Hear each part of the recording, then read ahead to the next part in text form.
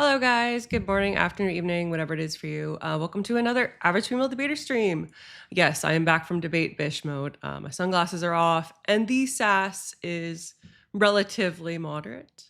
Today, we'll be reviewing the Brian Shapiro on a Raging Tomatoes show. I think Cool Vicos did review that. Check that out if you haven't already. He did a great job encapsulating that. But I really haven't seen this in its full glory. I skipped most of the opening her and Brian talking for you guys because I can't suffer through it. So I wouldn't think that you guys would be able to either, or want to rather. So for those of you that don't know, I actually have a lot of experience with Sarah. I got my start, I guess, effectively in the debating sphere and the debate community on her show. My first panels were on her like Throwdown Thursdays after show, and all four of my initial debates were on her show. So I guess there's that. I have a lot of experience with it, is all I'm saying. It's changed a lot now, and for the worse, obviously, since Crucible and Panelverse Civil War erupted in October of 2025. But I hear this one's a doozy. So without further ado, let's get right into it. So we've got Ben Thorpe, Benjamin Balderston, regular guy, Uncle Fatty. I've debated him and won on voting rights. Of course, Brian Shapiro and Sarah. Don't know who Rico Alexander is. It's not who we think it is. Animated FG beat him before at a debate. Don't know who these two guys are. And this guy, Dragon Fist TV, people say he's like a wannabe Andrew Wilson. He's an interesting guy. I've seen him once. I thought he did okay. So let's watch the video. Everyone else except for Brian and myself to kindly mute themselves. It helps with the logistics here, but it also helps me be able to get us through this portion of the show.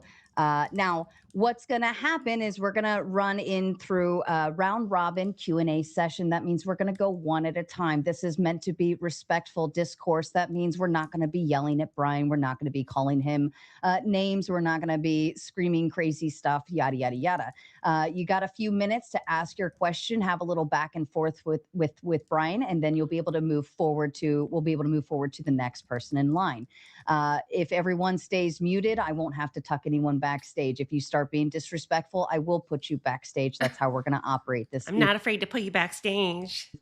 After we get through everyone's Q&A, then we can, of course, move into full gauntlet mode as we like over here, where it is open floor, open mic, but we still do not tolerate the constant interruptions. So mind your manners, be gentle, and we're going to get through our Q&A scenario here. Rico over from the Politics Discord server has a question, I'm hoping.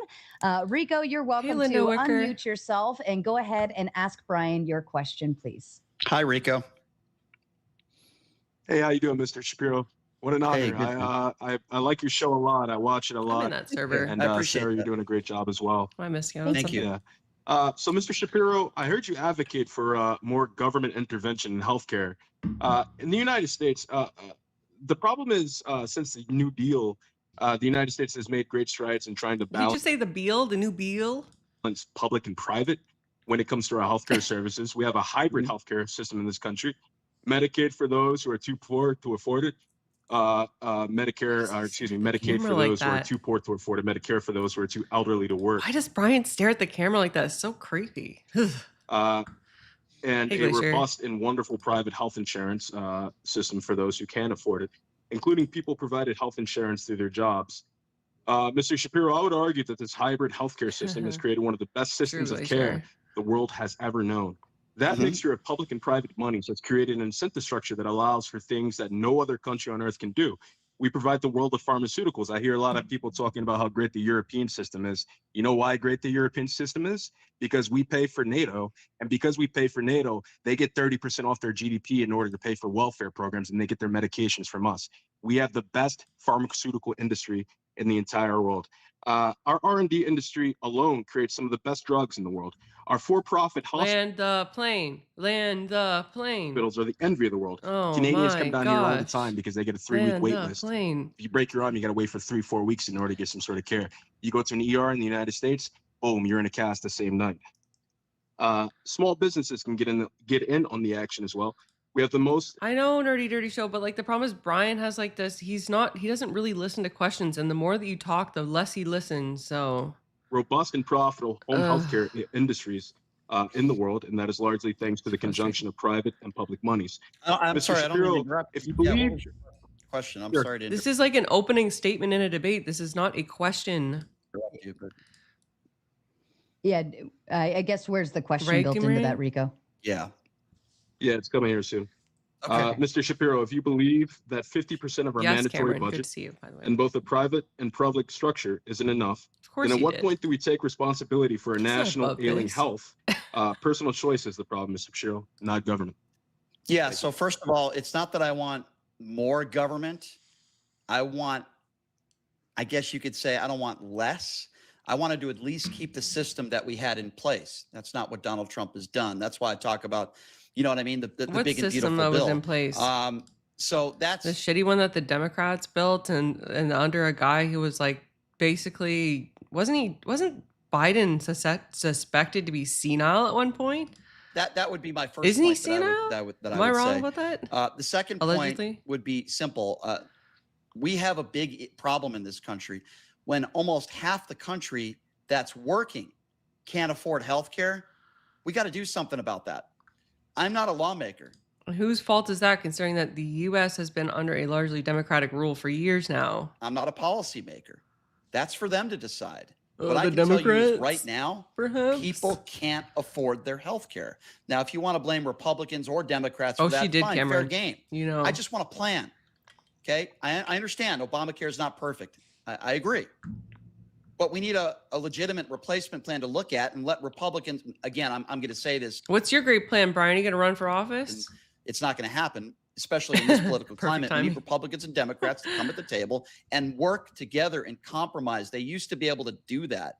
They can't do that anymore. So I hear what you're saying, but at the same time, it's like, you know, if you can't work together and come up with solutions, then what are we electing you guys for? And I'll blame both sides. Yeah, for that. can I push back on you a little bit, Mr. Shapiro, if I can? Yeah, Mr. Shapiro. We tried back in the early 2010s to sort of create a structure, right, for a more robust public healthcare system in this country. But unfortunately, President Obama thought it was a good thing to do to ram through the Affordable Care Act, which largely, when you look at the numbers, raised the premium prices across the entire board for those in the middle class, those in the lower class, because if you think about it, those subsidies, those government tax credits are going towards the ACA. They're not going to Medicaid. And we already spend enough on Medicaid and Medicare as is. If you look at Social Security, right? If you look at all these entitlement programs that we're putting our money into, 50% of our mandatory budget is going towards these entitlements. Just me, or is this guy trying to have a full-on 1v1 debate with Brian Shapiro on a panel of 7 other people? Programs. What I don't count Sarah, obviously. other government program can you provide to the American people other than just saying, like, look, we have to get the private structure more into the game when it comes to this thing, man? Because if government isn't providing enough care, then who else can? So are you okay with Donald Trump's big and beautiful bill when it comes to healthcare? Absolutely. I think the big beautiful bill is pragmatic in the face of government overreach in our healthcare system. I'm surprised he's not more outraged. I guess this is the start. Marlena wants to say that his hat isn't fashion; it's his physical attribute. I think the hat wears him, Marlena. It really does. Mostly because there's no hair on the head.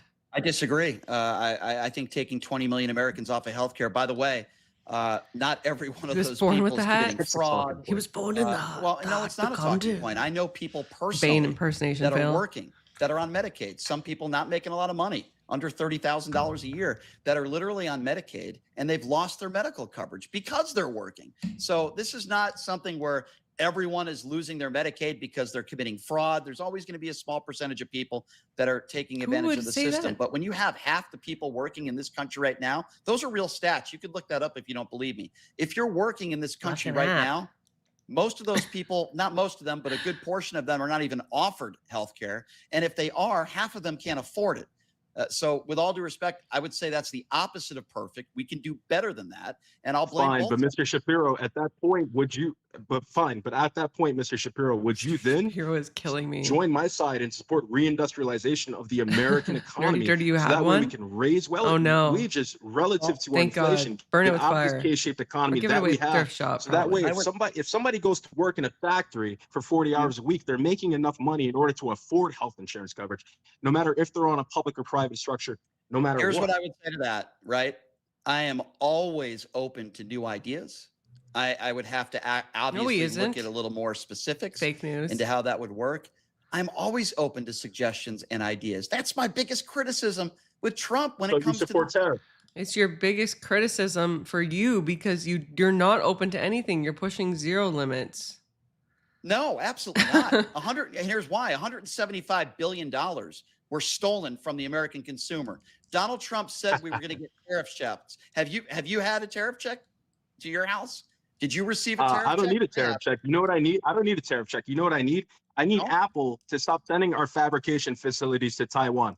I need Motorola to stop sending our fabricate. TSMC needs to come here to the United States. We pay these people enough money. We should be reaping the benefits of those jobs that we're creating. We're the greatest nation this world has ever known, and our people are struggling in poverty. And people like you, Mr. Shapiro, are the exact reason why we've been struggling in poverty, because in your system, what you would invite is a slave class to basically do the service class jobs. And while you, the intellectual, get to reap the benefits from going to college. We need to make it cheap. Be sure to vote in the poll. Is Brian Shapiro solely responsible for the decline in popularity of the Newsy Cap? Vote today, or forever hold your peace. For people who don't go to college in order to get a good paying job and make it in this country. That's what America was about. That's why we were founded. Not to be this economic zone in which we send our fabrication facilities overseas. In the face of AGI, that's disgusting. Yeah, and last rebuttal from Brian, and then we'll move on. Yeah, I don't know where he got that from. I never said I was for slavery or having people coming here and work slave wages. I actually feel the opposite. Well, hold on, Rico. And I would again respectfully disagree with you. What I want is I want anyone that's willing to work in this country to be able to survive and be able to afford health care. So no, I completely respectfully disagree with you, Rico. I'm not a part of the problem. I'm part of the solution. I want Republicans and Democrats to come together so that a grandmother doesn't have to work 3 jobs to save her husband's life who has cancer. We'll all come together and we'll go to Congress where Congress does nothing. Thank you. We're going to wrap that one up. Thank you, Rico. Those were good questions and thoughts. Andrew, let's kick it over to you. Welcome back, sir. Andrew is a well-known debater and panelist here. Feel free to ask your question to Brian. I'm not, by the way. Right? He's got the baseball cap. He's got like the brick wall exterior, the Shure microphone. He's even got the name. He's got the name Dragon, and also Dragon Fist TV is kind of cringe, but I'm not a well-known debater. just I'm a talk show host and a political contributor. I'm not, but anyway, I'm sorry. I'm a syndicated radio host. You're good. Thank you, Brian. I appreciate you being here. Thank you. So there's a couple things I wanted to get into with you. One of them is the account. He actually looks kind of like glowing, like he's in his element, like he's trying out. It's just his beauty pageant, guys. I mean, which you guys were just talking about. But first, I have to address what you were saying about the political violence and about how you kind of implied it's like a few bad apples on the left that get radicalized and commit these type of violence. I didn't say that. You said they get radicalized. I didn't say there were a few bad apples.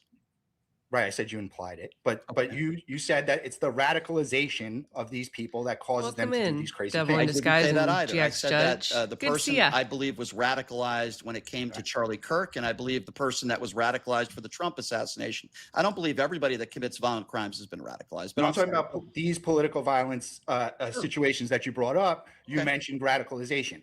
This is clearly not the case. Even NPR, I mean, the guy was a teacher from Caltech. Look at Luigi Mangione, a regular, smart, good-looking kid. The fact is that a smart kid.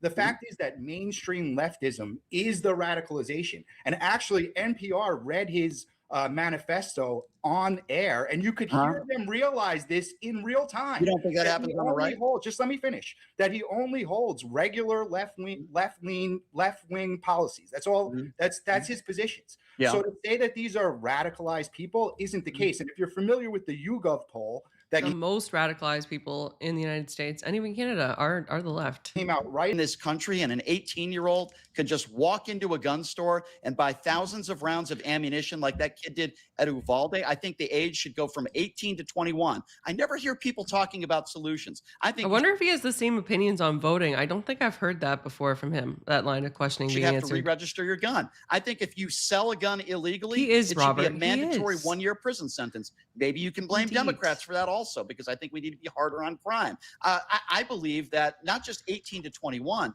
But I also believe there should be a mandatory 2-hour class. Can somebody explain to me how somebody who's like left-leaning like Brian will hold the ideal that we need to be tougher on crime while being part of a group that wants to like defund the police? Can somebody explain that contradiction to me? No, nobody can because they're crazy. Okay. I understand it's your right to own a gun, and I would never take that away from you unless you're a felon. But there should be a mandatory 2-hour class so you can at least learn how to store your weapon and how to fire your weapon. I also understand when you drive a car, it's a privilege, not a right. However, to drive a vehicle, which also could be used as a deadly weapon, you have to have a driver with you. They check your health, they check your eyesight. I want all that same stuff for guns. And I think if you give me just a couple of those, and Republicans and Democrats can work together, then I think lives will be saved. It's not going to end all the gun violence. There's not one law that could end all the violence, but I do believe there are things we can do as a society to make it better. Right. So what I'm saying is, like the removal of Trump, that 34 count felon. so you're saying you want probably what he would say. But if we can't look at who's committing the violence and why, then we can't come up with an effective solution. We have to be able to identify the problem to know what the solution is for that problem. What are your solutions? Give me like two. So one, we need to stop the rhetoric. So like, you can't keep calling someone a Nazi over and over and over and not expect some people, like, what do you do if you think Nazis are taking over your government? What are you supposed to do? Yeah, he did. No, what do you do in that situation? So you think calling somebody? He basically did just say that Renee Good was in the wrong. Okay, so let's talk a little bit. He'll be like, I never said that. Just like he said, he never offered to perform fellatio on the Crucible member. About that. So political. No, I'm asking what you do. I don't know what you're talking about. What is it your responsibility to then do in that situation? If they're actually taking over. I never said Nazis are taking over our government. I never. This is the rhetoric. You asked me what the problem is. I'm telling you. So you think it's rhetoric when you call somebody a fascist? Do you think that leads to the political violence? I do, because if you really believe that someone is a fascist, if you really believe it and they're taking over your government, then you have a right. You should be defending yourself. And I think people like not Renee Good, but the dude Alex Peretti, he really believed that he was fighting fascists. He really believed it, and it got him killed. Brian's debated this a gazillion times before, and he's going to deny the fact that 11 days prior that Alex Peretti was near an ICE vehicle, spitting on ICE officers, kicking the tail of the vehicle. He's going to deny that. If I may, sir, because this is important about that issue. Sorry to interrupt. No, sure. And there's a reason why I'm asking this. Really, okay? Frank? Did you vote for Donald Trump? Didn't know that. I have my issues. I'll be consistent across the board with Donald Trump. And when we get to the economy, I think you're way off on what the problem is. With respect. There's a reason why I'm asking. Sure. Exactly. Did you vote for Donald Trump in 2024? Exactly. Yes.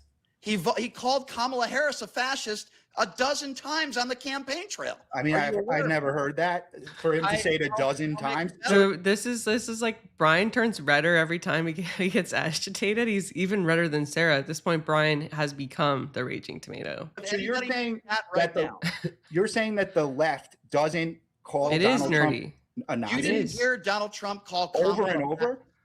He's had 6 attempts on his life since 2016, more than any other president. Let's go ahead and wrap this one up, and then we'll move to the next. About the assassination attempts, we all condemn it. Okay, I have every time.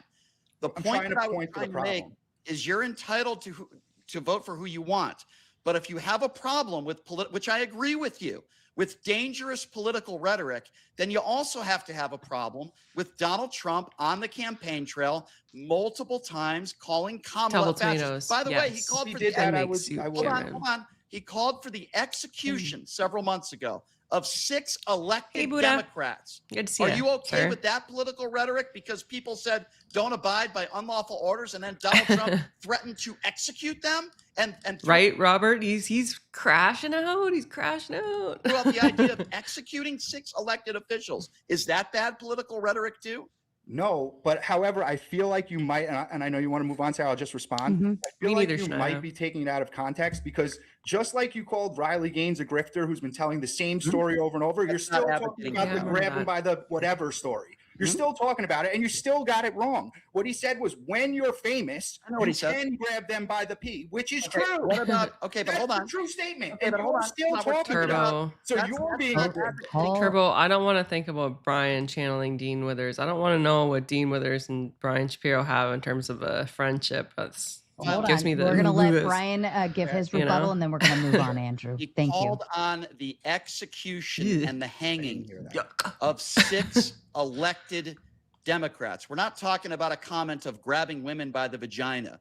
We're talking about dangerous political rhetoric. Donald If he Trump said it, I would denounce it. Okay, he did say it, and I'm shocked that you haven't heard it. But I haven't. okay, Oh, thanks for subscribing, you didn't hear Teddy. Donald Trump call for the Much execution appreciated. of 6 elected No, Democrats. but I'm not obsessed with Donald Trump. That's why if we get to talk about the economy, I'm gonna explain to you why neither side gets it right. They never even mention it. Hold on. Let's move on to the next caller because we do have a lot of people. We'll get back to it. She'll let us go again. Andrew, mute. Brian, your I last. appreciate that, Brian. Thank you, Andrew. It's a Thank good you, sir. conversation Thank to have, Andrew. So the last thing I would say is this: the buck stops with the guy on top, which is Donald Trump. He's the president of the United States. It's his responsibility to tone down the rhetoric. He's not capable of doing it. He even attacks half the country at Charlie Kirk's memorial. He said, I would rough you up and pay your legal bills at one of his campaign events. I will call out that sort of rhetoric from any elected official. That's elected gangster official. AF. It starts with the president of the United States. Thank you. Go ahead, Sarah. Thank you, Brian. It's like saying, I'm going to catch a charge, and I'm so confident that I'll give you a good lawyer. Whisper Jack, That's gangster, your turn, man. sir. I If you'd do like that. to I'm go not ahead like and that. ask Brian your question. And Whisper Jack also comes from the politics debate server. If you want to get in there, the link is in the chat. Go ahead, Whisper Jack. Hello, Brian. Can you hear me Jack. all right? How you doing? Yep. I'm doing well. Thanks for running the gauntlet here. Sure. Letting us, giving us a window into your thoughts. This is just going to take a minute for me to get out, and then I'll give you no. Did Sarah tell these guys, like, hey, make sure you like bootlick like the crap out of Brian, call him Mr. Shapiro, thank him for his time, treat him like the the star. Pushback. I just want This you is to. I want to hear your thoughts. You can on give me it. pushback. I'm good with pushback. No, I'm really. This is great just start. exploratory. Great appearance. So from Cool. my All right. adult life, like from Bush, through Clinton and Obama, and all through that, like we hear the same promises of support for the working class and no Sarah's more like, wars and a better life, and these promises have regularly gone unfulfilled. And it seemed to me like things just slowly trend downward, and most people before this were kind of only like marginally concerned. So Trump was, as you know, what you're about to do about this, my age, media darling for years, and people fawned over him from David King, or Stephen King, whatever, Full Oprah, Megyn Kelly. Colbert, Never the go Boo full Hags, Megyn everybody Kelly. blazed him. Right. And when he wins, all that changes, right? Immediately. And this uproar and this of the Marlena, Brian Shapiro is famous for being the tool that the right uses to mop the floor and the left for. of the whole establishment, academia, the media, the whole political class was so severe unsavory, and like Cameron. coordinated, not only against him, but anyone who voted for him, that people start to suspect that these institutions are all part of the same kind of hydra. So when like millions of people wake up one day and they find that they magically became Nazis and racists overnight in the minds of their neighbors for voting who they see as a better candidate, they start to suspect that these accusers are suffering from a hysteria. But as a result, everyone was forced to take a position. And I think every American like saw the results of this. People lost lifelong friends and families were kind of destroyed and had some degree of falling out over this man. And it gave us crazy stuff like celebrity meltdowns and former presidents from both parties who before presented as enemies suddenly doing anti-Trump ads together. Yeah. And while this might be negative, the flip side is I also see thousands of more young people paying attention to things like special counsels, cabinet appointments, congressional hearings, all that old C-SPAN noise is now front and center. And people like you took to the airwaves, sides of the aisle, and people found their voice. Yeah, it's well known that Alberta is one of the most based parts of Canada. And actually, my brother lived out there for a time, and so did my stepsister. Millions more people tune in to argue and listen. And people are starting to come to the light. So my take is that whether intentional or not, And my aunt currently Trump's lives there. presence is disruptive. The reaction to him and his popularity kind of tore the curtain off this political machine and revealed its true nature, right? Most of my We family's learned conservative, that though, outside of a career in politics, other than my dad. no common man can ever take high office without billions of dollars, teams of lawyers, fame, and the will to survive, mockery, attempts on your life. And so I guess what I'm trying to say is that because of Trump, millions of people from all part of this political spectrum are learning that the system is out of touch. and it doesn't represent them. And I'm saying without him, this wouldn't have happened so quickly. So whether you love him or hate him, regardless of his policy, I think Trump was exactly what we needed to expose our flaws and wake us up out of our slumber. And I don't think it could have come in a better time. And what are your thoughts? It's kind of like a backhanded W. Well, I can tell you that I'm a byproduct of a little bit of what you're saying. I made a mistake in 2016. While I didn't vote for Donald Trump. Yeah, he acquired full TDS, and now he can't stop. It's his vote for Hillary Clinton either. Why? I'm not a Clinton fan. A lot of the stuff I've said about Donald Trump and accusations I've said about Bill Clinton, I don't like Hillary Clinton. I think she's probably overqualified for the job, but I didn't like her. I don't think she's very likable, right? And I had no idea the monster that Donald Trump would turn out to be, in my opinion. He's very divisive. And I believe, 10 years ago, 20 years ago, even during the George W. Bush days, Republicans and Democrats were at least able to have discussions with one another. That's why, listen, I appreciate these talks. I wouldn't consider him a debater. We were able to do that. And I feel like we've lost that. And I'm not going to sit here and lie to you guys. Everyone has one. I'm pretty aggressive on my show. Like I said, I'm not a professional debater. I debated Rachel Wilson the other day. I feel like he's just like, this is such cope. I'm not a professional debater. What did you expect? I mean, I think it would be funnier if he was like, it just goes to show you that women can lead the country, I would have liked that. That would have been even better. Lost is an understatement, Marlena. And they had me there as the villain. that debate.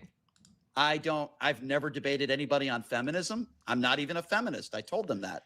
Yet they paid me to go out there. They paid me pretty well. They paid for my flight. They paid for my hotel to debate on a topic I didn't want to debate. I'm not even a professional debater. So let me give you an example of what you're talking about from a debate. He makes it sound like they got on their knees and begged him, oh, please, Brian, please debate Rachel. Like, that's not what happened, bro. You went there. You were happy to do it. You're just sad that you lost. Standpoint. And I'm going to bring Andrew and Rachel Wilson into this. In my opinion, their plight is just to win debates. That's all they care about. How do you win a debate?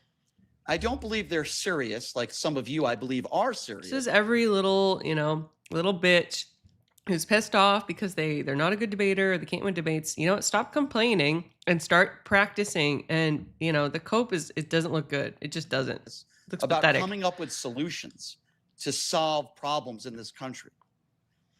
And when you walk into a space like that, you realize, okay, I'm just here to be the villain. I'm just here so they can poke the bear. Okay, I'll just make my money. They don't know that. They don't know that. And then I said to myself, okay, it's fine. But where does that get us in society? I have more people on the right on my show. Did he freeze, or was that just me? Oh, am I still up? Oh, there you are. Okay, you're back. You're good. I have more people on the right on my show than the left. I debate. Not even really debate. It's more interviews. Sometimes it turns into disagreements and discussions. Is it an interview? You don't even let them speak. You just mute them, like when Cool Vic came on. I think that's healthy. You want to know what I think Donald Trump has done? And I know there's a lot Specifically, I don't think it's healthy for Brian's blood pressure. People on this panel that are going to disagree with what I'm about to say. If Donald Trump really exposed something in this country, he exposed ill-informed, ignorant people. And I'm not saying everybody that voted for Donald Trump is ignorant. I would never make a generalization like that. And he also gave people a comfortability, for lack of a better term, in their bigotry. So I think we're more divided in this country than we've ever been in my lifetime. I'm 46 years old. I think we're more divided racially. He looks so I certainly would give him credit for that. I don't think that's a good thing. But I didn't know a lot about Donald Trump. I thought this wasn't female debate fish. I saw a very tame Donald Trump go into the White House. Be nicer. When Barack Obama was still in office. Be nicer. And I was like, okay, maybe this is going to work out. He was very cordial. He was respectful to Barack Obama. Everything changed since that day. And I was wrong. And if I had to go back in time, not that I'm a huge Hillary person, I would have voted for her. Did he expose a lot of things in this country? 26. You're damn right he did. Dang, we're very divided now. I hate where we're at in this country right now. Frank. But I hope I answered your question. Yeah, you did. Thanks a lot, man. I appreciate it. Thank you. It's a really good question, too. I appreciate it. Thank you. Thank you, Whisper. And Lucy or Lucci, thank you, sure which one infected it is. mushroom. I apologize if either way I said it wrong. Comes over as well from the Politics Discord server. Again, that link is being dropped in the chat and is available. You should go get in there now if you enjoy debate. But Looney, your question, please, darling. Oh, Fitzy, thank you for subscribing. Do have to unmute, by the way. Thank you very much. Looney, are you with us? We can, Marlena. All right, right? maybe We Looney fell can. asleep. Effigy, I'll go ahead and move on to Just you rare. if you have a question for Brian. Very rare. Effigy is a regular panelist here at the Raging Tomato. Effigy, I'm excited to hear what you have to say. Obviously, he never even shows his face. Regular You're custom muted, doesn't Effigy. even show his face. Sorry, I never mute StreamYard. Yeah, I don't have really much to go into with Brian. It's good to see you here, Brian. Great content. I'll always love to see you debating people. Appreciate it. I'll just hit on a few things, then pass it Not on a because I think the debater, right wingers Effigy. have a lot more interest in this section. Mm-hmm. So I'll just say a few things. So the only thing that Trump exposed was that most people on the right espouse their morals and don't fucking follow them. If you want to talk about people calling Trump Frank with fascist, his his own Canadian ex-chief of accent in the staff chat. did. His former generals have. He almost got his vice president killed. Most of his previous staff didn't even support him for re-election, including his vice president. If you poll Republicans today, they'll say that character doesn't matter. But that's really crazy considering the last two Democratic presidents are the only fucking presidents in the last 80 years who have had zero indictments of their officials. The only presidencies. So it's funny that all of a sudden none of that matters yet. They're still going to call us the corrupt ones when we're the ones mostly fucking following the rules. And lastly, I'll just say if anyone thinks that anti-DEI isn't just a reassertion of bigotry, just look at what the right wing court just did to the Voting Rights Act. If I had one question for Brian, my only question would be, Brian, how much alcohol does one have to drink to not go insane debating Rachel Wilson? That's a really good question. Mental health is a big part of what I do. And I got to be honest with everybody here. I try to be as honest as I can. I struggle with that sometimes. My job is extremely stressful. Listen, I wouldn't have it any other way. I'm not going to comment on this because I think he has like an actual talk to great people like you and Sarah and you know, everyone's been so great and respectful here, and I really do appreciate that. It is, Mike. But my job is extremely stressful because I have to watch the news every day. I can't. Everyone tell Brian, you got to take a vacation. You got to tune out. You think if I take a vacation, I just stop watching the news? No, I have editors who edit my videos. I have to follow the news every day. I have to talk about horrible shit every single day. People are like, Brian, why do you always talk about Donald Trump? He's the president of the United States. I do a news talk show. Like, I'm not a live streamer like an Andrew Wilson or these people or even Destiny. And I like Destiny, but I don't just press a button and talk. I have to play audio. What did Caroline Leavitt just say in her press conference? Did Donald Trump just say something batshit? I mean, I got to cover the news every day. So it's hard. Mentally, it's difficult. I enjoy it when I'm on the air, but everything outside of it, I don't enjoy, you know, and it's tough. I mean, it's tough to be able to have to separate. I mean, again, I'll be honest with you. I don't think I've ever said this publicly. I did a debate with Tim Pool live in DC with Myron Gaines. And at the time I was dating somebody who voted for Donald Trump 3 times and they just couldn't believe it. But I would be lying to all of you if I said it hasn't affected our relationship, because it did. Well, and I wish that wasn't the case, right? I know you're probably going to say this, some of you know, why are you reviewing Sarah, whatever? Because BriShap's on it. And I wanted to see how he acts when he's like, without like legitimately competent opposition and on a panel that treats him like a king and he's like the star of the show. I wanted to see how that looks. It wasn't the case. I wanted to specifically know, will he still crash out? That's what I want to know. You know, it's very, it does affect my personal life. And I wish it didn't.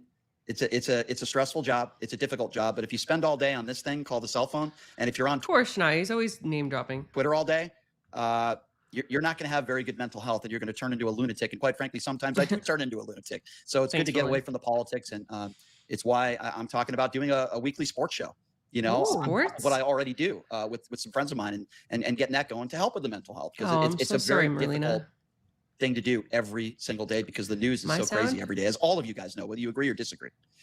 Agreeable. Effigy, I'm assuming that was the end of your question since you didn't have much else. If so, I'll just go ahead and move on to Uncle. Thank you, Effigy. Uncle Fatty, thank you so much. We see you around these parts every once in a while. Glad to see you here. What is your question for Brian? Didn't realize you're going to have all these mushroom gobblers up around here, did you? He's going by, that's actually funny. He's going by a statement that I make sometimes when I mess around. I think anybody knows when people call into my show and I fuck with them, that's part of the entertainment value of my show. I do use the term Trump mushroom gobbler, but to be honest with you, all you guys are pretty cool by my standards. So no, I don't think you're a Trump mushroom gobbler, Uncle Fatty. Very, very respectful conversation tonight. And you know, it's good to see the new Brian. I think your New Year's resolution is very paid off, bro. You're calm, you know, and you're not spurging 100% of the time. 90% is fine. And this is the 10% where you're not. We appreciate it. Uncle Fatty, the truth of the matter is, and I appreciate you saying that, I treat people the way they treat me, my man. You know, everyone here has been, that's like my mom taught me that at a young age, right? If somebody's going to call me names, then, you know, some people would say, Brian, show some class. You know, and But anyway, I'm sorry to interrupt you. Testing. No, yeah. You know, for real though, mental health is it's a big deal. I think everybody in America, worldwide, you know, is dealing with this shit right now, and finding a place to escape and get some downtime away from the shit. Because really, I see it like this. I'm Rob Nor lives rent free in Brian's an old school head. Ross Perot guy, right? Oh wow. I wrote in Ross Perot for Obama. I wrote in Ross Perot for the first year of Trump, and then I decided to make the conscious decision to vote against Trump. Because really, I'm not voting for anybody. You know, right. I look at it like this, and I think you could possibly agree. I've kind of made this statement a couple times on your show. We don't vote for what we want. Why am I laughing? We vote against what scares us the most. Oh, because like I keep thinking about those comments about like when he asked Rob to show him his. So and weird. And the Crucible cartoons. Agree. Of course. It comes down to one thing: you scare your people. Your cats and the dogs. I agree. And it's this ideological politics of pick a team, and you're either on our team or you're not. Yeah. If you're not on our team, well, by God, then you're. Yeah, the messages that he sent Rachel Crasher were horrendous. They're against us. And you know how many times has Donald Trump made statements like, "They're coming for your God and they want you dead." Yeah. Yep. The amount of brainwashing that's going on in America is fucking scary. Lord. You're right. It's really scary to me. I agree. I'm from North Idaho. I grew up around a lot of kind of real hardcore right wingers, you could say, that, you know, bootstepped and cosplayed. And I debated this guy, Uncle Fatty. He argued that felons should have the right to vote in prison. Blue swastika flags a lot. And they should have the right to vote for their like wardens and everything, and politicians. You know, kind of hung out at that church up there for a while too. That was crazy. Yeah. And heard people from the pulpit. Check out my shorts. Preaching hatred. Shameless plug. plug. Did you have a question built into that? Yeah. When it comes to the world and kind of what's going on with, you know, this whole us versus them and not being able to take responsibility for our own actions. Yeah. Would you say that Roy Cohn tactics had anything to do with that? Perhaps. Perhaps. You know, it's interesting you say that, because when we talk about humanity and responsibility, I think that's one of the most important qualities in a human being, is to admit when you're wrong, right? Say, hey, you know what? I fucked up. I'm sorry. In the world. I made a mistake in that debate the other day where, and you guys could tell me if you disagree or not. I don't even really want to say the word because, quite frankly, it makes me uncomfortable. But Rachel Wilson had said, if you're an atheist, you're all starting with an R word, a special needs child. I think you know the word. And I got so caught up in the emotions of it because I was so shocked that she said, because we don't believe in Christianity, we're all this. And then I called her that. And I stooped to her level. And I was wrong. I shouldn't have done that, you know, because I don't like using that word. I've never used that word on the radio. I don't think publicly, I can't remember ever using that word. And I couldn't believe she made that statement. And I got so angry. But it's important to take responsibility and say, yeah, I shouldn't have done that either. I shouldn't have used that word. Has Donald Trump ever apologized for anything? I feel like Larry David. I apologize to people every fucking day. Hey, I'm sorry I did this. I'm sorry I called you a mushroom gobbler or whatever. You know, like I have no problem taking responsibility and admitting I'm wrong. I certainly don't apologize to the Wilsons for. But God forbid that Andrew says the sniz comment when like Brian's calling people mushroom gobblers. Anything I've ever said to them in DMs. They've said some horrible things about me. And I just think they're really bad people. So like the fact that I have TDS or that I'm insane. Certain things where I'll say, no, I said some horrible things to them too. I don't apologize, but I shouldn't have used that word because it's offensive to people, and for people that have special needs, kids, it's wrong. But I just couldn't believe she used that word. And listen, I have to do a better job of controlling my emotions, you know, in situations like that. But yeah, I guess to end my long answer, sorry to be so long-winded, but one of the best qualities in a human being is to own it and admit you're wrong. And there's not many Trump supporters. There are some, but not enough that are willing to admit that right now. It is straight up. It is. Thank you, Uncle Fatty. Calvin, thanks for popping on. Did you have a question for Brian? The Thorpes? I did. Did the Thorpes just leave? Mine's going to be brief. I actually have a question for both of you. It's kind of following up on the don't say their name another 2 times, guys. Commentary. I'm largely in agreement with a lot of what you say it 3 times, they appear. Disposition on Trump is, but you were talking about the trans issue, and you said you are for puberty blockers after puberty, and I looked up puberty, and puberty is like 9 to 14, according to I guess what my immediate research. So would that be the correct age for you? And if not, why not? Go ahead. I think this is just my personal position, before you go through, I think it's important to me, if you're going to take all Right, these Mike? I hormones wanna and do see all these that. things, and I'm not a doctor, to at least wait until after you go through puberty if you still feel that way. I would be comfortable with something like that. And the statistics show there's not many people under the age of 16 that are actually getting the full-on, transgender surgery, whether it's being pushed on people or not. I know Sarah and I talked about that. I don't think it's pushed by a teacher saying it's okay to be who you are. It's okay to be gay. It's okay to be trans. How is that And I not? think How most is of the that not 300,000 endorsing teachers it? across the country are doing that. Yes, you could always find a few radical, crazy teachers. Those teachers should be fired. Okay, nobody should be forced to do anything. Nothing sexually explicit should be taught to minors. Yes, I'm with you there, but that's how I feel about that. Yeah. That's like saying like, okay, like if we go around and we like, like teach kids like it's okay to want to have a gun and protect yourself, right? And then like you're like, well, I'm not pro 2A. I'm not endorsing that at So I all. was more curious why you wouldn't push for It's like at least like, 18 an adult. you I guess know, I guess I would be okay with 18 also. I'm not necessarily lefty saying I'd be logic. completely against that. Lefty logic is the most ass backwards logic I've ever heard. But again, if you're 15 or 16 years old and you want transgender surgery and you're depressed or whatever you're going through, I want that teenager to get the mental health that they need. And then maybe when they turn 18, I'm not saying I'm against that. Perhaps I would be comfortable with that. What I don't want is members of society, and there's too many of them, particularly those on the right, that attack people for being transgender. I'm not saying you're saying that. I don't like people being attacked because they're different than you. It's my biggest issue with religion.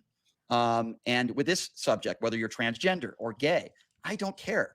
Right? Unless I'm dating you, I don't care what's between your legs, right? So it's like, you're asking me, would I be comfortable with 18? I think that's a fair Actually, I do think that he cares what's between someone's legs because he asked Rob to show him his schlong. So I think he does care about what's in one man's or in between one man's legs. Conversation to have between Democrats Fake and news. Republicans, and I don't think that's a crazy view. Fake Does that news make again, sense? Brian. Yeah.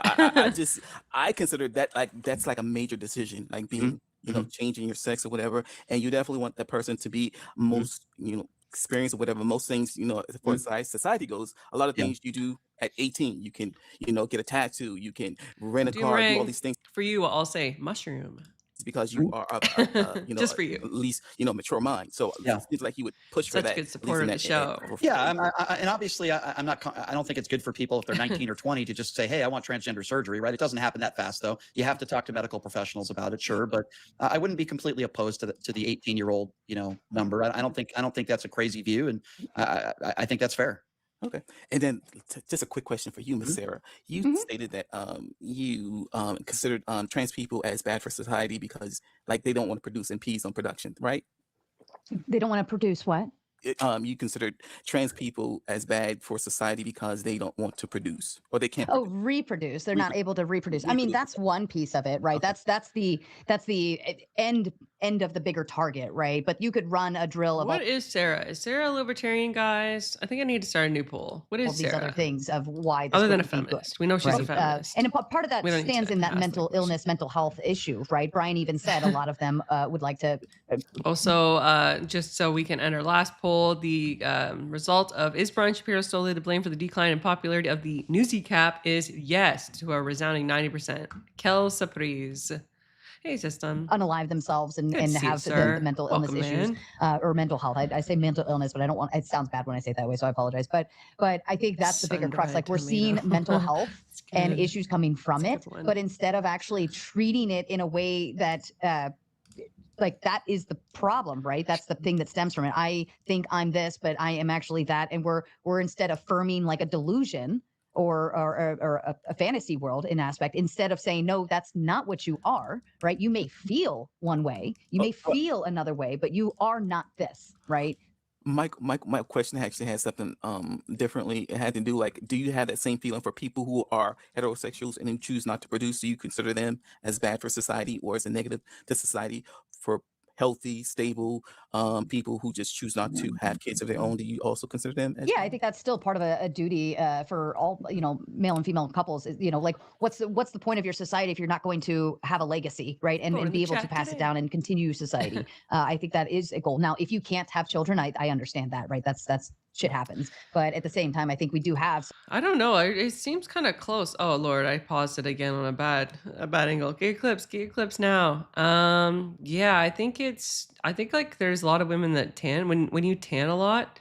it actually is really bad for your skin. Like the sun is, oh, I mean, I think it is anyway. I've been told by my dermatologist that I should like have my vitamin D very sparingly. So that's why I'm so pale. And guess what? I don't have any, I have very few wrinkles. Some semblance of a duty I'm to not wearing society any to be able to makeup other than a reproduce. bit of If you mascara have major mental health issues, if you have, maybe you are a diabetic and you don't want to, Vampirism for like, the I'm win. not picking on you, Brian. It was just one we pulled up earlier, but you have something that is sorry, genetically Doomerang, my passed down, bad. and you're factoring that and saying, look, like I have this issue and it's the worst thing I've ever dealt with. I never want to pass this down. I can understand that too, of not wanting to reproduce in that aspect. But if you're a healthy grown adult and you are capable of reproducing, I don't see any reason why you wouldn't. And that's all. I got a good update on my radio show. Adam Mockler doing my show Thursday. How about that? I love Nice. that. Very nice. Very nice. Scott Jennings will swear at him again. And Josh, welcome back, my friend. Stream Rift. Hello. Do you have a question for Brian? Yeah, this is sort of like a fairly meta question at some level. So you don't know me very well. I know a little bit about you, Nature Being Public. I thought that event you did with Myron and everybody else, I got a real kick out of that. I think you've got good energy. I like you for the role of being a piece of this discussion. So I have some criticisms and questions that are coming from a place of saying, I love these types of discussions. Sure. So I've spent a lot of time in some Discords, some people at an identity level. I say, I voted for Trump three times. He won all 3 times. Their brains explode. I could say, sky is blue and grass is green. And they would just say, I can't even be that. Like they glitch out. Now I find this fascinating because I feel I have really strong reasons for why I might feel even stronger about maybe some of the other things that I hear. And so my question to you is sort of, right, so taking a step away from, the talking points, like I think you're wrong about the trans stuff, and I could go into details about that. And Brian is like the PC principal from South Park. Yeah, I can see it now. I can. Do you think that, so 2 parts. Part 1, sort of your role as your job, as you put it, do you view yourself as, so for example, there's some different, you could be a catalyst for, my party's almost there, I'm getting my tribe together. You could be just a shock jock. Like a criticism I have of Andrew Wilson is I think he likes doing verbal boxing. I'm not as much a fan of that. I like collaborative discussion, which is super boring. Like I would love. Mister, don't be so hard on the bush watching leftists. I love my hater audience. They make my day. You know? Have a conversation. Your viewers would find they're not as cool as you guys, obviously, but they do make me laugh.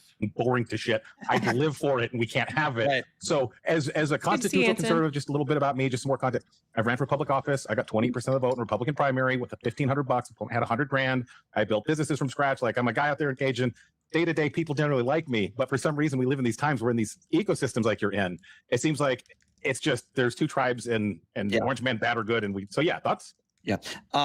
So you're asking me like, what would I consider myself? Would it be shock jock or, you know what? What are you going for, right? Might be how people take you as. Yeah. So here's the issue with the times we're living in today. If I just have respectful debate and conversations and interviews with people, I don't get on Pierce Morgan. I'm not on Anderson Cooper the other day. I'm not doing Boyan. I went on Anderson Cooper. I'm a regular on Piers Morgan. I hate to say it like have you ever been on Tim Pool's? Yes, but there's no way that Rachel would have been begging me to debate her for the last 6 months, which I didn't want to do. I wouldn't have been paid to do it if I wasn't a little mean. That's the thing I noticed. I did a 1v1 with Pisco a couple of times. Of course. Now he's like, that was all part of my master plan, was to reel Rachel into begging to debate me. Yeah, she didn't do that. So at least once. Yeah, it's an interesting dynamic, and I learned all about. There's this whole shtick to it, and I'm like, I don't know the rules. I wish I did. Here's what they don't understand, though. This is a really important for all you Wilson fans out there. They don't realize the favor they're doing me. Andrew Wilson makes cartoons about me. I've been told I'm the most hated person in that community. That helps my engagement. It makes me money. It gets me gigs. I mean, I'm sorry. I don't like to use the term stupid here, but they're so ignorant that they don't even understand they're helping my product by doing it. And when I'm going to give you guys a secret, when I'm calling Rachel Wilson sloppy or she's calling me names and I'm giggling, I'm laughing while I'm tweeting this stuff up. I'm not serious about it. When Andrew's mocking me, when I see these cartoons, the first thing I told Andrew was, please make more. They're fucking hilarious. I showed a couple of my friends today. They were dying. But then they also said, wow, that's a little weird. A middle-aged man making cartoons about you. It is a little strange, but I welcome it. I want to be the most hated person among MAGA on Twitter. I wear that. Why is that though? Why? So of all of the things one could like, I like money, building things. Because he's a masochist. People like cars, partners, whatever. Why are you like, I want the MAGA people to hate me? Yeah. Just like Beatsy pointed out, he likes it, you think? So here's what I would say to that. It's weird. I don't want just people that agree with me to watch my show. It's why I usually don't interview Democrats. Like I'll get Adam Mockler on, I'll get Destiny on, but I would rather have Caroline Leavitt. She's done my show before. I'd rather have Robert F. Kennedy Jr. on. Why? Because it's more entertaining. I don't like it when people, I appreciate them. But when they call in and they agree with me all the time, it's boring shit. I love when I get the MAGA callers on and we go back and forth. Those are the videos that do best because I think, listen, I don't think I know. It's a form of entertainment. Now, I know that's really sad. It's really hard to get a news source that's just straight up news. It's not about entertainment. Here's what's going on to be non-biased, right? Well, then why do you mute them and boot them? Why not let the entertainment continue, Brian? I'm in the business of entertainment. Fun. That's really what it is. And I think there's a way to do it without hurting people. And really? I think Myron Gaines hurt people. Meek, what's the worst thing I'll say to somebody? I'll call them a MAGA mushroom gobbler, as Uncle Fatty correctly I like that name. Okay. I'll say when they say I have Trump derangement syndrome, they always, I'll say they have Trump fellatio syndrome, right?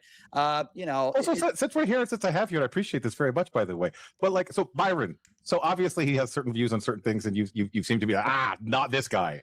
Like what? What did he enter to that for you? He's different. So Tim Pool happens to be a friend of mine, and he invited me to do. I've done his show too, but we did a live debate in DC. I don't know if you guys saw it. Yeah, I watched that one. Alex Stein.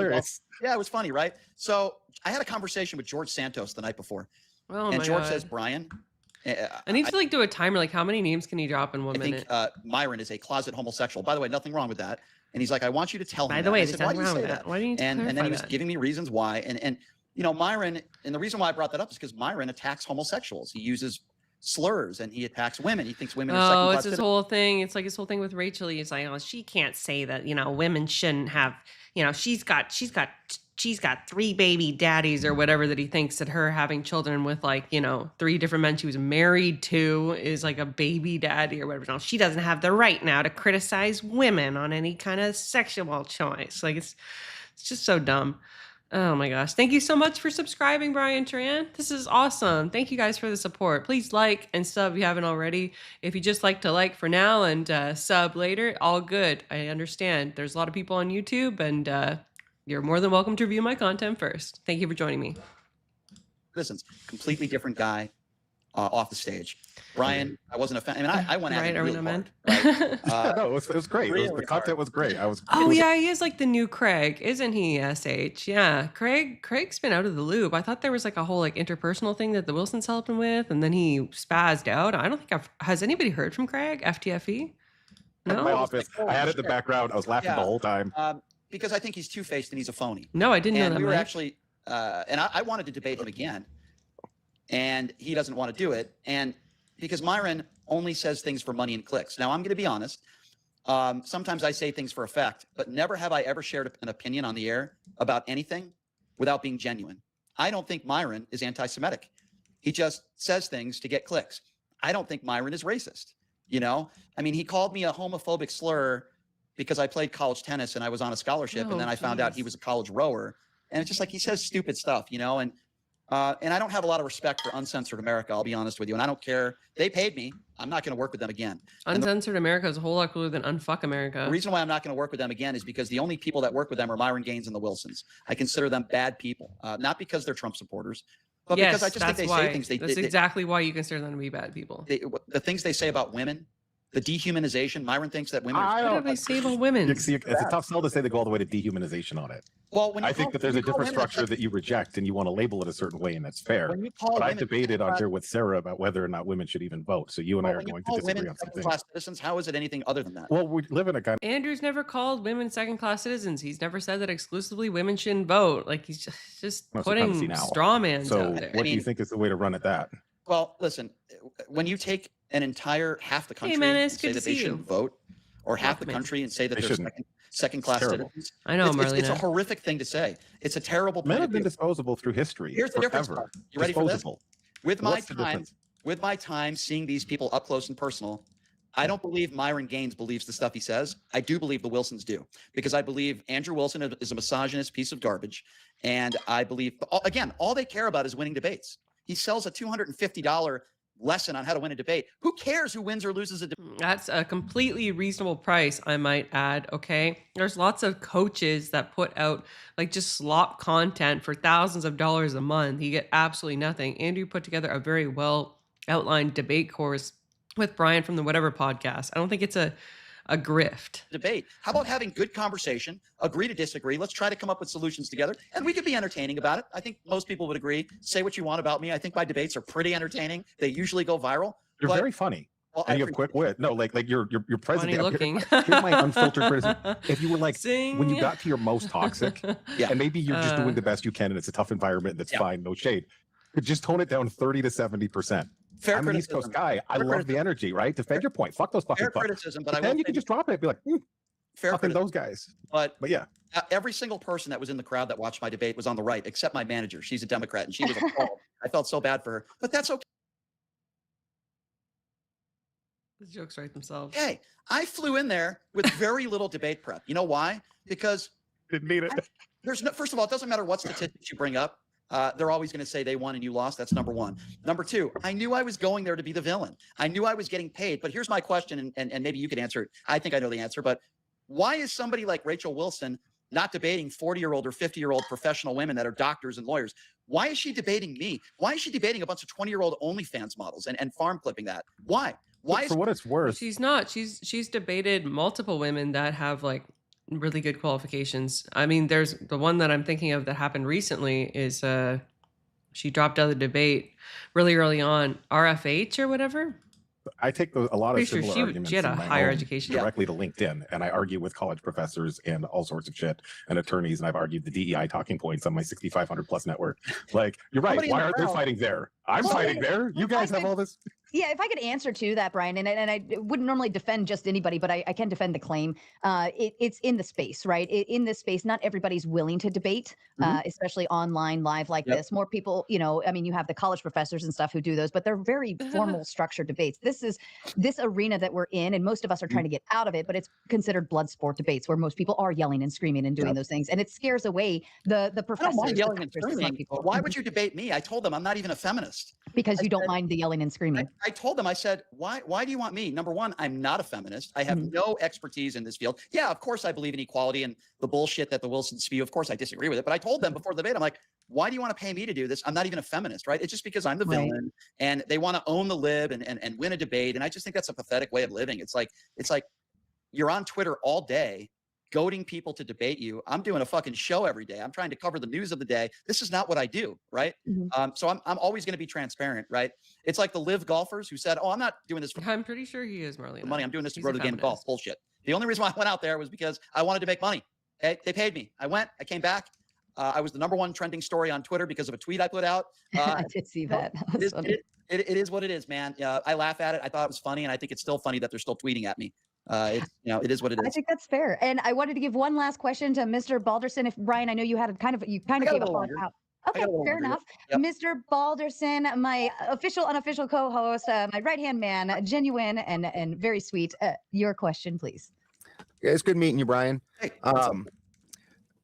with the amount of money that the U.S. already spends on healthcare and a substantial amount of that being government directed, and the way that the U.S. spends money on anything else, why exactly would you think that giving the government more control of things and maybe not butting them out of the whole situation might be more beneficial?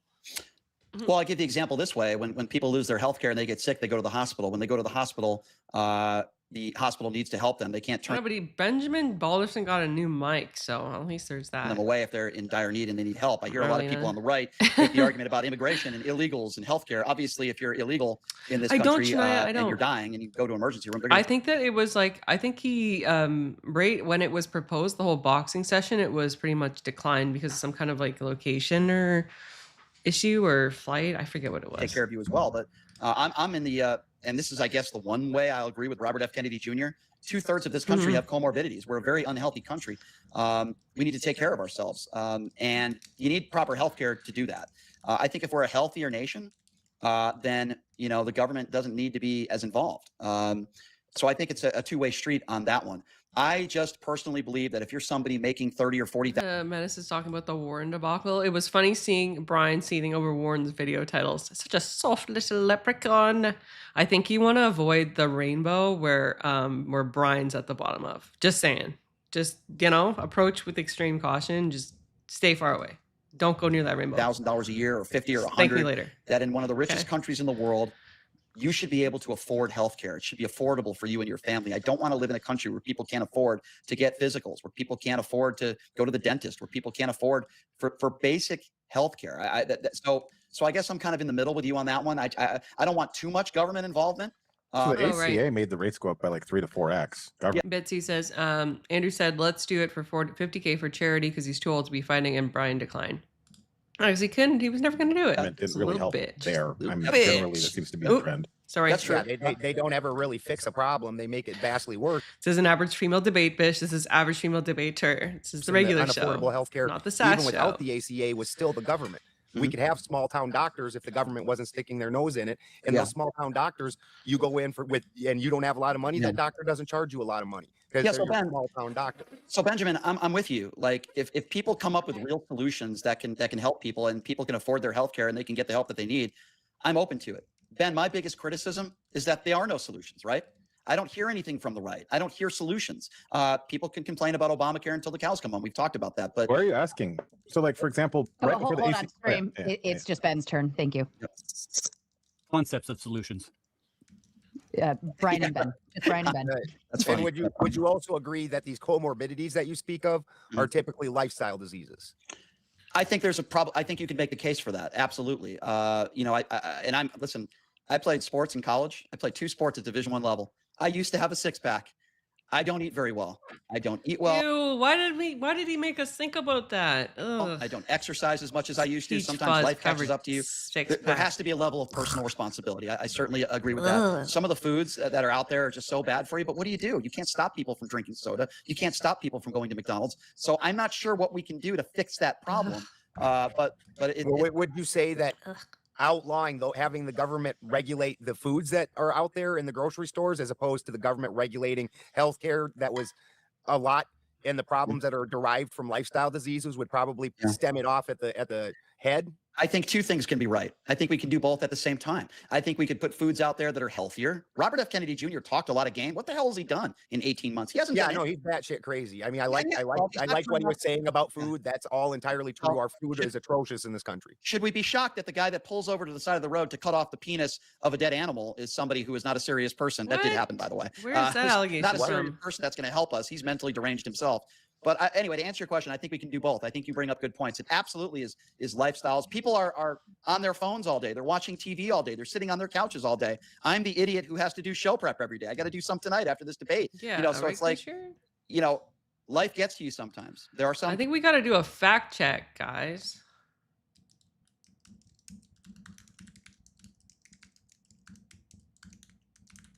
I need to know now. Oh. Okay, this is from The Guardian.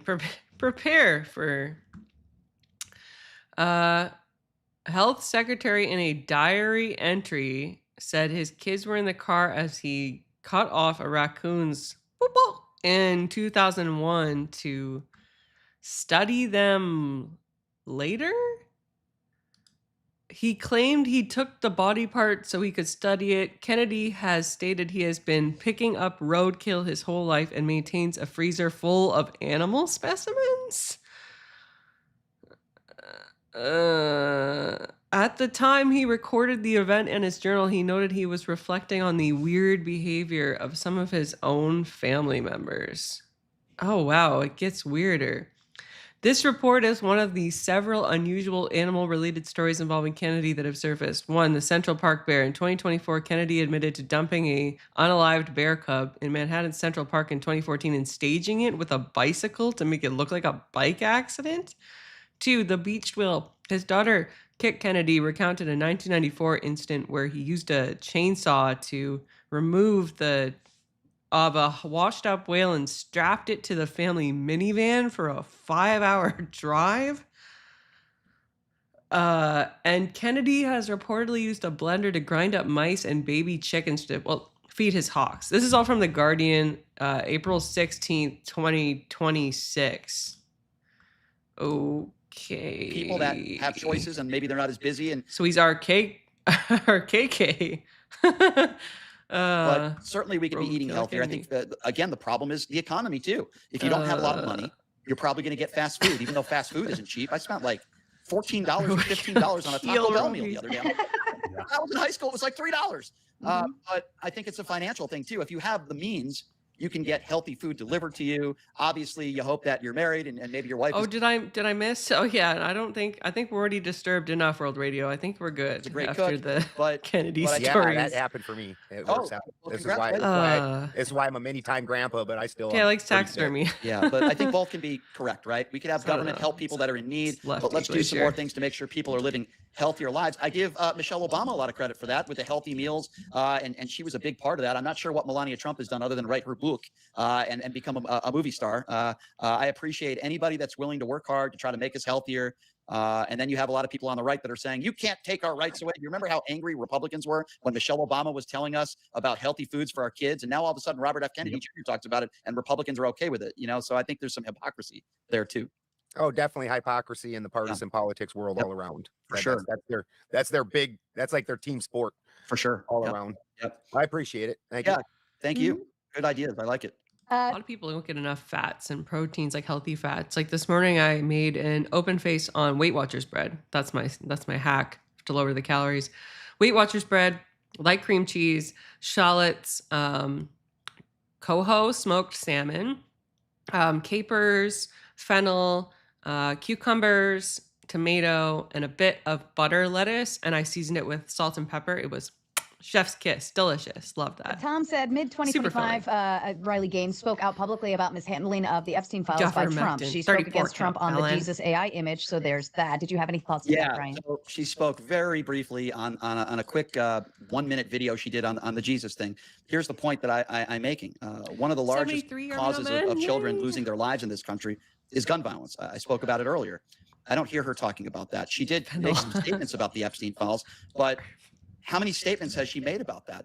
The point that I was trying to make was she doesn't talk about what, in my personal opinion, are more important issues. She has made a living making the same speech for how many years now? We get it. Transgender women shouldn't be competing against women. No children are dying from that. There's only 8 College I, Division I transgender athletes. I wish somebody with a platform like that would take on some more important issues when it comes to children than just that issue. And yes, I do believe she's a grifter. I know I use that word a lot. There's a lot of there's some grifters on the left too. How about all the people in unison after the Trump assassination? Dozens of them, some of these people I know, that all put out the same tweet at the same time talking about building a ballroom. That is the definition of a grifter. They're not talking about mental health. They're not talking about how this guy breached security. They're not talking about gun control, but they're talking about a fucking ballroom.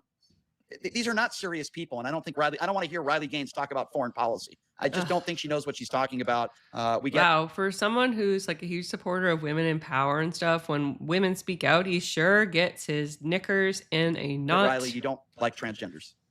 That's fair. I mean, I still would defend that too, just the same like defending the Wilsons on why not debate these people and not those.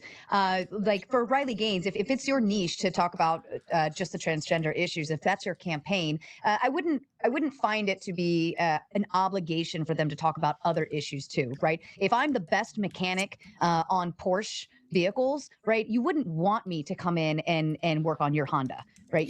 And that's how I look at it. Okay, so here's what I would say to that. If she was just volunteering and she had another full-time job doing something else, and this was her call. Don't post that in the chat. Re-examination. I can't resist the temptation to my British accent. I would say I'm with you 100%. British. This is why we know who she is. She's made millions of dollars doing this. Millions of dollars talking about the transgender issue. We're not talking about somebody who she's a commentator, isn't she? Isn't Riley? She's an athlete and a commentator primarily now in commentating, right? Because she's not. I think has she competed professionally in a while? I don't think so. So what is the raw problem with her making money off of it? Makes 40 or 50 grand a year, a teacher, and her big cause is, I don't know, cancer research or maybe the transgender topic. That would be different. I wouldn't be calling that person a grifter. The only reason why Riley Gaines, and I was on a panel with her on Pierce, the only reason why she's on Fox News is because of this issue.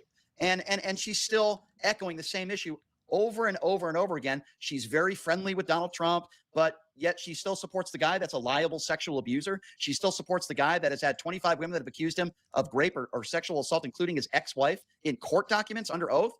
And then she wants to lecture us about children and children's safety and young girls. I mean, that's, to me, it's very contradictory of the people who she supports in Washington, D.C. So yeah, I hear you. I mean, I think if that's the case, we could just very well call everyone a grifter at this point. I mean, we hear that term thrown around. I get called a grifter all the time, you know, because people send me super chats to host shows, and it's like it's just a that's a different. You do debates. You have political discourse. I think that's great. You're not traveling around the country saying transgender women and women's sports bad and getting $10,000 for speaking engagements for saying the same thing over and over and over again, and then embarrassing yourself on Piers Morgan trying to talk about foreign policy. You know, and I said to her, we don't know who you are because you're a swimmer. We know who you are because you attack transgenders. And then she said to me, I was the number 3 swimmer in the country. Can you name 5 college swimmers? She made my point for me. right. That's fair. And in the country can name 2 college swimmers, man or woman. That was the point that I was trying to make. And she didn't really understand that. So Fair enough. I accept your answer. Zippy sending out 5 Dragon Fist TV memberships over on Andrew's side, and also says Brian's ideas won't do anything. There's so many illegal guns. Kids have guns these days. That's not true. I said it on this show. I said if you sell an illegal gun or you buy an illegal, this person's not listening, or if you buy an illegal gun, it should be a mandatory prison sentence. It could be 6 months. It could be a year. So this person, I blame Democrats for that too. We need to have stronger laws put on the books. If you sell an illegal gun or buy one, there should be a mandatory prison sentence. I also said 18 years to 21 years old. And some people say to me, well, Brian, you could be 18. So Bill in the chat points out, so having a particular opinion you repeat makes you a grifter. I actually did this debate. I forget what panel it was on. I think it was on Confluences. Yes.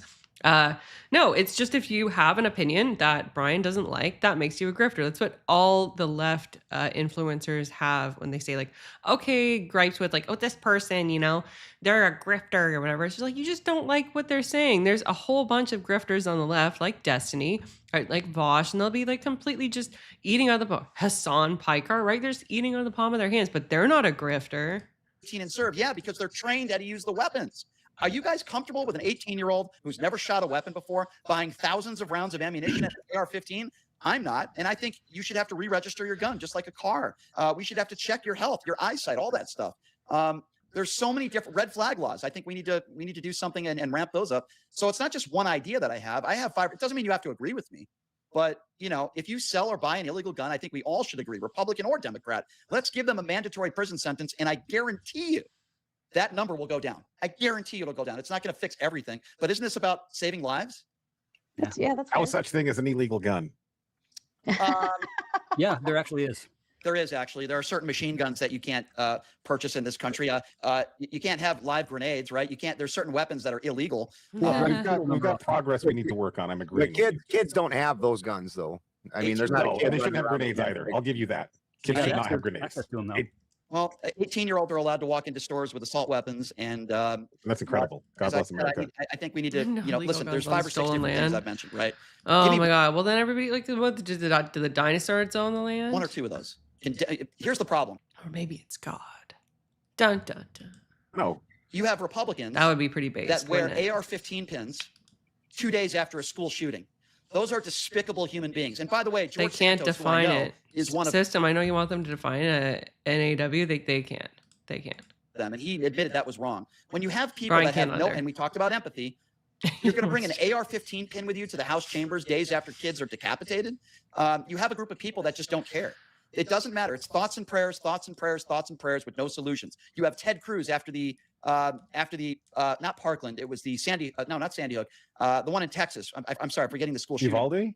Sorry, Uvalde. They stopped parents from going in. They're too big of cowards to save kids. So like, I know in Canada, I know some of you in the chat are asking it. I don't know if you're just asking it like because you don't think that he knows what it means. He probably doesn't. But in Canada, right, is defined as semi-automatic firearms with sustained rapid fire capability. So like military tactical design, large capacity magazines that are not suitable. This is the key clarification here. They're not suitable for hunting or sport pew-pewing because a lot of people like hunt in Canada. It's an actual pastime here as well. But yeah, I think it's like semi-automatic or higher technically. Because you don't need those to save their own kids. This is a shotgun. What did Ted Cruz say? Can I say? Hours after the shooting, you know what he said? The back door should have been locked. As if an 18-year-old who just shot his grandmother in the face is going to be deterred by a locked door. You had the governor of Texas, who I think is an absolute imbecile and a disgrace. You know what he was doing that day? That night, he had a campaign fundraiser dinner. And before they had finished counting all the bodies of those poor children, He was counting his money in the dinner. That's who Greg Abbott is. Who I call Greg Abhole. I mean, he's just the worst. Hot Wheels. That's not when I say empathy. You're the governor of the state. There's a massive school shooting, and he refused to cancel a fundraiser dinner that night.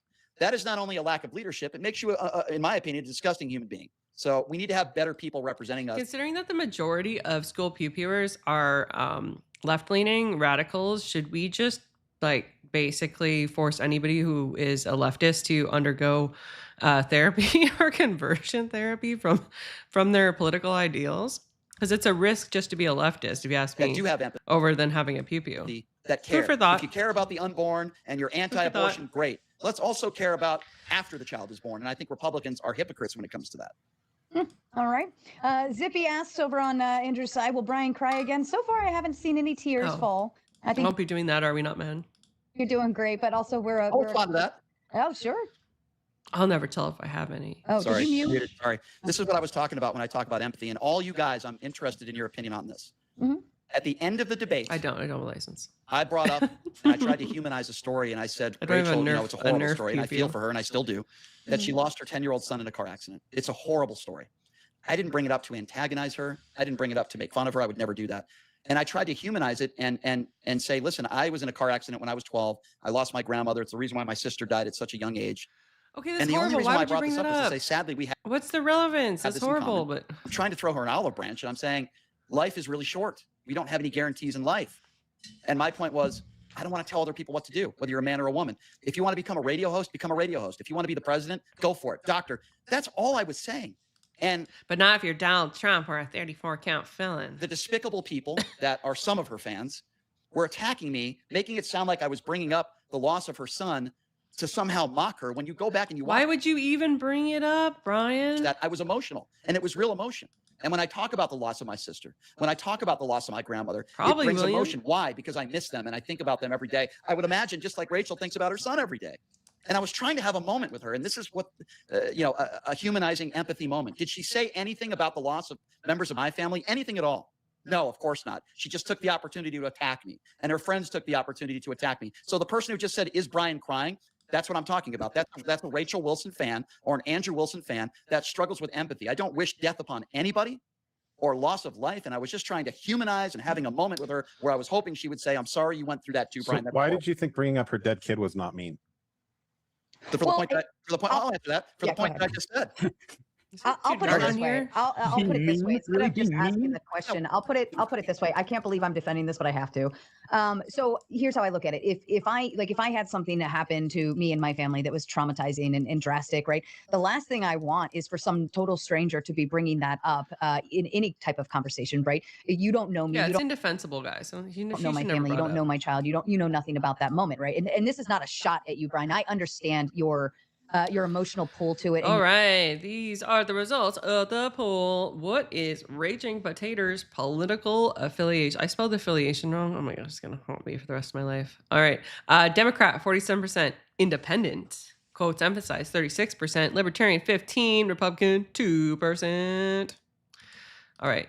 I understand the direction you were going with, and it wasn't a slight. It wasn't a gotcha at any moment. But I also look at it as if that were me, and you bring up something about me that is very touching to me, and it's personal, and it's my child, and it's my particular situation. I would lose all cool points with you whatsoever because, and let me put it this way: I have a rule here on the debate space where when I talk to the debaters backstage, I usually explain to them, no wife, no child, no personal, no family. I don't want your dog talked about, your neighbor, your grandma. Don't bring up anything about each other's personal life in this conversation beyond the topic. And let me ask you a question. Right? Let me ask you a question. If I had said it this way and I said, Rachel, I know you've had tragedy in your life as well. Yes, that's okay. That's okay. Right. Here's literally the problem. We're just at a really clear point. We might not agree on it. It's like asking a fat woman if she's expecting a baby.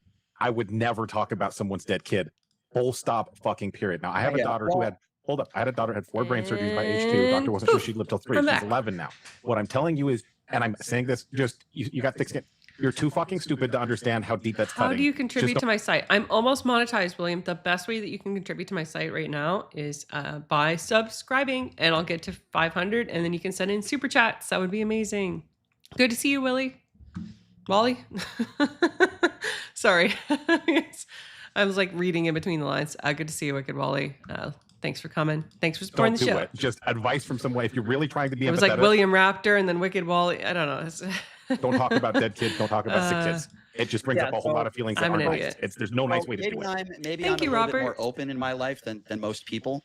But the only point that I was trying to make, and no, I disagree. I don't think it was mean at all because there was no. I don't think it was trying to be mean. No, I don't think anyone would say that. The only point that I was trying to make is that life is short, and we all go through tragedies in our life. And anyone who claims that I was trying to use that to get her to break down or to be mean or to be hurtful or to be disgusting, they're wrong. I mean, they're wrong. I can tell you 100%. And my emotion showed that too. I was talking about the loss of my family. If she didn't like that, here's what I would say to that. And some people might not like this.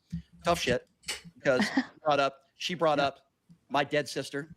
She brought it up, and she put on her social media page blatant lies about me and my family, about my sister who passed away a few years ago. And so he is salty, and it was vindictive. And her only excuse to it was, oh, well, I just retweeted it. I didn't say it myself. No responsibility. So right, exactly. So yeah, Andrew's right. Women don't want accountability. For example, right? If I, and I would never do this, but if some crazy lunatic on the left said that she took advantage of her son's death, right? And it was nothing but lies and hurtful shit. And then I retweeted that. You don't think she'd be upset at that? Now, I would never do that. But she was totally okay doing it. Now, I didn't bring up her son for that reason. I want to be very clear. And Bill, he just admitted indirectly that his whole justification was he was salty because apparently she's made some tweets that hurt his fifis.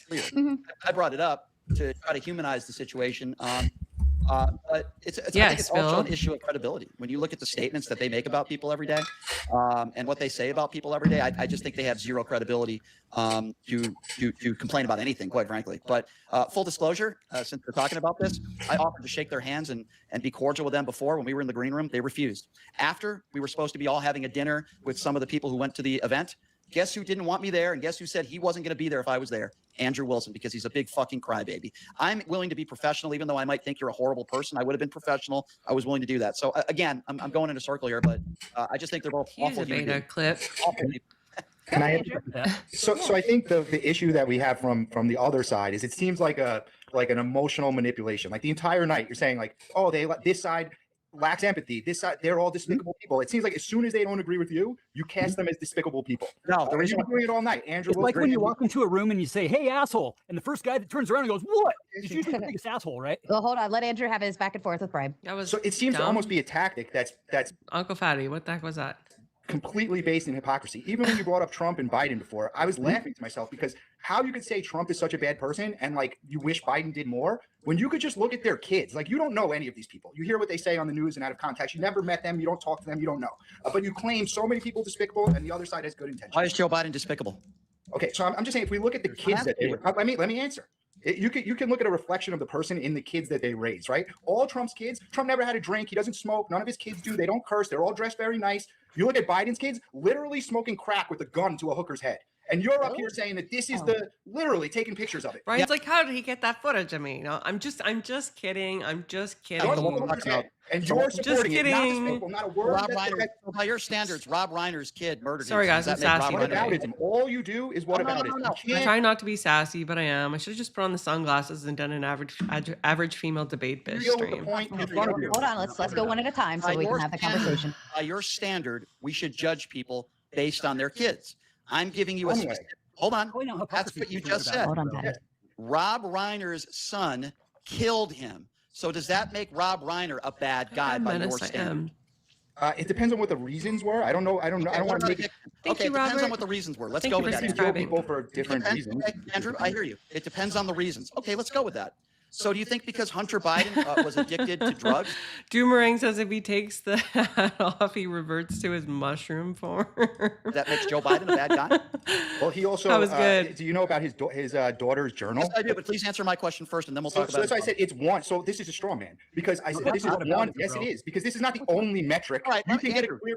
Andrew, let me just give you a clear metric, and I'm going to be very direct with you. Sure. Joe Biden is giving me flashbacks. He's not a liable sexual abuser. He's not a 34-count felon. Because he's on your side. 34-count felon. Hold on a second. He's never talked about grabbing women by the genitals. Okay. He never put Ghislaine Maxwell in a Club Med facility. Can I ask you a question?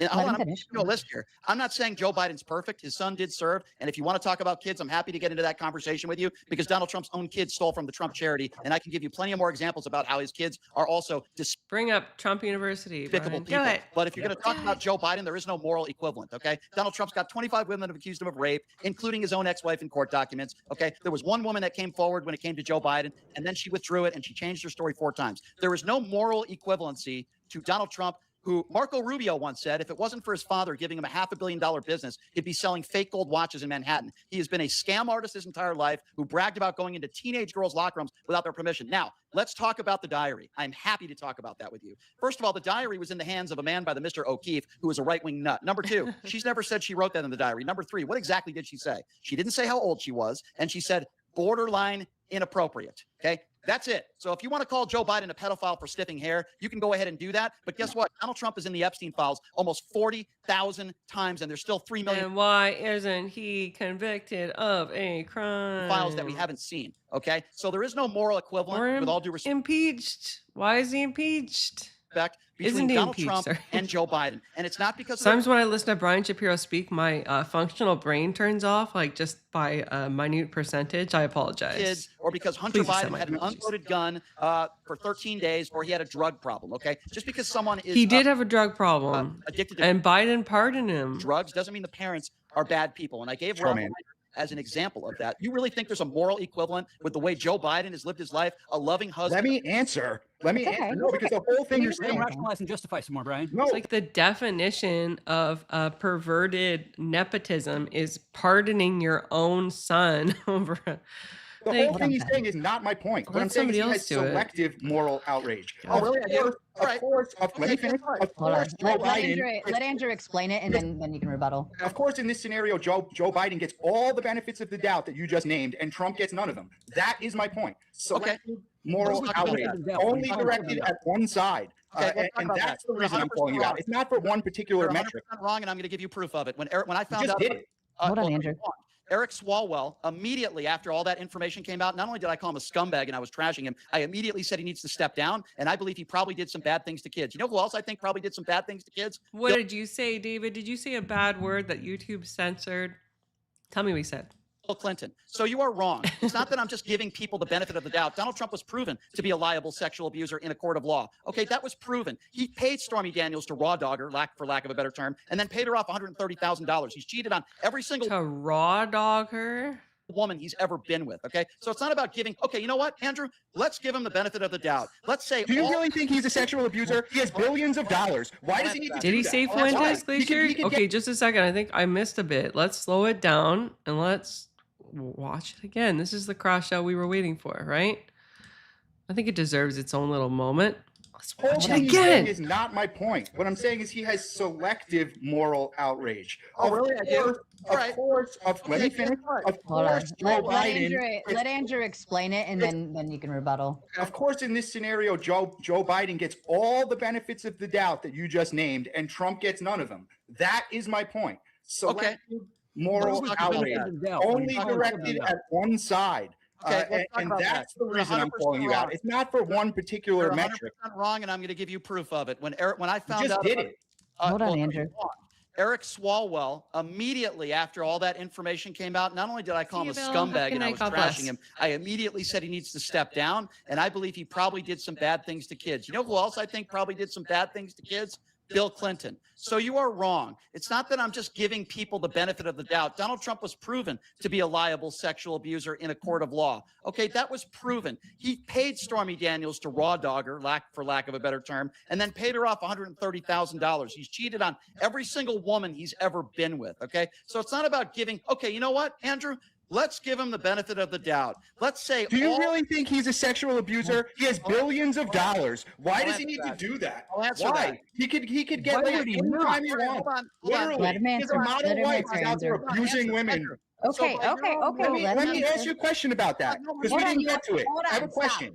Andrew, hold on. You already asked the question. Let Brian respond at least. Do I really think he needs to do that because of money? So by your standards, Harvey Weinstein never raped a woman before, by your ridiculous standards? There's a big difference there. Harvey Weinstein was quite an ugly motherfucker. Harvey Weinstein was hideous to look at. And that is can we dance with care on our wording of this subject, gentlemen? So Donald Trump is the supermodel, so he no. I'm saying he doesn't need to go out. Like, why would he be doing that? Stupid. Okay, let me interrupt for just a second. And Andrew, I only say this because earlier I tried to point out some oddballs on Brian, but he was still consistent with his responses, right? So anything that was happening to the right, he was still calling out on the left. Like in consistency was what I found, at least so far in his argumentation. Who am I giving grace? What are you talking about? You just gave it to Biden. So I would ask this: how does a man who never ever gets arrested in his entire life turn 70-something and gets 90-something? Should have voted in the poll. Oh, this is Trump animation is so dumb. Charges when he's running for president. How does that happen? Okay, sure. How does that happen? Yes, the poll is sassy. It is. And it might be a little mean. So if you don't want to vote in it, I understand. Not politically motivated. And I want to ask you one follow-up question because I know you're going to talk for a long time. That's fine. Hold on.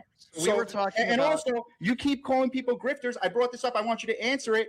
Why is it that you keep bringing up the Donald Trump thing about him grabbing women by the pee when I'll ask you, and I clarified the statement, and you keep bringing it up like that's your point. Sure. Is it true?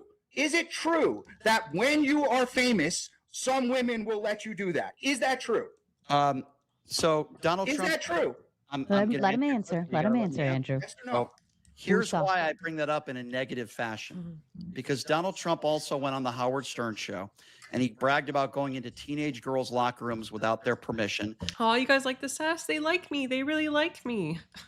Several of those women have already come forward and done interviews in the last 5 or 6 years claiming that, yes, it did happen. He goes on the Howard Stern show saying because he ran the pageant without their permission, he looked at teenagers in a sexual way naked. Now, while he did say when you're a celebrity, they let you do it, it's also despicable talk. Now, if you can give me anything that Joe Biden has said or done that rises to that level, or Kamala Harris, then please do so. It's not about giving somebody grace. Here's what we know for sure.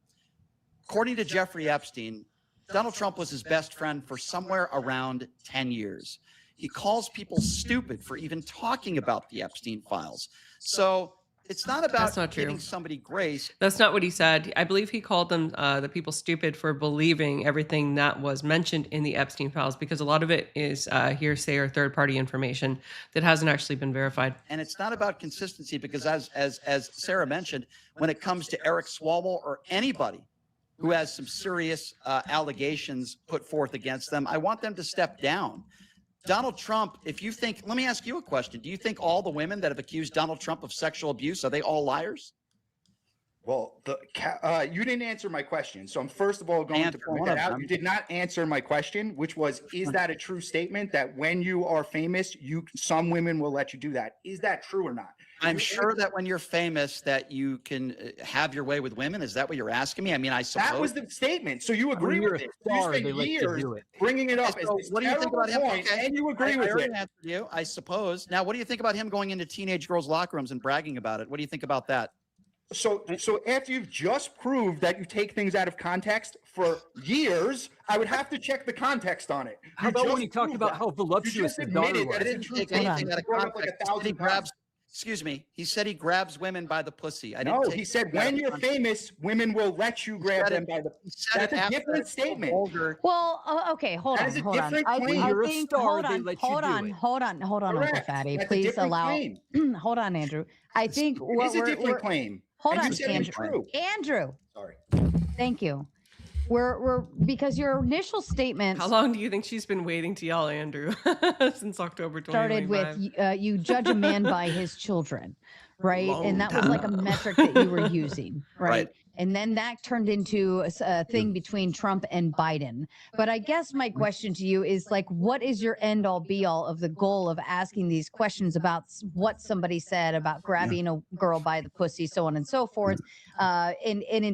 Like, I think Brian, again, I think Brian has been consistent with what he's talked about. Like, he balanced in terms of right versus left. Now, I don't know the rest of Brian's politics and other things that he's stated. So if he said something else, I could be wrong, but I'm just going based off of tonight.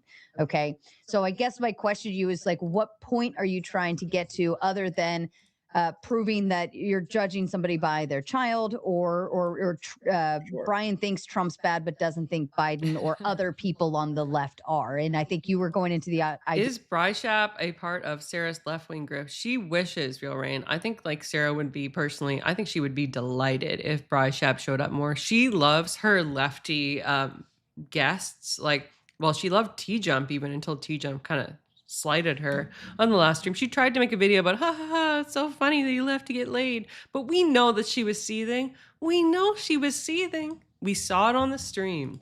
Of grace. And the fact that she skipped over that one part where she's like, don't mind this part or whatever, just ignore this part. It's not relevant. But even at that, that's the most relevant part, honey. Come on. I wouldn't call that a metric of anything either. I want to see something a little more foundational with that.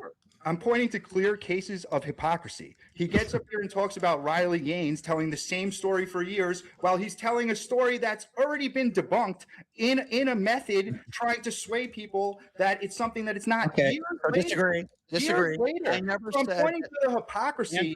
Andrew, I never said that he bragged about sexual assault. What I did say is that he bragged about grabbing women by the pussy and then said it was locker room talk. What I also give you is some context.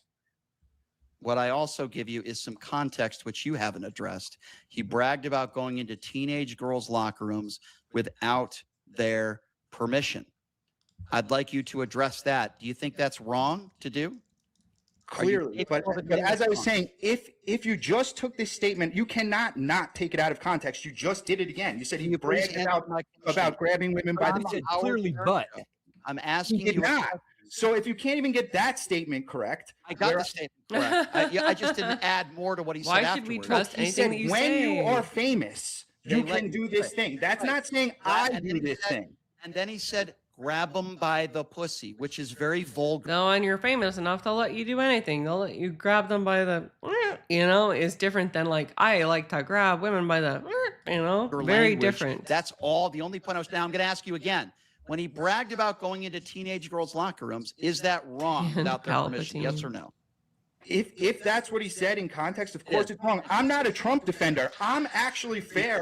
Honestly, Doomerang, it's hard being a woman on the internet. People criticize your appearance either way. Dress too much like, too sexy. You have the simps and people that think that you look like a skank. You get old, people call you turkey neck, gobble gobble. So you got face wrinkles.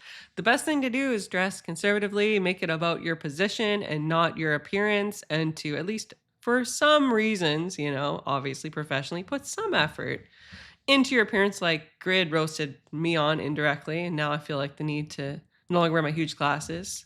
I've only got 2 fans them, so I'm a bit insecure. It's like I'm a woman. It's natural. The board, and that's what I'm trying to get out of you, because yes, you criticize people on the other side, sassy. But they don't get labeled.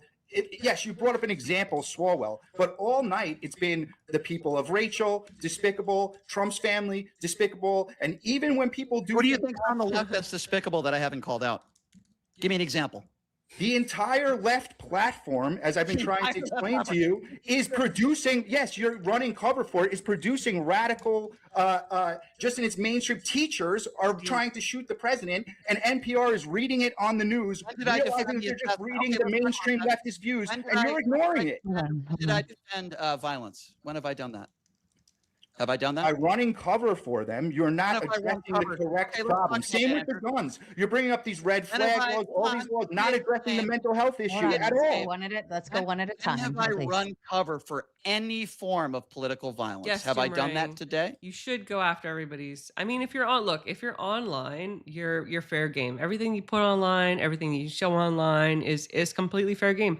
And if you want to bitch and moan about it, well, don't be online. Clearly, it's not for you. If you can't take the heat, get the frick out of the kitchen. So I'm absolutely for roasting, for shaming, for making fun of. You guys can make fun of me if you want to. I won't take it to heart. I've got a very thick skin.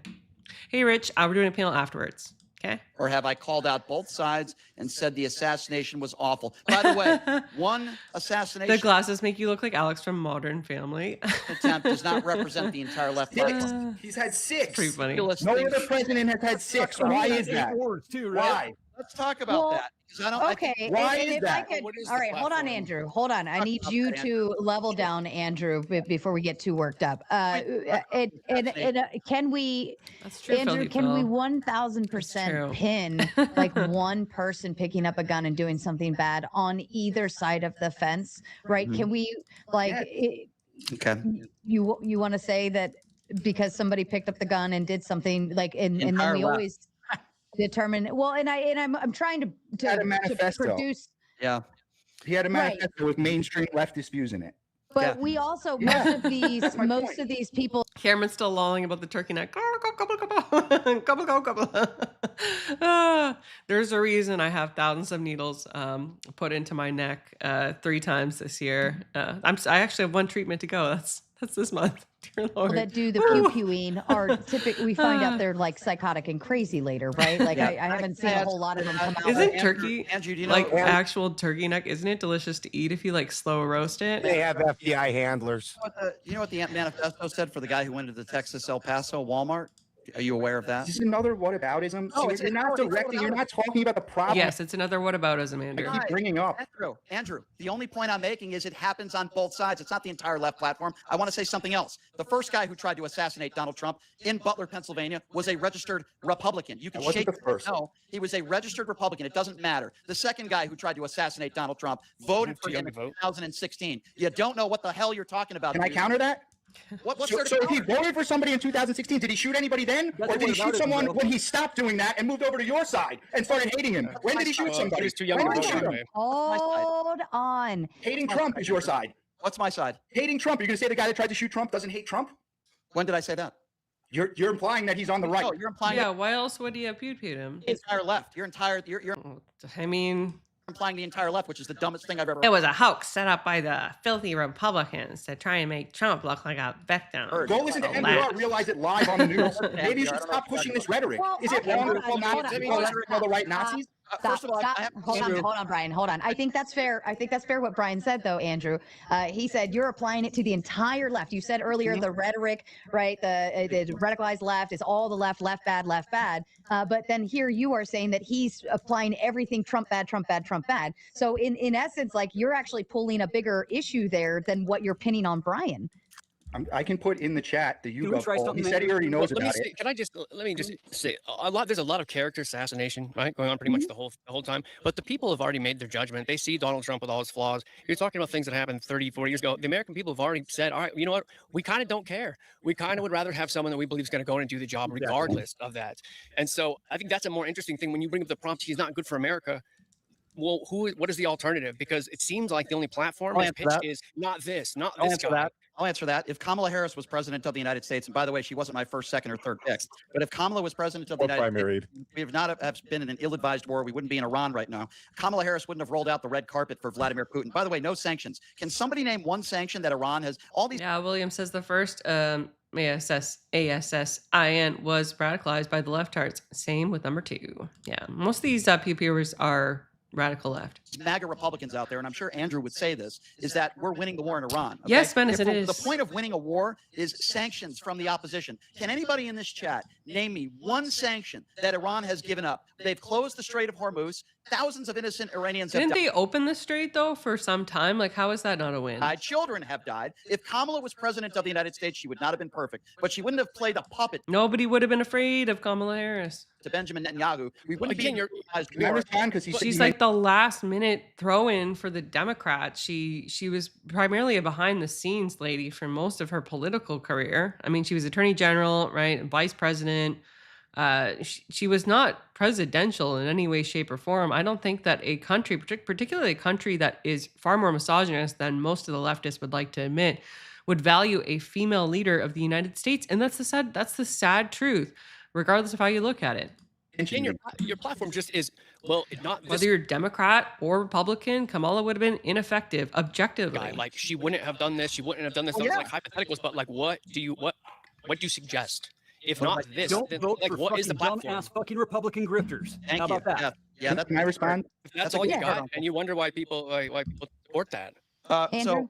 Yeah, let me respond because maybe Brian, you'll appreciate this. Rationalizations and justifications of people that do shitty shit to other human beings that admit to it, but oh, that was a while ago, so yeah, fucking whatever, right? Yeah, not what I said. I think you missed the point, bud. Brian, how about this? Can we try something, guys? Can we just kind of I can pressure. Hold on, Fatty. wait, Hold on, Fatty. Hold on. I want to respond to what you said because you mentioned me in that last thing you said. 20 seconds, and then Andrew. Yeah, a lot of people like to say on the left that she was more pro-restricted borders. She was not. She was very open borders. I'm actually born in a border city, and a lot of my family still lives in that border city near Michigan. And yeah, in my family, we're very into American politics for that reason. Andrew, I'll shut up. Okay. Sure, fair enough. Thank you. The last guy who just spoke, he said 30 years ago. It is as if Chad. just because something happened 30 years ago, we should just forget it. Let me tell you something. By your standards, maybe we should hire Bill Cosby to watch your kids because he only did some bad things 30 or 40 years ago. Wasn't my point. Extremely ignorant. Go ahead. Wasn't my point. My point was you're that done. these things have already been put up to the public Andrew, test. go We ahead. knew about them 30 years ago, and they didn't care. Okay, well, All right, I'm gonna take back this for just a second, real quick, and kindly remind everybody that we are still kind of going one at a time. And I already said very clearly earlier that interruptions are my. It's going to be neither ever mentions balancing our budget. Andrew, which this party is what's killing the middle class. Andrew, which party actually do want to help? Andrew, which party has gotten us more in debt in the last 40 years? Neither mentions balancing the budget ever. It's not even a talking point. It's not even all the time, bro. Comedian. Andrew, which party has gotten us more in debt in the last 40 years? I don't want to say something that's incorrect. If it's the Republicans, I'm agreeing with you. See, we're on the same side. Okay, Andrew, it's not even close. Donald Trump got us $8.2 trillion in debt his first go around.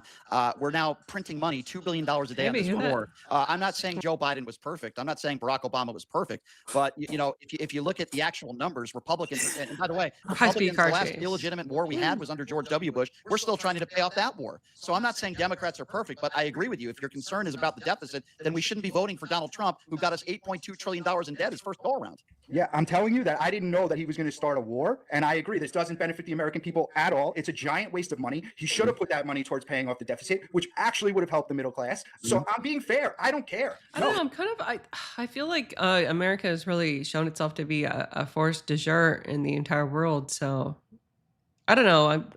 I have mixed opinions on the.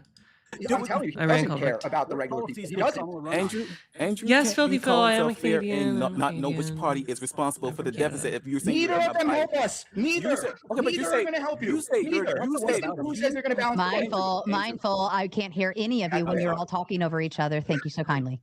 I apologize. Andrew's just making the point that he's fair. He's not biased. He'll call each side out fairly and squarely. His key issue that he brought up was the deficit, which I agreed with him, whatever. But when Brian asked him specifically which party is responsible for that, he struggled to give the correct I don't know the answer. Why don't you know? That's what I understand. That's your key issue, and you don't even know who the responsible party is. That's all I want to say. But you can always find one piece of information someone doesn't know. At least I'm willing to admit it. It doesn't make me like less capable of having these conversations. I'm the only one bringing up the real issue here.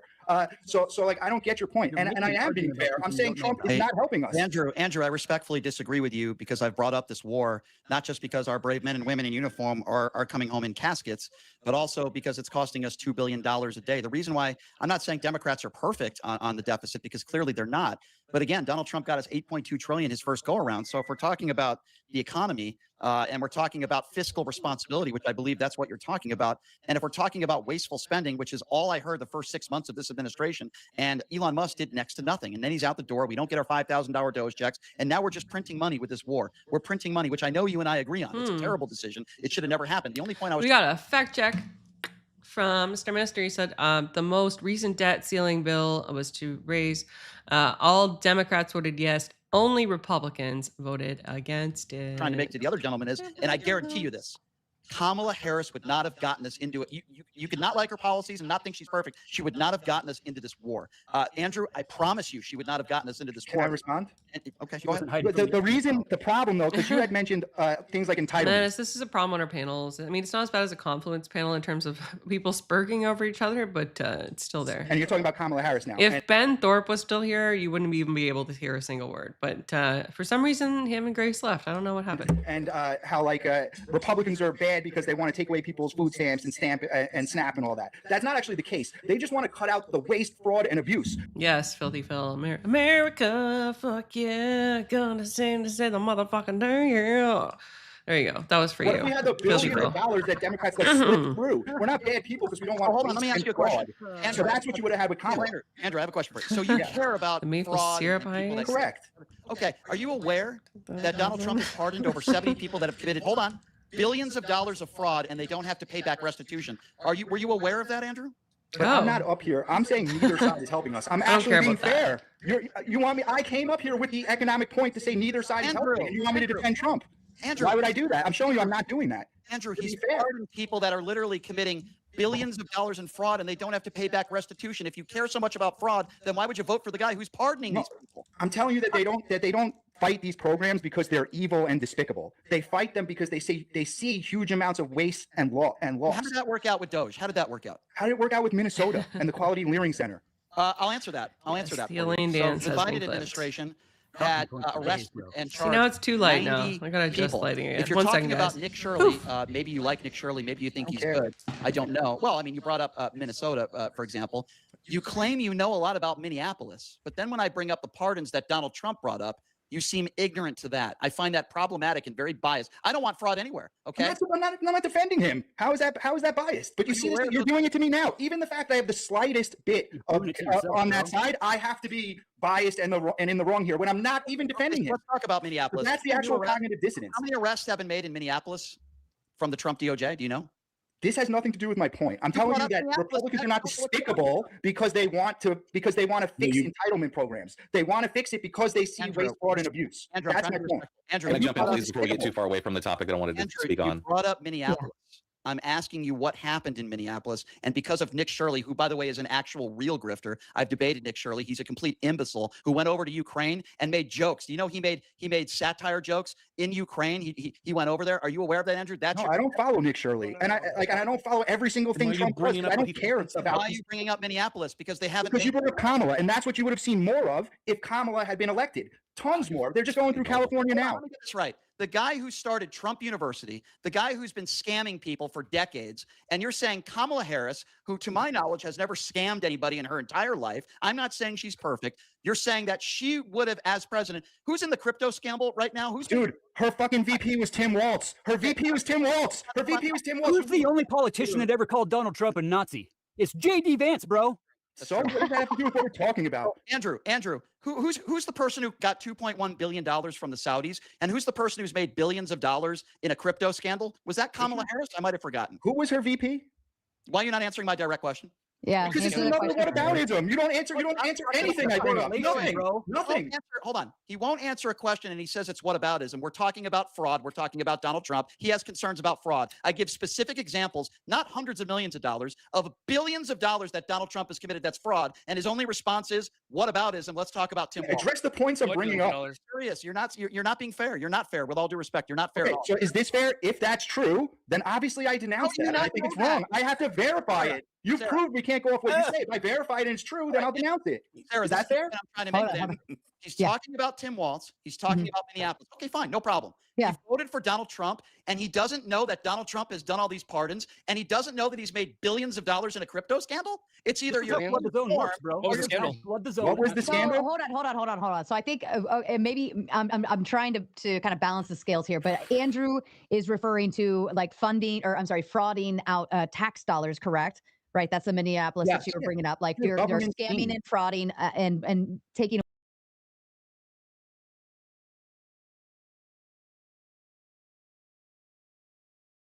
away government tax dollars from people. Now, Brian, you're back to him. Your rebuttal to him is Trump's personal, like he's scamming people privately, but it's not government funding, correct? Well, the government contract that Eric Trump and Don Jr. are involved in is certainly government related. Jared Kushner receiving $2.1 billion from the Saudis, and Andrew doesn't seem to know what I'm talking about. The point I'm trying to make is, I didn't say that. If you care about fraud like I do, Andrew, I'm going to try to take your word on this. If you care about fraud like you claim, then why would you vote for the guy knowing that his Secretary of State took $2.1 billion from the Saudis, a $400 million jet, and he has a $5.5 billion resort in Qatar? Why would you vote for the man who makes deals with terrorists and has made billions of dollars in a crypto scandal and allows members of his administration to get billions of dollars and pardons people who have committed? I unmuted this part, but not the OBS. Billions of dollars in fraud, and they don't have to pay back restitution. And then you're claiming Kamala would have been worse when it comes to this stuff. I'm sorry, I disagree.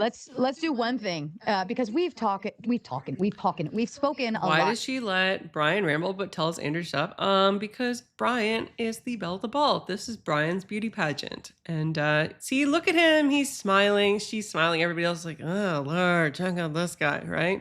The energy is easily observable here about government corruption on this channel. We've gone through high waters of conspiracy theories to actual shit happening so that we could prove it, so on and so forth.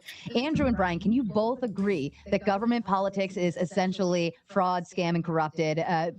Pretty much all of it, or at least to a very strong degree, that all politicians are dirty to some level. Can we all say that? Like, at least it's there, whether it's on a small, on a small scale or a large scale. Okay, so that nips that whole piece in the bud. I think you both are really actually saying the same thing. Andrew, you're just more humdrum at Brian on like he shouldn't just be mad at Trump, but I think Brian has kind of opened the door to say, no, I'm mad at anyone, left, right, and center. And Andrew, you're actually saying the same thing, that you're not just mad at the left. You even the Nick Shirley thing, you say, well, I haven't heard about that, but I would disavow, right? So I think you actually both have that common ground where you both would agree that it's not just left, it's not just right, and we shouldn't just point fingers in one direction. I believe this is the most corrupt president we've had since maybe even worse than Nixon. If she licked his boots any more, she'd have mud mouth. I'm not saying it doesn't happen on the left. Oh, no, we're not even close, right, Andrew? Right, not even close. Is right? that most corrupt? All right, so that's a bigger claim then now that Trump is the most corrupt president of all in history. Is that politically correct? New claim, Josh. You're laughing down there. You want to chime in on that one? Oh, I think it's interesting how like you can try to like we try to find this little bit of common ground, right?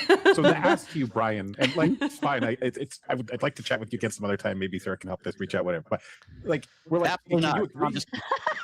I meant like the mud from the boots. Okay, I don't know if it's a bad word. Okay, go ahead. That's fair.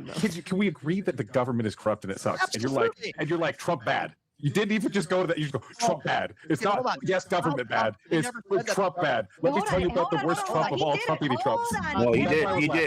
He did. That's what I was laughing at. We're like, hey, government bad, right? You're like, Orange Man, fucking terrible. But everybody nodded their heads yes when I said we all agree. I didn't say the government wasn't corrupt. In fact, I've said there's corruption on both sides. The only point I'm trying to make here is that I believe, based on some of the facts that I've given you, gentlemen, is that Donald Trump is most likely the most corrupt president, certainly in my lifetime, probably worse than Nixon. I'm not saying it doesn't happen on the left. I'm not saying our government isn't corrupt. I believe Nancy Pelosi was an insider trader. I believe there are people on both sides that have done some really bad things. But this is epic level proportions, people. We're talking about billions of dollars. We're talking about a $5.5 billion resort. Imagine if Hillary Clinton received, when she was Secretary of State, $2.1 billion from the Saudis. People would be losing their shit. Jared Kushner took that from terrorists. Yeah, Crash. I don't see people say like, "Oh, all petitions are corrupt." It is a red herring, and it is laughable, and it's also kind of like just proving his statements about like Joe Biden and stuff. It wasn't Mike Pompeo that was being sent over there to the Saudis the last 4 months of Donald Trump's first administration. It was Jared Kushner, and then he comes home with a $2.1 billion check. Guys, that's epic level. Are we not men? Just cooked. Sarah says, LOL, AVG has more live viewers reviewing this than Sarah did when it was live. We're epic.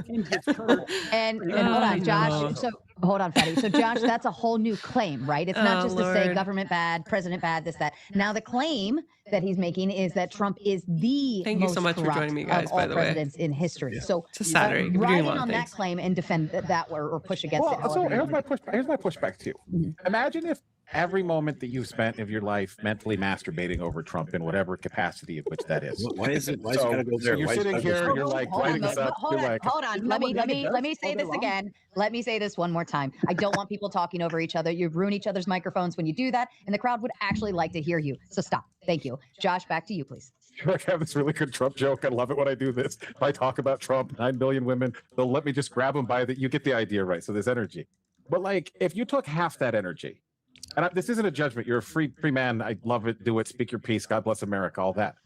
What if you actually had some fucking idea? Yeah, I know. I understand that too. Chad, is saying like Crucible did help her channel for about about a year, and this is why I don't blame people when they say like they're hesitant to work with female content creators. They don't want to work with us. Like, I get it. There's been a lot of really bad deals that have been cut to people from doing that. So no offense taken. If somebody's like, I don't want to work with you because you're a female content creator, I'm like, I understand. It's fine.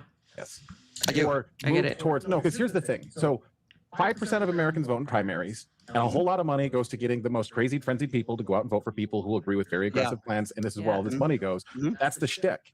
So as long as everybody's just crying about Orange Man bad, blah, blah, blah, all this other stuff. No, I'm almost done. I'm almost done. I'll listen to you. Like, here's the thing. It's this simple. If I say, look, I'm not defending Trump. Can we literally just talk about domestic talent policy? With these H-1B visas, we have fucked over the entire industry that I'm working in. God bless America. Our laws are keeping us at the forefront of AI. But like, why do we still have to talk about this shit? Like later, I'm doing a J6 debate. It's 6 years later. Why the fuck can't we just move on? Okay, so let me respond by asking you a question. Have you ever listened to my full show before? Not clips on YouTube, but my actual full show, 2 hours a day. Have you ever listened to it? Probably not. I did listen to the full thing with the Myron and whatnot, but yeah, go ahead. That wasn't my show. That wasn't about coming up with ideas. Agreed. Every single day on my show, and I'm not exaggerating here, you could listen to it. When we talk about immigration, I try to come up with solutions on how we should deal with people that are nonviolent criminals, how we should deal with violent criminals. Every day on my show, if I do talk about gun control, like on this show, even here, I've given you 5 or 6 solutions that I think could work. I've given you solutions when it comes to healthcare. I talk about the type of politicians that I want in office, not politicians that are billionaires or millionaires, but people like us, I assume, that know what it's like at some point in our life to struggle. But I talk about solutions on my show every single day. Why don't you go bridges? Tomorrow. Your mic just tapped out for a second, but go ahead. You came back in. Every day. That's the point I'm trying to make to you on every topic when it comes to what's going on in this country today. I talk about violence. I talk about healthcare. So when you say I'm only through your TDS lens, Brian, attacking Donald Trump. Sure, he's the president of the United States. They did that with Obama. Why if you're not attacking him, why do you bring him up when it's completely unrelated? You had a discussion with Cool Vic about Richard Simmons, and you still somehow brought up January 6th, I think it was, in that conversation. For 8 years.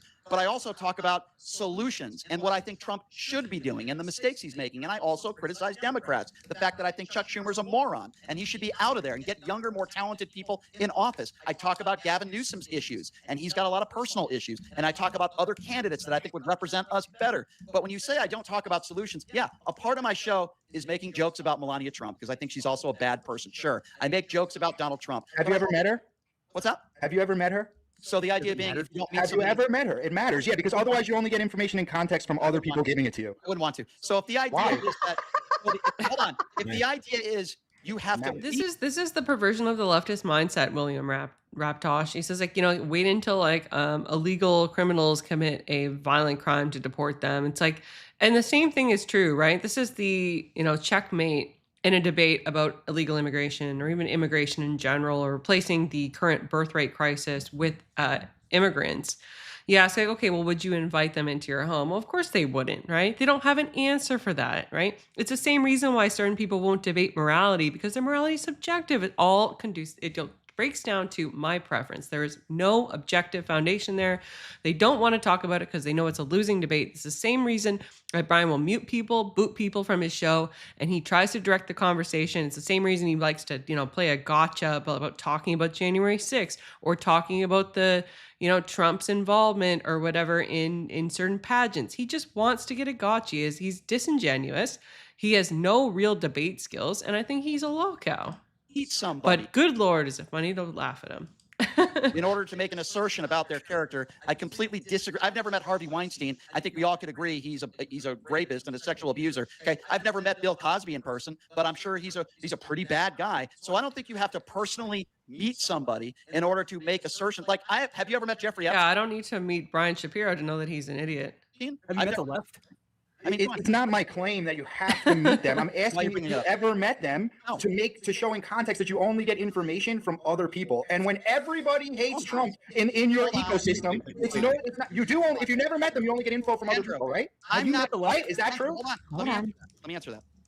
I'm not getting info from other people. I'm using his own behaviors, his own words. I mentioned to you what he said on the Howard Stern show. I mentioned to you his language about Rob Reiner after Rob Reiner died, after Robert Mueller died. This isn't information that I'm getting from like people on the right when they listen to Jesse Waters and Newsmax. I'm using his exact language. When he tweeted out, he wanted to, hold on, when he wanted to get rid of an entire civilization and he tweeted that out, that wasn't me listening to other people. That's Donald Trump's personal account where he said he threatened to get rid of an entire civilization. So with respect, this isn't about, you know what I do every day? Does that civilization say death to America on the regular? Wait, I'm sorry, what? Does that civilization say death to America on the regular? That whole entire civilization? Have you met everybody in that What does death to America mean? So did he doesn't mean that, Uncle Fatty. Like, pay attention, track the conversation. Andrew is saying that many of those people, a majority of those people say things, or people that are at least in the public eye, say unalignment to America. Civilization say it? Let me interrupt for just a second. Pardon me. Josh is making the exit. Josh, did you want to give any final quick thoughts to the panel before you go? Just Brian, you are so much better than Hunter. That is, it's much better to see you here. Thanks for stopping by. It's been great chat. I'm sorry, what's your name? Josh? Josh, yeah. Thank you, Josh. That's very kind of you. And by the way, I appreciate all of you. I have a few more minutes here, but even you, Andrew, I know we got into it, but you've been respectful and I appreciate that. I'm going to watch your show, the whole thing. These are the conversations that I enjoy. And all of you have been very respectful. Sarah, you've done a great job. And I've enjoyed this a lot more than I thought I would. I'll be honest with you. I heard a few comments. I'll be careful. They're going to be crazy. I don't think anybody on this panel is crazy. I think everybody's been very respectful. And to be honest with you, this is the stuff that I miss. I enjoy this stuff, right? Sometimes when I do my show, I get some lunatics that call me. The stuff I did with the Wilsons was not fun. It was torture, man. It was like having to listen to Justin Bieber 24/7, just torture. Okay. But Shots fired to Justin Bieber. Right. Fine. Kid Rock. Okay? Kid Rock. There you go. I'm trying to think who's the most annoying musician of all time? Sanjaya from okay, we're gonna get Kid Rock now. American Idol? I don't know. Because he's a trumper. Or Lee Greenwood. How many times do I have to listen to that song? But no, I'm being serious in that this is the stuff that I miss, that I enjoy. And I feel like lately, we're not getting that. We're not getting that with debates. We're not getting that with shows and with guests and with TV. So, I mean, this is productive to have conversations like this. And you know, I guess that's a compliment to you guys because they're few and far between, unfortunately. Even with political pundits that I debate on a regular basis, they're usually not. I mean, I had to debate some Klansman, some guy McGinnis, who's like the VP of the Proud Boys. I debated him on Pierce last week. The guy's a complete clown. I guarantee you, all you guys, and I'll ask it right now, because I think I know what the answer I'm going to get. You're not a hostage or a patriot if you beat a cop on January 6th, right? I know we're going back to January 6th, but Andrew, you would agree with that, right? Will you treat the people that participated in the No Kings riots the same? Will you treat the people that participated in the BLM riots and lit things on fire and damaged public property the same? Will you? You're not a hostage or a patriot if you beat a cop, right? In that hypothetical, I guess the only person that died was a protester. Yeah, but I didn't ask you that. There are police officers that were beaten on January 6th. Okay, I didn't ask you about that because I don't want to go down that road. The only point I'm trying to make is we need to call out political violence. Careful, you're activating their selective amnesia. Yeah, I agree with him. Let me actually because Motor City just got here and Spin just got here, and Brian did say that he was going to leave here in just a few minutes. So at least we got about 10 more minutes tops. Yeah. Okay. Motor City, did you have a question? I just had a couple things I would say. Thank you, Brian, for coming up. Never seen you here. I've enjoyed watching it from down in the chat and everything. Exactly, I love the debate, the conversation. Mr. hits the nail on the head here. You're not a patriot when you are advocating for burning the flag or anyone who supports people that burn the flag. That is disgusting. That is unpatriotic. Yeah, you shouldn't even, like, if you hate the country that much, why are you even here, right? I have these kind of conversations on different panels. There's a problem with the left and the right, and I don't care who you voted for, red, blue, pink, purple, guy, woman. It doesn't matter to me. It doesn't matter your political affiliation. We all criticize our leaders, and that is one thing we have to understand. When you're sitting on the right as of today, and people criticize Trump, it's because he's our president. When you criticize Biden and he's our president, there's probably a reason. But when you throw out little accusations or assumptions or some opinion or things that you've heard through the internet or some friend of a friend or some associate, these are all nonsensical. It hinders the understanding and the communication. And especially when you get the name calling and all this stuff, it dulls the debate. It destroys the conversation. The understanding goes out the window. I love the dialogue where we're back and forth, where we can have our misunderstandings and communicate it and walk it through to get to the solution. That's what we're lacking. Now, when somebody sits there and builds a fire and I'm going to go say about Andrew with the fraud thing. Now, let me say it first, because it's not an attack. I don't care. You have $500 billion in fraud in America every year, annually. Over $200 billion in federal fraud. We have fraud. So to build a fire under $10 billion under Minnesota is kind of pointing the finger at something that isn't even a real problem. So I don't know. I think Duck is a interesting guy. I've seen him on Talkots before. You are. That's all I'm going to say about it. Actually making an issue out of something that isn't the problem, Andrew. When you said that, you put the any solution of the situation on a back burner because you're trying to burn down the 10% or the 2% of the problem. I brought up the solution. He brought up Kamala. Tim Walz is Kamala's VP. It's not about that. You got to bring up people, and that's not the problem. The problem is when you were talking about fraud. Trump has 34 to 36 counts of fraud. Motor City Maniacs background. Is anybody saying this? But he's guilty of. Andrew, it is Motor City's turn. He's guilty. I haven't been up here all night. I'm sorry. Pardon me. Just a moment. I literally gave the floor to Motor City to ask his question. I'm going to do it. Oops, did I do that? Oops. Oh, no, we didn't get to hear that. If you keep throwing barbs at each other, there's no communication, and everybody gets frustrated and upset and runs away from the conversation. Nothing gets solved. And that's what we're dealing with in America. I agree, Motor. I think that's very well said. Unfortunately, again, I bring it back to the top. You know, it starts with the top all the way down, lowering the temperature. I'm a talk show host, lowering the temperature. I try to entertain people. I try to have fun. At the same time, I talk about lower the temperature on the left. A lot of serious topics. I'm always willing to talk with people on the other side. It's why I was willing to do this show. And I got to be honest with you, 3 or 4 days ago, I didn't really feel like doing it. I've had a difficult week, but Sarah's been very nice, and you know, I was happy to do it. Best panel on YouTube, bro. Thank you. More people on the left need to talk to the right. More people on the right need to talk to the left. I've been saying that for so long. I'm one of the few people, and I don't mean this as like, oh, pat Brian on the back. I'll go into enemy territory, man. I mean, you know, there's not many people on the left that are willing to debate Tim Pool and Myron in person, right? I've gone on some of the craziest right-wing shows. This is not one of them. I've enjoyed this. Piers Morgan's a little different. I do enjoy doing Piers because it's 2-on-2, and I actually think he does a really good job.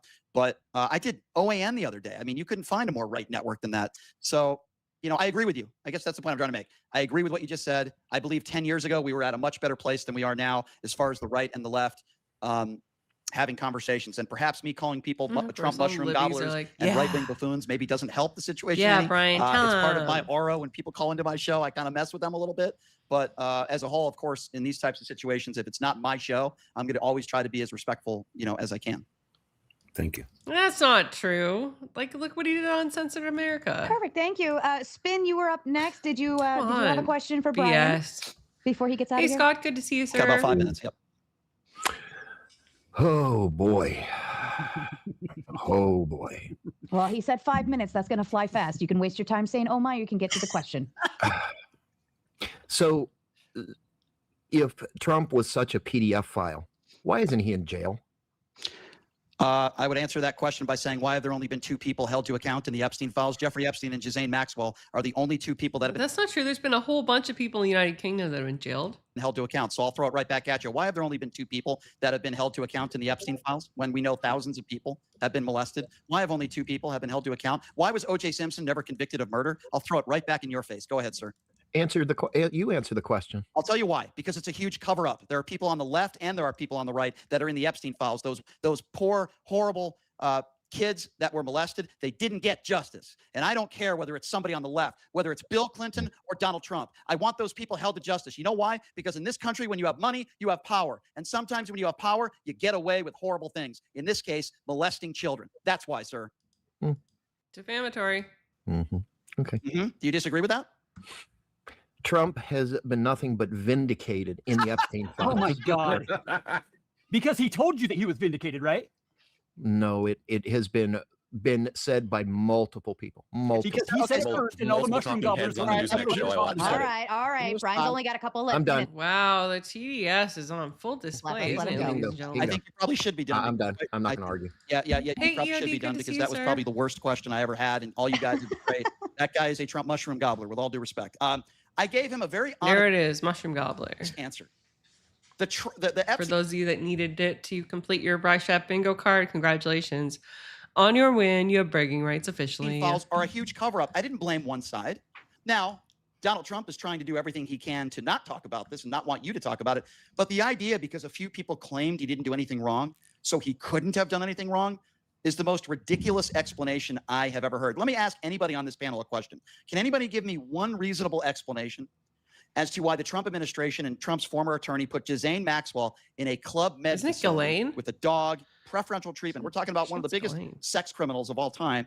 And then 5 months ago, she said she's not giving up any names unless she gets full immunity and gets a pardon. And what did Donald Trump do? Kept her in the Club Med facility. Can somebody? Do you actually want the answer? Do you want the answer? Go ahead. Yeah, you may dislike it, but I mean, it's because Trump is before and after anything else, Trump's a neoconservative, right? He's still a I dislike him too, but he's a politician. And so if you can do something to piss people off and make acceptability, make acceptability around Trump's unique form of nationalism, right? Then what you do is you basically throw cultural pressures off of any reasonable analysis of political and institutional success. Does that sound familiar? Yeah, but I respectfully disagree with you. I'm going to give you my answer, and we can disagree on this. I think the reason why he's treated Ghislaine Maxwell like a VIP is because she... Ghislaine is hilarious. He's going to give up a lot of information, harm Donald Trump and or his friends. I don't think it has. There's nothing. There's absolutely nothing there. The reality is it's just funny because he's like coming from somebody who's like constantly bitching and moaning about like how people say Kamala's name wrong or whatever.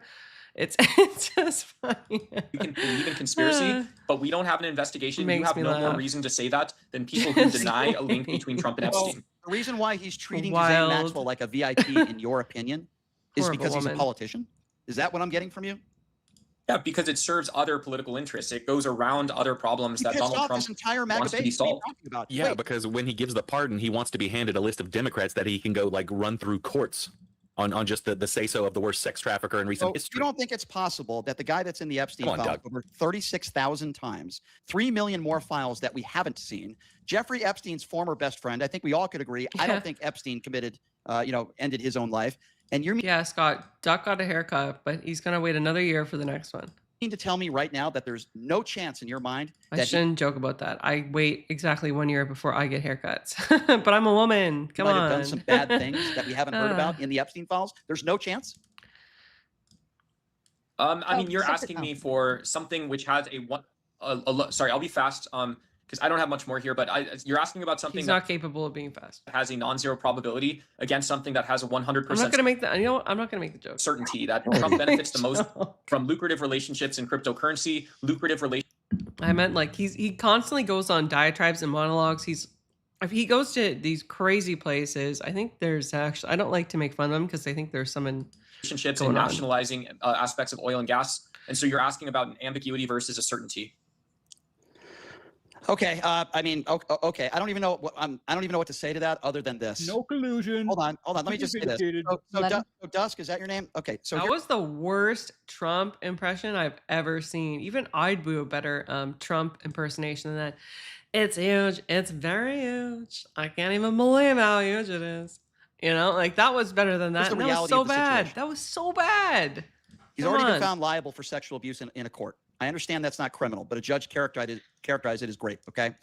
25 women have accused him of such, including his ex-wife in court documents when she was in a deposition under oath. We're talking about a history of somebody. I'm asked this question all the time. So you take his sexual improprieties with being liable in a court, with all the allegations, with the fact that he just so happened to be best friends with one of the biggest sex traffickers to ever live, with the fact that somehow there's a 1.5-minute video where we don't know who went in and out of Jeffrey Epstein's cell. Can I stop the soapboxing here? The soapboxing, Brian, is not necessary because you'll have to decouple MAGA voters' perception of Trump 25 times. There is nothing necessary about what you're talking about here. Everyone agrees Trump is a bad person. He's a bad president. He should not be president. That does not change the physical reality of where he sits and what the White House actually is. I'm not trying to convince MAGA supporters. There are a lot of people on the right that are MAGA supporters. And again, I'm not calling you guys this, but I use the term cult. I am sorry for my horrible Trump impersonation. I will never do that again. They can't admit what you just admitted, okay? They can't admit that Trump is a bad guy. They can't admit that there might be a possibility that he did some horrible things to kids, that there might be a possibility of that. And if they can't admit that, and they can't admit that the 2000 more and more, Brian, we've heard this 1,000 times. You're talking over people who already believe in the institution of justice, already believe Trump did something wrong, already believe Trump has committed impeachable offenses. That does not change the direction of the president. Suddenly becomes Wait a second. You think it does not change it one bit? There will be zero impact to what you say. Doc, you made a claim. Let him answer. I never said that. What I'm simply saying is I do want justice. What I'm also saying is when Trump leaves office, Jack Smith will still have the opportunity to file charges against Donald Trump. Now, it might not be anything to do with the Epstein files. You might be right about that, and there might not be any more accountability. However, new arrests are being made, so I wouldn't make that claim that it can't happen. There's more arrests. There was an arrest made in Britain a few months ago. But what I am saying is there still can be some accountability. It might not be the Epstein files, but why would the first lady all of a sudden come out and hold a press conference and say, I didn't know them. I didn't know anything. I have friends that are Melania's attorneys are threatening to sue them because they're talking about Melania's ties to the Epsteins. We already have the emails. There are things in there that Melania doesn't want out that are probably going to come out, and there are certainly a lot of things in there that Trump doesn't come out. Now, whether there's going to be any criminal... I will repent, Dr. Functional. I'll be in church tomorrow, and I will repent for my horrible Trump impersonation. No liability or anything? I don't know the answer to that. You might be right. Maybe not. But the fact that Donald Trump... Brian... I'm just kidding. I don't think anybody's going to make me repent for that. We both know that Epstein's plane was nicknamed Lolita Express. We know that Melania had ties. They had ties with Epstein after Epstein's first conviction. So there's this level of knowing. There's a level of knowingness that's just going to exist. Why is it so sad that this is what Democrats and progressives have to back into? That's the part I am still confused on. It's not about. I know I'm being rude, but no, you're not being rude. I'll answer what you just said. It is the fact that I point out every single day that there are so many Americans in this country that were talking about the Epstein files, and they were talking about Hollywood elitists being pedos. And now all of a sudden they support somebody and continue to support somebody that is a pedophile enabler. Now that's at a minimum. I don't know if he did anything criminal, but according to Marjorie Taylor Greene in an interview, she had a conversation with Trump, and it was one of her last conversations. And she said he doesn't want any more information out because he doesn't want to hurt his friends.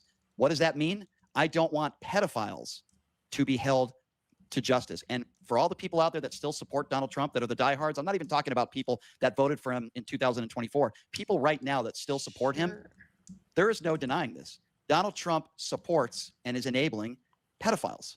So I don't want to hear MAGA Republicans talk about sexual abuse. I don't want to hear MAGA. Now, if you're one of those people, maybe Andrew's one of them, I don't know. But if you're one of those people that says, hey, you know what? I'm really upset. Maybe I shouldn't have voted for Trump. I wouldn't have voted for Kamala either. I still get confused with that. But at least if you're willing to admit that. But you have a percentage of people in this country where Donald Trump could molest a child and they would still support him. That is sick. I like Kamala. I like. Guess what? I like Kamala. I've been a whatever you call it, a centrist, a center, a progressive voter for my entire life because people shouldn't go without food and water. And so fuck Donald Trump, fuck everyone who's not Kamala, fuck everyone who's not Madam President, and fuck the rest. Guess what? That's reality, bitch. Oh, wow. They should have put him in the White Dudes for Harris ad. That was a missed opportunity. Get on that, guys. Next selection. Well, I can't say I necessarily disagree with you, my friend, on that one. Neil's backstage. Yeah, Neil's backstage. You didn't have the ability to pop up yet because it's a full panel. But I don't know. Tara Reid did not recant. Did you have any thoughts to that, Brian? Tara Reid never confirmed that she wrote that page in the Tara Reid, like Tara Reid, the actress. Didn't she? It's got to be somebody else. The diary was in the hands of multiple people on the far right, including a guy by the name of Mr. O'Keefe. She never claimed that she. Yeah, he's never won a debate, Fifi Kiki. I have won 7 debates, and I have done 8. Wrote that in there. Even the page. I've had multiple conversations with people that know. Shameless name drop because we're watching a Brian show. Why not? Oh, a lot about this. This is what we know for sure. We don't know whether she wrote it. She's still very supportive of her dad, introduced him at the Democrat National Convention. And what we know for sure is this. She said, if she said it, borderline inappropriate. Here's what we know for sure. Joe Biden's never been proven liable for sexual abuse. Never seen him in any pictures with Jeffrey Epstein. He never paid a porn star $130,000 hush money payments, okay? And by the way, if we're going to talk about sons and families, let's remember that Beau Biden was a hero who served this country, who died of brain cancer because of going to war. I don't recall Barron ever signing up to go to war. I don't recall Eric Trump or Donald Trump Jr. ever deciding to sign up. I don't recall Donald Trump ever serving. So if we're going to talk about families, Beau Biden was a damn hero. He was a hero to this nation, and he died a hero. And I respect Joe Biden, and I respect his wife very much. And I respect Hunter Biden, because you know what Hunter Biden is doing now? While some of these idiots on what would have been respectful is if Joe Biden stepped out of the race when he should have. Instead, he continued to run until the very last minute. Right? Or we're so angry that Hunter Biden was selling paintings for $50,000. He's helping people with substance abuse right now. I've had private conversations with Hunter Biden. He's helping people. Neil clarified the diary. And that's great, but it doesn't change the topic of discussion. Was Biden's daughter. Tara Reid was a worker, not a daughter. I'm sorry. I thought he meant Joe Biden's daughter. That's my mistake. Tara Reid was the woman who his TDS is acting up again, guys. Can't think straight. Don't made blame allegations that Joe Biden sexually abused her. They were never substantiated in any way, shape, or form. She has changed her story a few times about the events of what happened. That's 100%. I apologize. I confused Tara Reid with Joe Biden's daughter. Again, did Brian just admit he was wrong? He really is in his safe space right now. Have one unsubstantiated allegation as opposed to 30 allegations, including his ex-wife in a deposition, and found liable for abuse in a court where the judge characterized it as rape. Again, there's no equivalence there, none, zero. And I don't even know why we would talk about Joe Biden when it comes to that stuff. But I'm sorry. When you add the diary to the other allegations, that's when you start seeing a track record. Mm-hmm. Well, again, all I can say is, the daughter stands by her father. None of that was ever substantiated. Most molested daughters do. Okay. Well, I'm not going to sit here and say that. And said they testified to the FBI, but we haven't seen any of those reports, right? Yeah, I'm not going to say always just a matter of believing things because you want to. Let's not drag Brian back into another conversation. He actually has been here over an hour longer than he even said he was going to be here for. So much appreciation there, and I don't want to make you feel obligated to stay. No, I appreciate it. I appreciate you and having me on. This was actually a lot of fun. I appreciate everybody. This is such a great chat. I sometimes you guys make me laugh. And One thing I do on my I'm trying to pay attention to the video, and you're making me laugh too hard. Is I always open up the phone lines for about an hour to an hour and a half every day. Right, left, anybody. I invite anybody to call in to have these kinds of conversations. So you guys are more than welcome to call in anytime. I appreciate the conversation, and I enjoyed this a lot more than having to stand a couple feet away from Rachel Wilson. That was. You should be thanking her for that opportunity. So I appreciate it. And what time are you on? So the name of the show is Pushing the Limits. No, I am not going to allow Brian to shill his channel. No. Dr. Functional, it is pinned in the chat. It is. Apparently, you're a countercultural Glacier, so don't know what to tell you. See, I lost 5 viewers because I switched the hat, Glacier. You suck. How dare you? Horrible advice. How dare you people? Horrible advice. I guess we Fine, switch back to the black one, or whichever black one you were wearing, since you were wearing like 10 different black hats. I know. You know what's funny is you're supposed to be one who's closest to Gothic, and you denied the black. That's totally Gothic compared to the white hat. And it does fit her outfit. And it does fit her hair. So does the white one. It does, but it's not as Gothic. Oh my gosh. See, we gained 6 viewers because I switched back to the black hat. I call bullshit on that. They're drawn in by the darkness. I am the darkness. I was born into the darkness. Now you just need one of those face masks. So you can pop it over your mouth and make random pitches in your voice. Anyway. Okay. It's true. I don't look good in hats. I look good in fascinators. I also have a white one, and I need to find that and the fedora. Yeah, see, people like it. They like it. You do have your shades. I do. Although they are prescription. If I wore them right now, they would be double vision. So, but just for you guys. Oh, dang. I think that works. Your view count just shot up. Now you just need like a convertible to drive in with that, and you're set. Sorry, did I say view? I mean sub. I did. The viewer count shot up by 2. I'm at sub. Okay, do you think that Raging Tomato is kind of caught in a corner? Because if she wants her audience to expand, it has to be counter Andrew, and to be maximally counter Andrew, it has to be pretty left or pretty atheistic at this point. I think she's always been that way. Oh, sorry. Really? Go ahead, Glacier. I would have to agree with AVG. I feel like part of the reason why she wanted to distance herself from the Crucible was because of the fact that her political affiliations were not towards the same direction as the Crucible anyways. So that's not what I got from her interview with Andrew. Did you see her like 3-hour plus interview with Andrew video? How old is that? About a year and 2 months, or maybe even 3 months. Wow, that's pretty precise.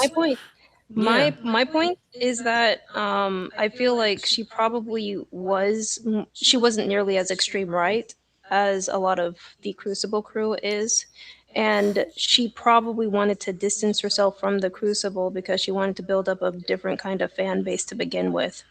But she screwed it up in when was it, October? In October of 2025, October 17th, 2025. Yeah, my birthday. Anyway, she really screwed it up. Oh my God, I you're think like she's a a Scorpio or something? I'm just kidding. I hate astrology. She's a nutcase anyway. Like, I don't really like the Raging Tomato. She's a fucking idiot. I mean, I don't even like tomato paste. Mr. Well, here's the thing. I thought, number one, she identified as Catholic, which, again, religious affiliation means nothing. But number two, I saw that semi-famous clip she had where she was telling off Radical Coder that transing the kids was bad. And then she kicked him from the stream. That's one of her most famous clips of her actually opinionating, or opining rather is the actual word. But so I took that plus the affiliation with Andrew, plus her, as her having some kind of alignment, and plus if you see her demeanor, not on good terms. They haven't been for a while. Right, but what I'm saying is initially, before the whole Rob fallout, if you see her initially, with that, just pay attention to her nonverbals, talking with Andrew. She's having a good time. She's giggling. Look at that with any other guest she's ever spent time with. Look at that at any other debate where she's perpetually smiling besides the ones that Andrew was at. That's what indicated to me that she was like... I think the reason why is because... Rich, can you just let him finish? Were you finished re-exam? Yeah, go ahead, DJ. Okay, sorry. No, it's just the yeah, and stop calling me by my damn name, lady. Oh, sorry. I'm dead naming you. You tell me to change my name to something that's not my actual name, and then you call me by my name. That doesn't make any sense. Your actual name. Huh? You're DJ men now. Yes. But in any case, so you're an Orthodox Christian catechumen, aren't you? I know. Just let him have it. Okay, whatever. It's rage baity, I think. So I think the reason why she was like that with Andrew Wilson is because I don't think she can effectively counter anything that Andrew says. So I think she just goes along with it because she knows that she knew, at least back then, that if she tried to voice her own opinions, Andrew would have shut that shit down real quick. Yeah, but the same could be said of maybe T-Jump. I don't think she could take on T-Jump either, but she's not all giggly and happy when T-Jump was around. I don't know who T-Jump is. Is he a good debater? He's a T-Jump is he is a staunch atheist. He has a very unique brand of atheism. He believes in objective morals, but they are not prescriptive. It was so mind-blowing because I jumped on her panel that one time. I'm not on her panels very much, but I met T-Jump once in real life, and so I wanted to jump and follow up based on the conversation/debate we had before in public. And so that was I saw her there, and she did do an interview with him an hour beforehand. I don't know. It just read different to me with her interactions with Andrew than with any other larger guest that she could get. So from my personal opinion, this is how I grade every debater from my personal opinion. And I'm not an expert in any way because I'm just average. I'm an average debater, right? Average male debater. Yeah. Andrew set the fucking bar when it came to blood sports debates and things like that. So whenever I judge a debater, I imagine him going up against Andrew in a debate. And if I think that, and if I have any indication that he can't even compare to that bar, then I'm just like, man, maybe he's mid, maybe he's lower than mid. You know what I mean? So that's how I judge debaters. I see them if they can, at least, especially when it comes to politics, because I don't think anybody does it better when it comes to national politics or here in our own country. Now there is Andrew even admitted he's not that great at geopolitics, but when it comes to social issues and politics here in our country, I think that he pretty much sets the bar when it comes to that stuff. Yeah, I mean, if you ask me, the biggest contributor to her channel was Andrew Wilson more than anything else. So she usually was always hanging on the coattails of Andrew, Yeah. as a part of Why do how you she think grew we her won't channel. disagree with him? Well, come on. Let me finish. Oh, sorry. I love it when Glacier gets a My taste of her own point. medicine. Okay. Okay. Yeah. Ha ha ha. Very funny. Very funny. I'll work on it. Go ahead, Yeah, man. why are you trying to interrupt the man, lady, when a man is speaking? Like, what the hell? This is a TikTok panel that I didn't realize. Oh my god! Look, I actually coined that term. Nobody before me, not even fucking Andrew Wilson. I was the one who started saying that first while I was on TikTok fucking a year and a half ago. So I'm the one who started that. That specific thing. I think it's a situation of Sarah doesn't know what she wants. As in, like, she liked the fact that her channel was growing whenever Andrew was on, but and receiving the donos, but she wanted the channel to go a very specific direction that was different than what the Crucible was. I feel like she's probably like a libertarian, if I'm being honest. Well, the chat thinks she's a Democrat. At this point, she went total lefty. Has she been spouting mainline Democrat talking points from mainline left-wing philosophy now? Well, this is why I don't like.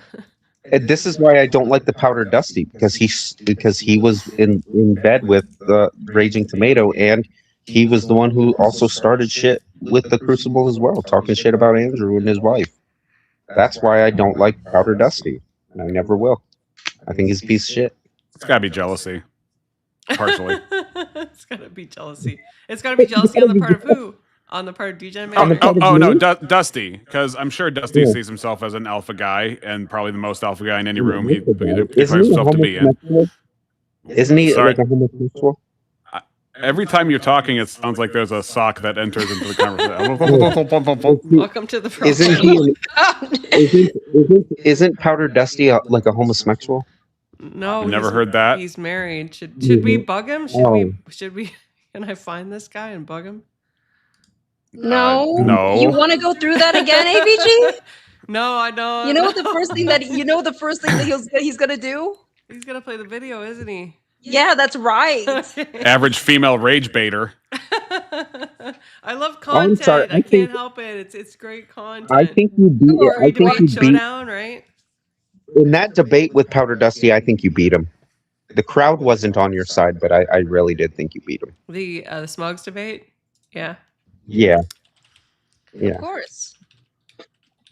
I mean, okay, let's I told you it was an uphill battle for you. let's end the poll in the chat. I'm gonna. It's not really not unless you absolutely fucking demoralize him. This is why I need as much personal information about him as possible. The winner is Newsy. Newsy is the worst hat style. Bucket hat got 39. Newsy got 61. Okay, new poll. Keep talking, guys. Yeah, no. Are you gonna do a straw hat poll? No. As long as I have as much information about Dusty as possible, and I go through a lot of his videos on his channel, and not only that, but I'm going to go through a lot of. I'm going to do like this is why I want it for a month out. I'm going to do a lot of debate prep and stuff like that. So the topic is feminism and why women shouldn't have the right to vote.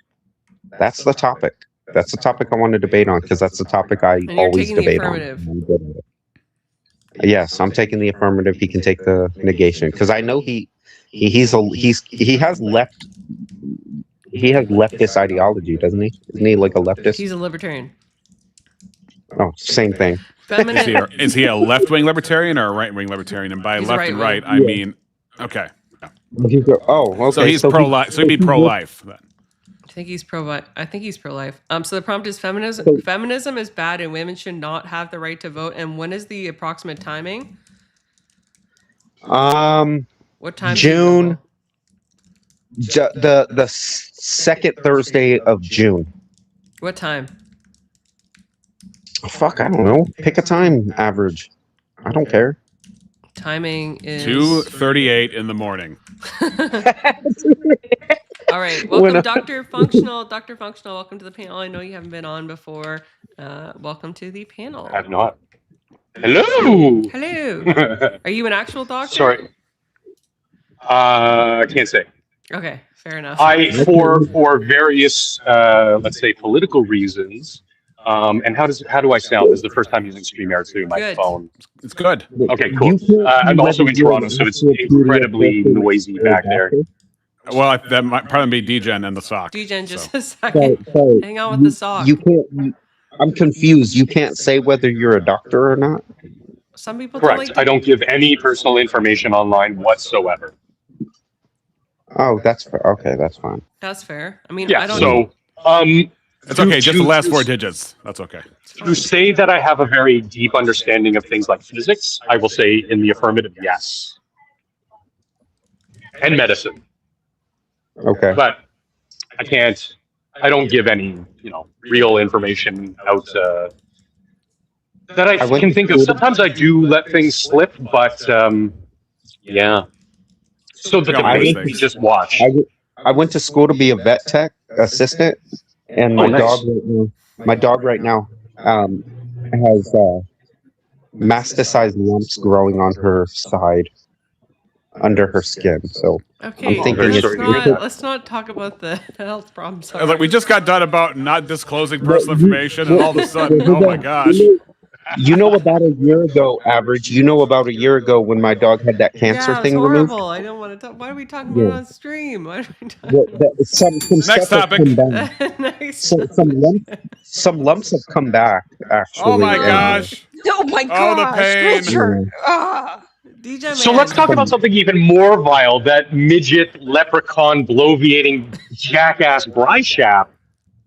I don't understand why people who debate him allow him to walk all over and constantly interrupt. The host of this debate that we just watched, she tried to, lay down the law, but she, for whatever reason, she didn't put her dick on the table and be like, Brian, shut the fuck up. Andrew, shut the fuck up.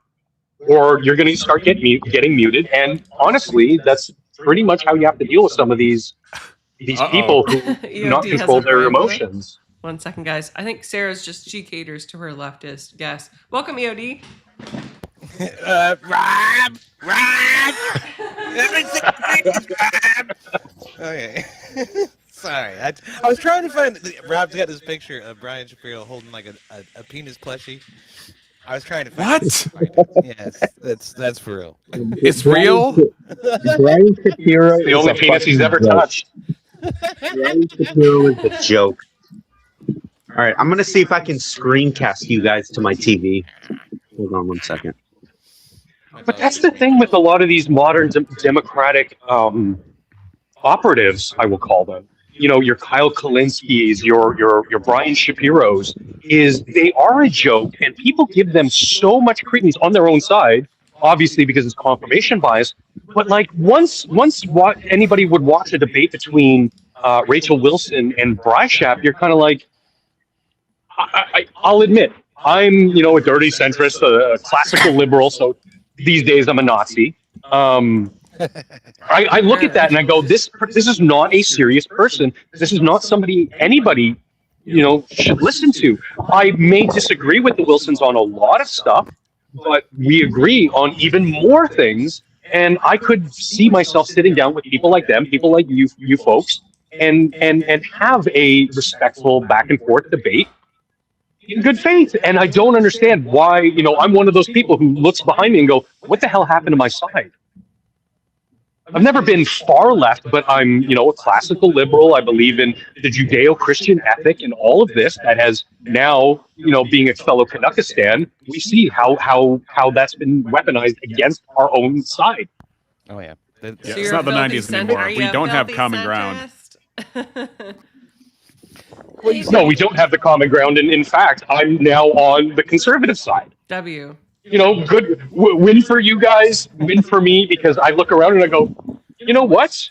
These are actually some pretty decent people. Okay, so where's the point of contention? Oh, we disagree that you know, X, Y, and Z should be this and this. Okay, well, let's discuss. Let's talk. Let's see if we can't even find more common ground. And I think that that's where, on the online space, to bring it back full circle, is where now I can safely say our side is going to win and has been winning, even though it hasn't fully translated into real life, although it had actualized with the election twice over of Trump. When you look at the with the gerrymandering controversies that are going on, we are actually winning quite a lot. But you see people like Bill Maher, you see people like you know, fucking I'm trying to think of another decent lefty that has actually come across the table, Kimmel. but no, not Jimmy Kimmel, not Jon Jon Shapiro. Stewart at one point, but Yeah, I mean, maybe a Jon little Stewart's been bought out.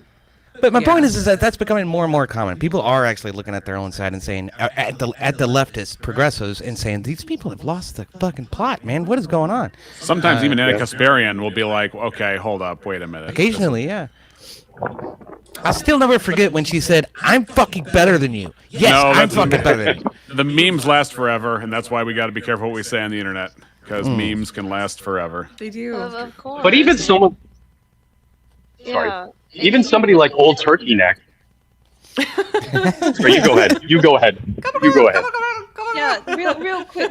AVG, what is up with that poll? What is up with that poll? You know exactly what poll. What is up with what? What's what poll? I don't know what you're talking about. It's pinned. We were just discussing what not to do. There's no poll there. You're delusional. I think it might be that time for you. Are you hysterical? You Do are need to a be treated for masochist, hysteria? AVG. You are. Is Glacier a bucket hat enjoyer? Well, I will say that I would prefer not to fuck with Dusty right now, but I mean, that's me. Okay. 24 votes on the poll that doesn't exist. Yeah, that poll. Should I rage bait Dusty to come on while DJ Don't Man you talks? dare! You want people to see the Elaine dance again? I kind of like it. Yes. With the strobe lights, it's Oh my pretty gosh. clutch. With the strobe lights, it's really Oh my clutch. So god. that we can get a free viewing of that. Okay, fine. Yo, fine. I can see Go all of ahead. you on my TV, on my big ass I just TV wish I right would have now. worn This a is bra cool. with padding because the nips hurt. Oh, Dear Lord, woman. I just noticed the hat. That is fantastic. Wait, You thought that was your hair a moment ago. Thank you, Dr. Can you Function. No, I guys just hear me? haven't been looking at the screen. Oh, Can you Lord. guys hear me? Yes or no? We can hear noises. Well, can you hear me or no? Now I can. Now we're good. Yeah. Right. The Okay, hat, I the can hat is see Zoom in is a phenomenal. serious problem. Yeah. I can. Yeah, the hat looks fucking ridiculous. You shut your whore mouth. She looks fantastic. Thank you. Because somebody else has style, you have to overcompensate for your lack of style. I wore that And hat no, that's not yesterday. How simping. dare you, sir? I'm a person who. I'm wearing a hat right now. If you want my opinion, I'm always going to be honest. I'm never going to lie to you. This is why I tell my fiance all the time. If she asks me, "Hey, does this dress make me look fat?" Yeah, fucking change it. Makes it look fucking disgusting. Well, Does it's this just hat me make not you look lying fat? and then like spiking the football. I was gonna say, like, that sounds more like a gay guy's response. Like, I feel like I need to be honest with you because I'm gay. No, that's not a gay guy's response. That's just me. I'm on it. You want me to lie to people and tell them, "Oh my god, you look great." I mean, occasionally, yeah, a little white lie it goes a long way. It's like, you know what, sweetheart, no, it Only doesn't to make you look children fat, and but dying. I think something else might accentuate your better features. You know, like that's the way to do it. You can tell the truth without rubbing the dirt in. That's all. Well, hold on. Lying goes against Christian ethics. I'm not going to lie about something. Sorry. So is Look being at mean the about it and just being construction. insulting Look to, at the to a amazing fault. construction on his hat. No, it doesn't. Okay, this is a work of art. Okay. It is very fancy. Is that your church hat? I'm not saying it's I not wear a veil to fancy. church, I'm just saying Orthodox. You know. it makes your cheek. It makes you look more like heavier weight up in Oh the my face. gosh. And You know what I'm saying? That dude, sounds like Claire. something a gay guy would say. I think it makes me look smaller actually because the hat's so large. I'm seeing you on a big screen TV right now. I'm not lying to you. I bet that hat would go over like a turn a punch bowl at an Orthodox liturgy, though. Yeah, it would be very bad. I veil in church. I don't wear like hats or anything like that. Like we're supposed to, cover our heads with a veil. That is more of a Baptist hat. Yeah. This is. Oh Jesus! I've experienced the spirit. Is it like full letterbox, like some people, or a woman should cover her face as they should in church Their face and learn in You're science? not in Islam. That's not Islam. That's Orthodox. You should said cover your face. Yeah, they wear a veil for a reason. It's covering their heads, not their face. top of their head, not their face? Well, sometimes You want us to transition to burqas? Well, hold on. No, I saw a lady. Oh, well, I go to a Greek Orthodox church, and this one lady wears a complete fucking veil. She doesn't even show her face. You can see her face through the veil because it's sheer, but she still covers her face when she sits in church. Like Mo rebuttals. To be fair, some women should cover their face. Yeah, as I was saying, old turkey necked and a Kasparian. Like seriously, that is one vile face. I don't know. I have some relatively conservative friends who are like, no, she's a looker, but she's just a vile person inside. I'm like, dude, if you think that that's a looker, you've got problems. You're probably a closeted homosexual. I don't know. I could see a world where Anna Kasparian was attractive, but not since I know what's going on inside of her head. She's crazy. No, Anita is crazy. Mo rebuttal. I don't care. I've seen her. I've seen her in person. She is not. She is wearing 50 pounds of makeup, and she has very good lighting. She's. Where did you see her in person? At debate. I don't care. I don't care how gorgeous a woman is. If she's a fucking yapper and she as like Anna Kasparian and she's like fucking annoying, how would you put up with that being married to that? Like you wouldn't be able to. Well, I was just speaking objectively from outside appearances. Obviously, that there's that factor of things, and that counts, at least in my estimation, more than anything. Is the content of somebody's character, and she has no content in that character. Yeah, I mean, well, it's still better to live in the desert than with a quarrelsome woman. She does wear a lot of makeup, but also keep in mind, like Anna Kasparian is also older, right? Like I think she's also had a lot of like filler and tightening and stuff done in the face. So and 3-botch nose jobs. Would you be okay? What do you think about Pearl Davis? Pearl Davis is ugly too. Well, I don't like the her unfortunate thing. Yeah, but she could actually use a bit of like rejuvenation, or at least like stay out of the sun, wear some sunscreen, because she's only 29. She has like a whole bunch of forehead and eye wrinkles, and I'm like, this is the only difference. Stress. Yeah, the only difference between Anna Kasparian and fucking Pearl Davis is, Pearl Davis is she's kind of ugly, but if you tell her if you're married to her and you tell her to shut her mouth, she'll shut her fucking mouth. EOD, I don't actually sit around talking about women's looks either. Is this also gay? I'm kind of. I'm feeling like it is a little bit kind of like these are the conversations that women have amongst themselves. And right. Did you see what she was wearing? I don't see how it's gay to say if a woman's beautiful, if a woman's not beautiful, or what makes her look nice, or what she's wearing makes her look nice. But like going through it like it's a catalog and comparing and contrasting, we just don't do that. Guys are just like, she's attractive, she's not attractive. We don't go into like, we don't bring out like the tape measure and like the compass. We start. If a woman is asking your opinion, I don't see how that would be a homosexual thing to be like, nah, that shit looks bad as hell. It's either pass or fail. Like that's about as deep as it goes. Yeah, we don't start going through the Rolodex of all the women we've ever seen on YouTube. Hold on, that just sounds like you want to police your language and be like, oh, I don't want to be mean to her. So you're such a victim. Oh, you're such a victim. Language police. The fucking language police over here fucking saying you can't call a woman fat if she looks fucking fat in something. That takes like 2 seconds. Yeah. Yeah, that's fine. Thank you. I'll call a woman fat if she looks fat. For the record, none of the women in chat or on the panel are fat. You all are beautiful, gorgeous ladies. We love you. Okay. That is you correct. You don't know that. You can't see their bodies. You don't know if they're fat or not. I mean, if they're fat, you might as well call them fat, right? The font is all the same size, so we're going to assume that they are all of average svelteness. There you go. Yes, exactly. I have a little bit of a pudge, but I'm working on it. I work out every day now that my injury You has know, I'll go out resolved. of my way just to search out fat people and just call them fat. That's your calling in life. You're just like walking down the street. You're fat. Like, You should wear a shirt that says "Fat Police." Where's the song? I've got to find it. Pull over, wide load. Here's your ticket, sir, to Jenny Craig. Hey, the other day I had this fat chick come into my shop, right? Oh, here we She go. was ginormous, right? She could barely fit through the door. She was ginormous. She waddled in like a fruit penguin, trying to get like a puff bar, one of those e-vapes and shit. And she was talking about what she was making for dinner. You know how customers are; they like to ramble about their. And I don't really care. She's talking about making lasagna and this whole pot roast, and I'm like, and I was like, have you ever thought about just adding a salad to that, or what? So I do it like in subtle ways and stuff sometimes, but she got mad at me. I always have pity for people like that. You thought about sticking a finger down your throat after this?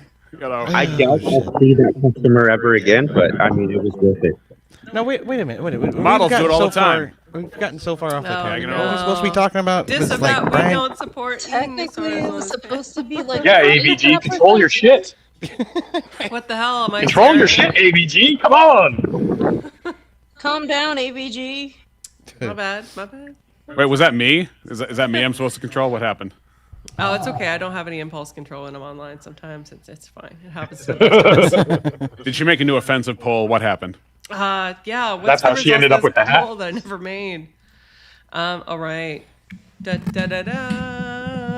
Should I rage bait Dusty to come on while DGen Man talks smack? Yes. 71%. crazy. No. Yes. 29%. I You have are to do crazy. it. I have to do. You don't have to do shit. Why are you Have to subjecting do yourself to Yes, you have to do it. Yes, you have to That's do the it. rule of streaming. If there's a poll, it's legally binding. It's is. spiritually Somebody said a lot binding. of background noise, That is but not yeah, true. you Right have to now? do it. Yeah, It's not true, but it'd be wonderful if it was. I have taken many polls and told chat to go fuck itself when I got. I bet you have, Sailor. I don't want to though. Very funny. No, I'm an airman, not a Then sailor. don't Thank you very do much. it, AVG. no, don't listen to Glacier. She's a woman. Listen to the man. Do it.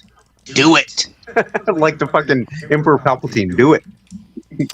What is it going to say? This is the rule of consensus, Do it. right? I All did women it. all women are compelled by consensus. Good. So what can we do? I'm a people pleaser. What can I say? Yes. You set yourself up for this. Well, you listen. First of all, Pharmacat. you're Damn not it. just a people pleaser. Wait. A prosecutorial You people also pleaser? submit and obey men. How could you be a prosecutorial people pleaser? That doesn't work. First of all, you listen to men, which is a good thing. You should always listen to a man in most, well, not always, but in most cases, especially another Christian. Brian man. Shapiro has entered the chat. No, he said man. He said man. Mythical Irish folklore are not men. Fucking leprechaun. Well, that casts shade on Teriak. Okay, Teriak's not that bad, but Brian Shapiro. I was going to say I'm Irish too. You know, some of us Yeah. are real. I have a little bit. No, but you guys sound like you're real people. You're not mythical leprechauns. Are Brian Shapiro and Ben Shapiro, are they related or somehow? Or something? Not at all. Not at all. Brian Shapiro probably wishes he was Brian Jewish, looks but he's not. Jewish. Yeah. No, but you know something interesting? Ben Shapiro is related to the girl who played Matilda in the original Matilda movie in the 90s. Yeah, she's a cousin. Yeah, the cousin, yeah. Isn't that fucking wild, dude? That bitch is annoying too. She's all leftist. She's all gay rights, yay! And it's like, what the fuck? I didn't like the movie either. You're in acting in Hollywood. Well, not even in Hollywood, because I'm in Canada and I've been an actor most of my life. Like, it's very, very leftist, and I learned at a very young age to just zip it and not talk about politics. Isn't like most of Canada leftist? I feel like that's true. Our conservatives are like just wild liberals. Oh yeah, Yeah, I just got my new it's a different PlayStation in the culture, mail. but By the way, the original PlayStation. Since I'm a Sony fan, I just bought it in the mail. $160 fucking dollars. Who the fuck gives a shit? Why are you talking about goddamn PlayStation? Are you serious right now? Because I want to play PlayStation. He's DJ Man's online presence is just he thinks about something and he expresses it on a panel. That's I just say it. Yeah, I have no. By the way, No I emotional have regulation. No filter. So yeah, I have no. It's not. It's not lack of emotional regulation. I just have no filter. I just don't give a fuck. Okay, BriShap. Rob, take off your shirt, Rob. Touch your penis. should we watch the video? Show me your cock. Yeah.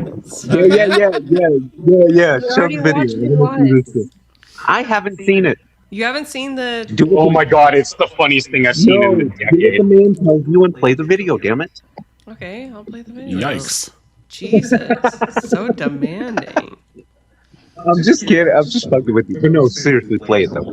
I will. You're the cartoon, Rob.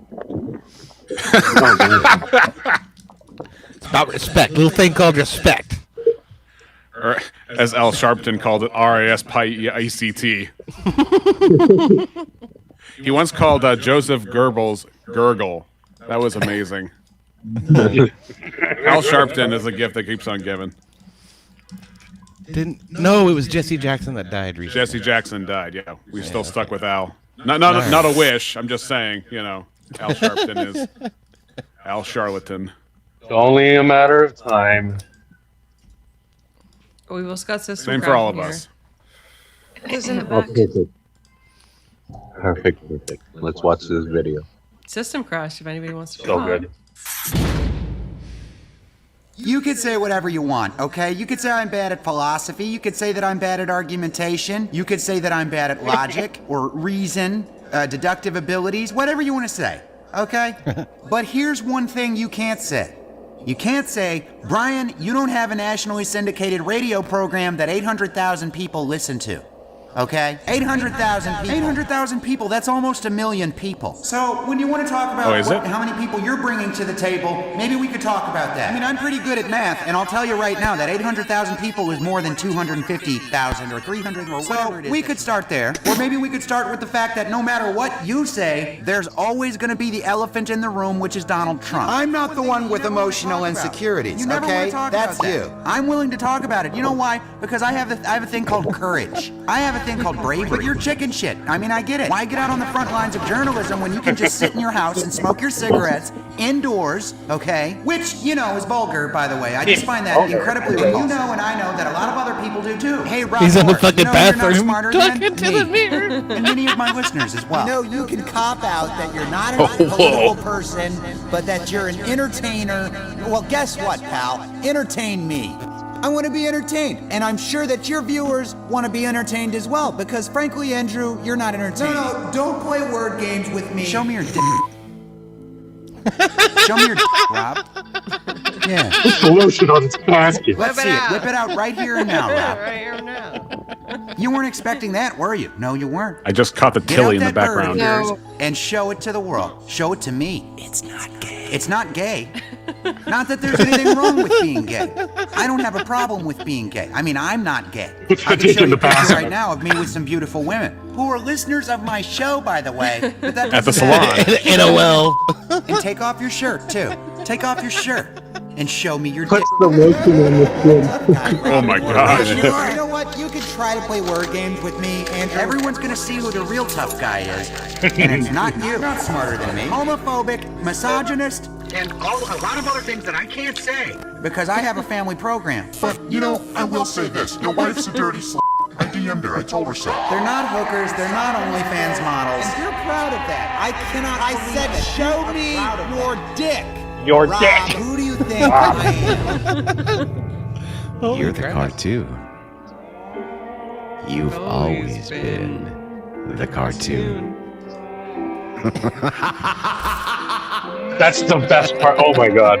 Yeah, that I was fucking love that. Hey, whoever does this for Andrew at his show, whoever does that animated shit should get a fucking raise. I don't know That who it is. shit I haven't tried. Yeah, I that's could probably amazing ask. good. There is actually there's a new one that's out. Is it Yeah, about There's a Lauren new one Southern. yeah. I saw that. That one was pretty good, but the Brian one is the best. hands I down. wasn't kind of a fan of the Lauren one. I mean, it was okay, but this one is this is peak comedy right here. The best I part of hope the we Lauren get one more. was Destiny, by far. This no smoking thing is gonna make me fucking even angrier towards people when I meet them in public, like fat people, too skinny people, fucking weirdos, Oh, drug you're giving up addicts. smoking too? Yeah, I'm giving it up, and this is again for the Good man. 15th time. This is my first day, no cigarette, no nothing. So no cigar, no cigarette. Well, I'm glad I didn't turn my camera on. I was thinking about it. I'm sitting here smoking a cigarette. So. I just like Go fuck yourself. Don't you know you can't drink on stream? You can't smoke on stream. You can't have any kind of fun on stream if you're a Christian.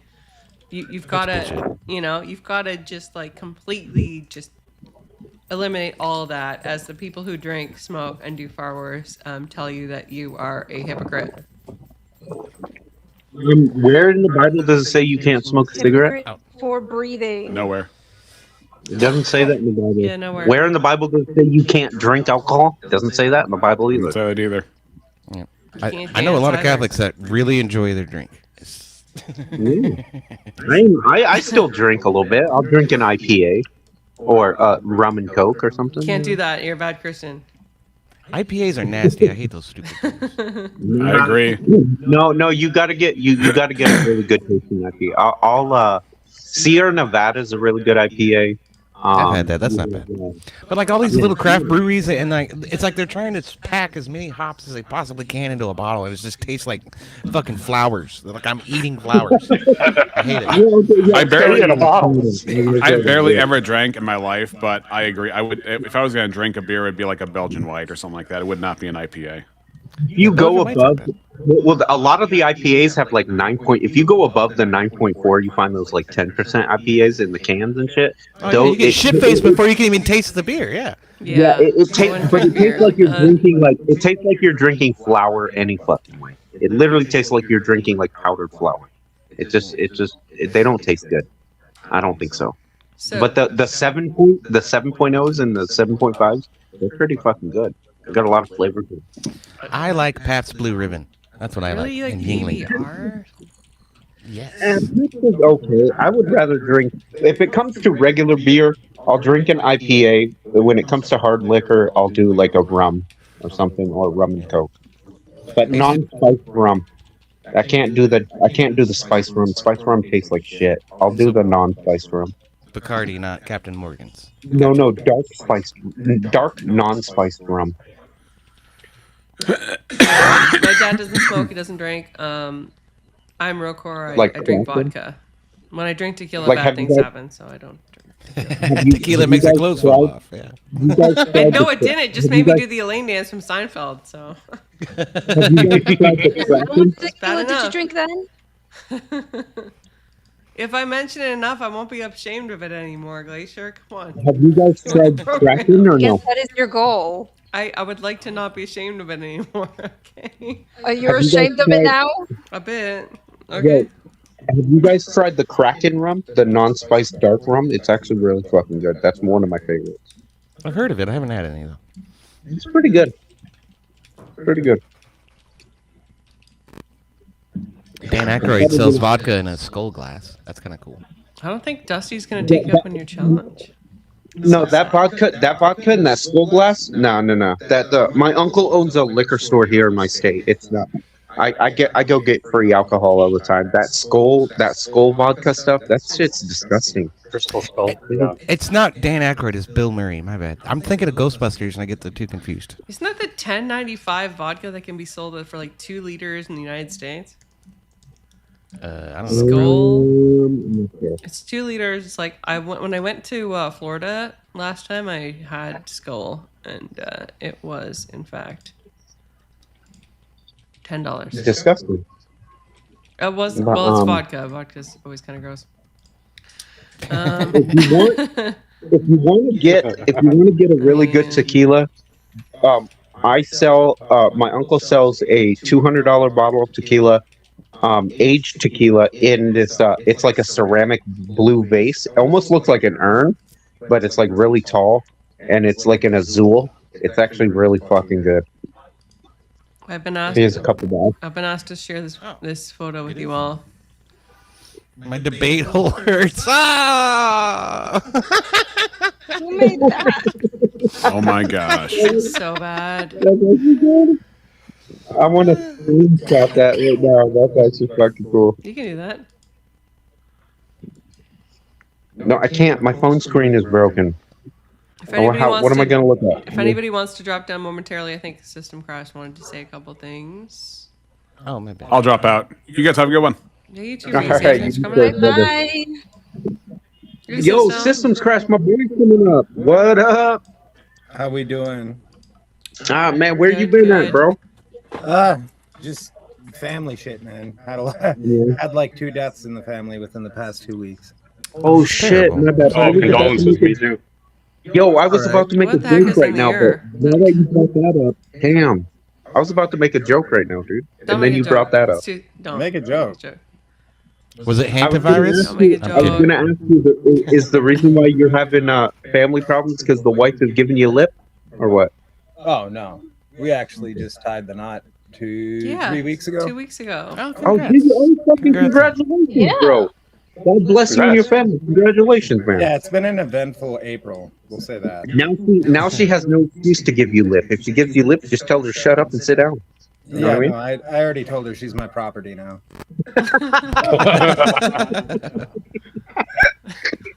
I would have said it when you guys were saying your vows right up there. I would have been like, "You're my property now."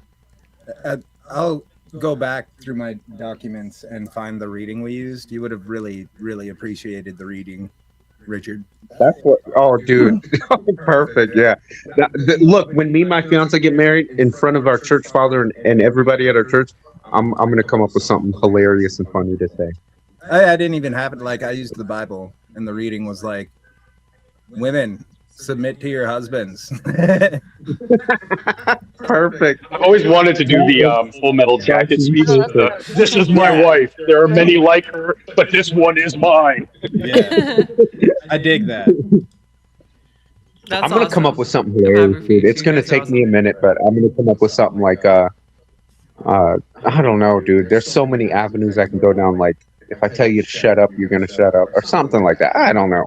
There's gonna be a lot of things that are gonna be in our vows, and I'm just gonna say them without no regrets. Aren't you like dating or engaged to the quiet Asian virgin? I don't think you're gonna have to have much issues like that. Yeah, she's Japanese. She was actually born within the church. So was her family.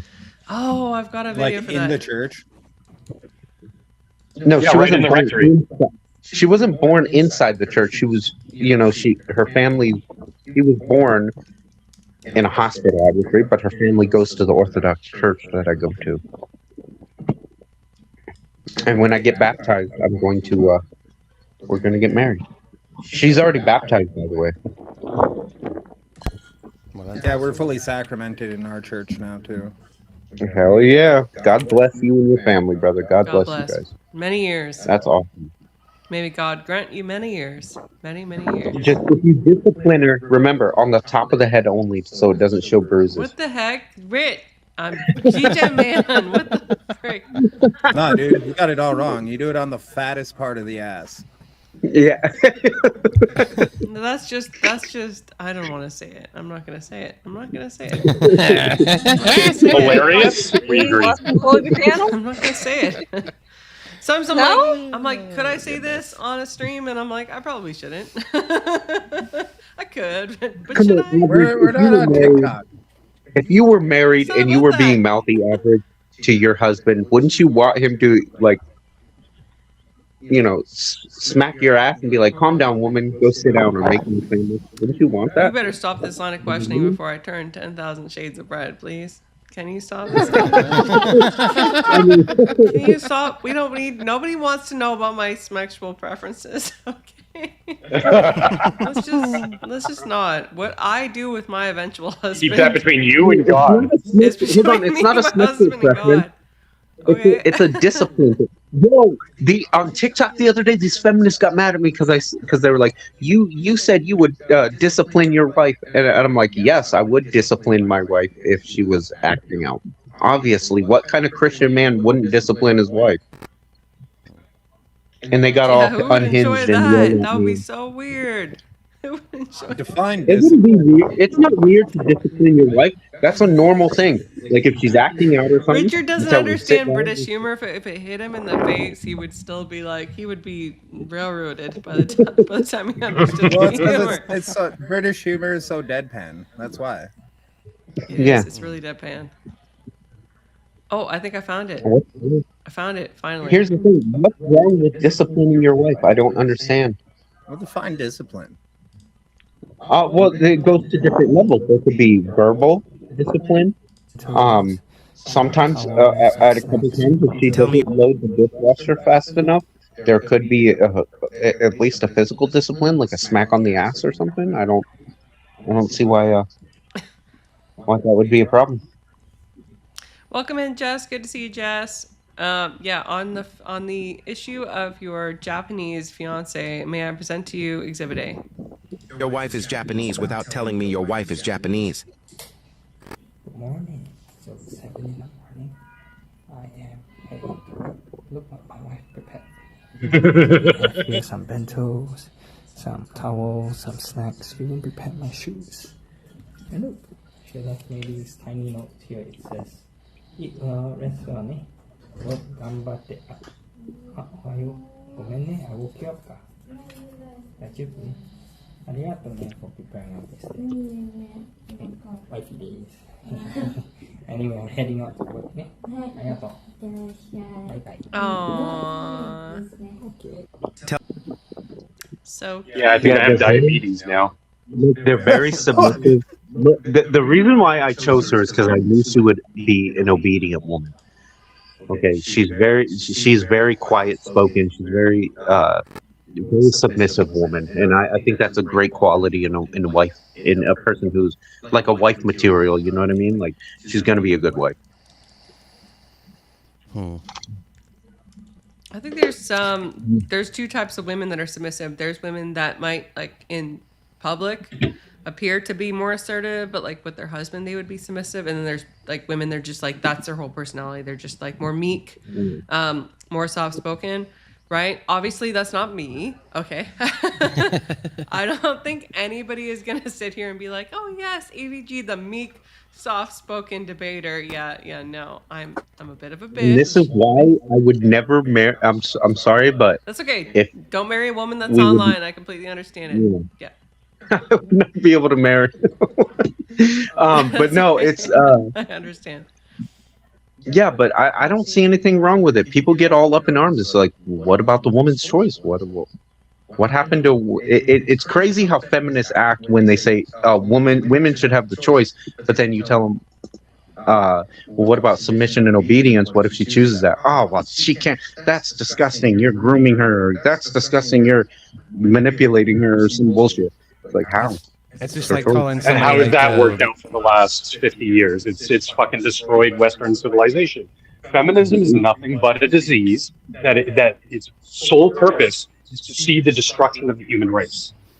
It's like calling somebody like Larry Elder the black face of white supremacy. You know, you accuse those women of continuing and perpetuating the patriarchy and not even realizing the quote unquote damage that they're doing to Yeah, but they did the same thing with Dr. Ben Carson too. progress that feminism has achieved, I guess. Dr. Ben Carson, the very conservative Republican black doctor who. Well, he was a brain surgeon. Like that's like the hardest doctor to be, right? So Yeah, neurosurgeon. Yeah, they called him a white supremacist. This one lady called him a white supremacist right on a live, and he didn't have his like video screen up, and he's like, you know, I'm black, right? That was the funniest fucking video I've ever seen. Unlike the flip side of that, I've seen the same thing but opposite, where like protesters will be yelling at black cops and they'll be yelling slurs at them, and I'm like, Yep. wow, real progressive, hey? Yeah. Well, it's the most pure form, the most boiled down form of bigotry, and they exemplify it with every stance that they take. They say blackface, white supremacy, they'll call them other things like that. Uncle Tom's or whatever, and it's like, well, you're literally in its most pure form acting racist towards this person or whatever it happens to be, feminism, whatever, because you in effect are taking away their individual agency and saying, well, you're black, so you must be, and it's like, what are you talking about? You're tokenizing an entire group of people with certain immutable characteristics, and then telling us it's insane. Yeah, exactly. And then they flip the script and they say, "Oh, well, you guys are doing this."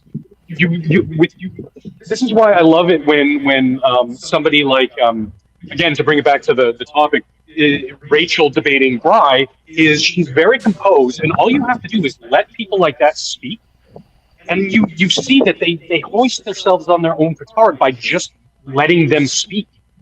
Nobody ever needs to interrupt BriShap. He will always, and then when you turn it back onto their opponents, whoever, you'll notice within the first sentence he always jumps in. Your Kyle Kalinskis will always jump in and be like, they'll interrupt Anna Kasparian with their debate with Pearl. Wait a second. Let me explain what I meant. Because you're mischaracterizing my point. Okay, you're mischaracterizing my point. Let me explain. No, I was what talking about about January your point. 6th? What do you think about January 6th? Yeah. Let's talk about Trump. Okay, I want to talk about how Trump is. Show me your dick, Rob. Show me your dick. Show me your dick. Yeah, he shifts. Take off your shirt and show me your dick. He always shifts the goalpost. If you notice when he was debating Rachel, he was shifting the goalpost fucking always. Like he always did. That's all he has. Like, but what about? I'm glad you brought that up. But first, let me talk about this thing that's completely unrelated to that. Yeah. I have 800,000 subscribers. Okay, I'm pretty good at math. That's a little bit more than the 500 subscribers you got. Okay. Oh, shit. Speaking of which, AVG is getting on 500 subs, y'all. Let's get some fucking subs in the chat. Let's go. Yeah. Hey, average. By the way, this ain't gonna be a formal debate between me and Dusty. It's not gonna be. It's gonna be blood sports. Oh, it's gonna be blood sports? Oh wow. Oh, is this Dusty as in Wait. What's being debated? The powder, Yes. Dusty. Just a second, guys. Gotta support the subscribers. We got a new subscriber. HC yeah. Girl 23. W, thank you so much for subscribing. Yay! Woo! Now you better fucking donate. All right. There's no option to donate. He's got like a gun out pointed at the camera. Fucking donate now. There's no option to donate yet, but there will be. I'm gonna call you fat until you donate money. Eyeballs and ears are the best donation for right now, right? What's being debated between you and Dusty? Feminism and why Okay, I women gotta should harass have him the a right bit to more. vote. 1 second. Thanks for reminding me. Yeah, Where's his, feminism and why women should not have the right to vote.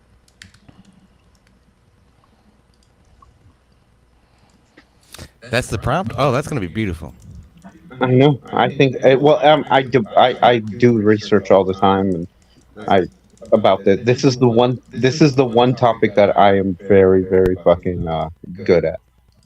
And sorry, is it should not or should not be allowed to? You're fucking Canadian, aren't you? Should not. Truly understand how fallen Canada is. Wow, that's sad. Hey, there are some places here where people are just shitting in the streets too, dude. They're like, Yeah, it's called San Francisco. Right, that's very true. Yeah, that's bizarre. Even in my own state. So here's the thing: like, I own a smoke shop, right? And right next to my smoke shop is a haircut place, one of those hair salons.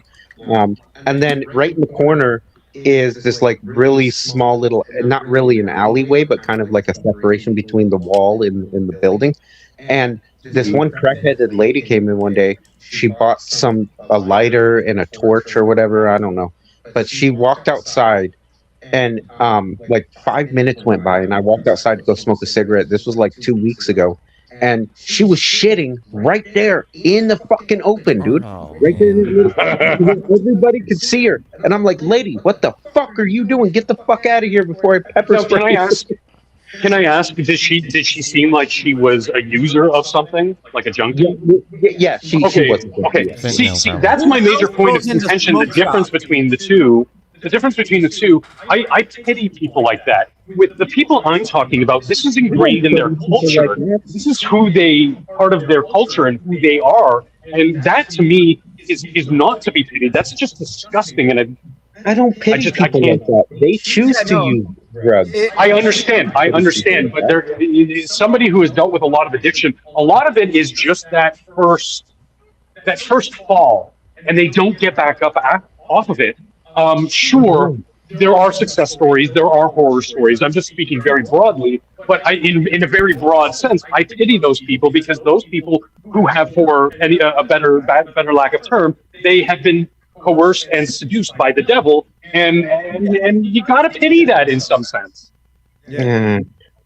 I mean, still, don't shit on the street. That's just fucking disgusting. Like, Don't shit on the street. Go to church, pray, and be with God. And then, and then the craziest thing is, my shop is right next to a bar.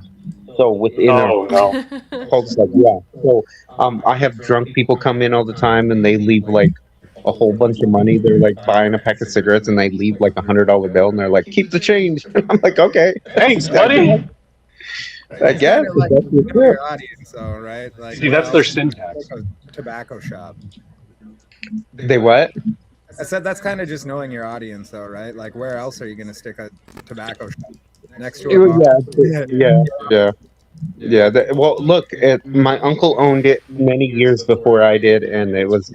I just barely bought it in February. I purchased it in February from him. So, but yeah, I think it's great. A lot of people say that Christians can't own smoke shops because it goes against what we believe in.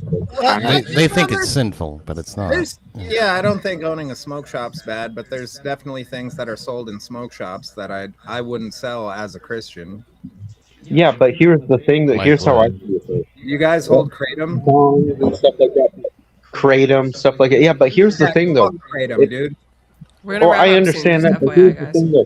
Whatever people use those items for outside of once they purchase it, I don't have any control over that. Yeah, I just wouldn't sell it. That's just me. It's for anyone who is not familiar with kratom. It's essentially legal heroin. I make. Oh dear Lord. I make a lot of money off of kratom, and it's legal to sell. Yeah, that's fine. That doesn't make it moral. That's no. If heroin was legal tomorrow, would you sell it? No. Okay, right. So, but it's legal. You can't control what people do with it outside of your shop. So, why do you characterize it as heroin? It's super addictive, or? It's like a legal form of. It is. He's correct on that. It's definitely like a legal form of heroin. I don't know shit about it. Closer to crack. People take it for people take it for pain. People take it for all sorts of reasons. But it's like this over-the-counter thing. You can anyone 18 or 21, I forget. Anyone 18 or 21 or older can get just willy-nilly. Yeah. But here's the thing, though. When I sell stuff, especially like bongs and pipes and stuff, I market them as tobacco bongs or tobacco pipes because that's what they. Yeah, no, I don't even have a problem with if you sold them as weed bongs. Like, that's not the problem that kratom is. We just literally had an armed robbery at our local smoke shop because a disgruntled ex-employee needed his kratom fix. Good Lord. Oh God. I wonder why he's an ex-employee. Right. Yeah, this is why I carry a shotgun and a rifle and a handgun and pepper spray and a taser. As a dutiful Canadian, I wish I could still carry, but that tragic boating accident where I lost all my firearms. Ah, son of a bitch! Oh man, that keeps happening. Not again. Someone the other day came in the shop and tried to steal a Puffco. And for you guys don't know what a Puffco is, they're like $400 atomizer for like marijuana and stuff like that. And he tried to walk out with it underneath his shirt, and I followed him out. And I was like, "Give me back the fucking Puffco." And he was like, "Oh, that's just my wallet." I'm like, "Your wallet's not that big, you dumbass. Like, it's a pretty big machine. Like, you can hide it under your shirt, but that's not your wallet." and he kept trying to say it was his wallet, and I fucking emptied an entire bottle of pepper spray in his face, and I'm like, now give it back before I beat your ass. Good. Well, yeah, good on you for defending your store and your property. Absolutely. Oh yeah, people don't. Yeah, I carry my gun on me too, but I felt like look, I had this feeling like if I shot him, that wouldn't be justified because he didn't have a weapon on him. Donald, he didn't threaten your life either. So No, he didn't. He just Yeah, but think of how funny it would have been if you pulled out, racked it, and go, yeah, and this is my cock. Now give me back your Let's go. What were you gonna say, Glacier? What was I gonna say? I don't know. Okay. I mean, it was still your property. I need to get ready to wrap up at my job site, anyways. That's okay. I'll see you around, We were guys. gonna end. Did you want to do your closing statement and chill? Oh, sure, absolutely. BriShap is a loser, and he shall forever be a Amen. loser. Rob. I'm sorry. Show me your dick, Rob. Oh my Sorry. God. Anywho, if you ever want to find my content, I do a lot more creative content. DJ man, mute up. Oh, okay. Thank you. Background now, his brother. I usually do a lot more creative world building shit on my channel. And you can find me at Glacier Maniac. As that is my profile. Hold on. Oh, you already posted it. Good. Of course I did. I got you, girl. Yeah. Thanks. See you, Legendary. See you. Apart from that, apart from that, it's usually more of a creative bend. If you're interested, but bye. See you, girl. Toodles. Hi, Glacier. It was nice to meet you. Nice to meet you. God bless you. Stay in church. Don't do drugs. You know, those things. EOD, what is going on? You're monetized now, so. Well, I've breached the threshold to be monetized, but then there's a process you have to go through after that. That takes like 2 or 3 months. I haven't actually initiated that because I have been working my fucking ass off. I've been working my ass off in the veterinary lab, and I'm really tired when I get home, and I haven't been streaming a lot lately. Try to get back into it. I'll try to do more. No, I'm not a veterinarian. I'm a veterinarian lab tech. So I just run the chemistry machines that analyze dog blood and cat blood and figure out what's wrong with the puppers and the kitties. Okay, so let me send you a vial of my dog's blood to see if she has cancer again. Yeah, I mean, we do that. So, but what was I going to say? I'll take it right now. I'll take her blood right now and I'll send it to you. Don't stick your dog with a needle. Take her to a vet, okay? But, Well, hold on. I'm a vet tech assistant. Well, a certified vet tech assistant anyway. But yeah. Okay, well, whatever. If you practice at phlebotomy, I guess that's fine. But what was I going to say? Is I've been working a lot, so I haven't been doing a lot. I'll be doing some guest appearances like this and trying to float around a little bit with Emmett and Average and Abe Dinkus. And I don't know. I haven't been on Speakeasy in a while because he usually does this shit late at night while I'm working. I work night shift. Hi, so Emmett. That's the other side. But, Yo. Hey, Emmett. Yeah, I posted your link in the chat. Everybody sent EOD a follow, send Glacier a follow. Please. Thank you very much. They do good work. And I'll send you a follow. we need more reasonable people on the internet, as demonstrated by this Brian Shapiro versus 8. I'm very reasonable. I'm a very reasonable human being. Let's go to well, Emmett, you're welcome to the panel. Let's see what's happening. How was that horseradish debate the other night? I've got one coming up on the 15th. You go. Oh, okay. It was okay. There's obviously a bunch of lefties over there, so it's gonna be fun to see them debate. Quote unquote debate, yeah. A lady. So are you pro or con horseradish? Because I love horseradish. I like horseradish. I just dislike everybody else there. Oh, it's a person. I'm sorry. I took that way too literally. My bad. Yeah, no, I did too, though. I did too. His name, the name he uses on the internet is horseradish. I don't know his Yeah, actual yeah, I name, get that now. so. Yeah, and I've done debates where it's been like, are you pro or anti-ketchup? And it's like, You know, I've done Okay, silly no. That things sounds like like a that silly before. prompt. That's a very silly prompt. Yeah. No, It's the like debate pineapple on was pizza. on the debate was on morals. Is God necessary for you to have morals? And my argument was very simple. Is either preferences or God and evil exist, and the other person just wanted to spurg about my religion for some reason. Of course, they always do. They Just hate so us. you know, guys, for all the Mexicans on the panel, But there's only one of those. There's only, Well, there's there's only one. There's two. Well, okay, so there is a snow Mexican. That's true.